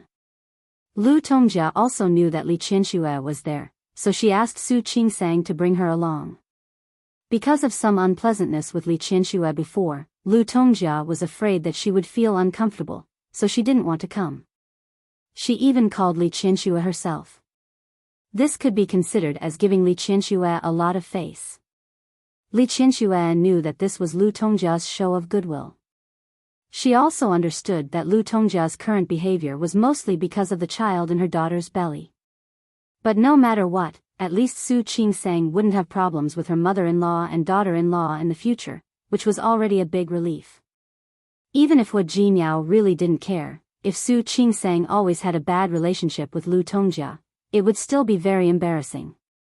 Now that Lu Tongjia was willing to lower her status, it was enough to let Li Qianxue feel relieved and relieved. The Mid-Autumn Festival in the Hua family was similar to the Dragon Boat Festival. Hui Yangxiu's family and Hui Yangyuan's family all came. Because Su Qingsang was pregnant and had twins, she undoubtedly became the focus of everyone present. Among those who cared about her, Hu Mingliang's family was the only one who didn't. Hui Yifan was still sitting in prison. Nian Shunya went to see him a few times. Every time she saw him, she felt more and more upset. She didn't care what her son did. No matter how she blamed it, she could only blame Hu Jinyao for being cold-blooded and Old Master Hua for being heartless. You're tuning in to the Romantic Tales YouTube channel. Don't forget to subscribe and join us on this journey to catch the most captivating stories.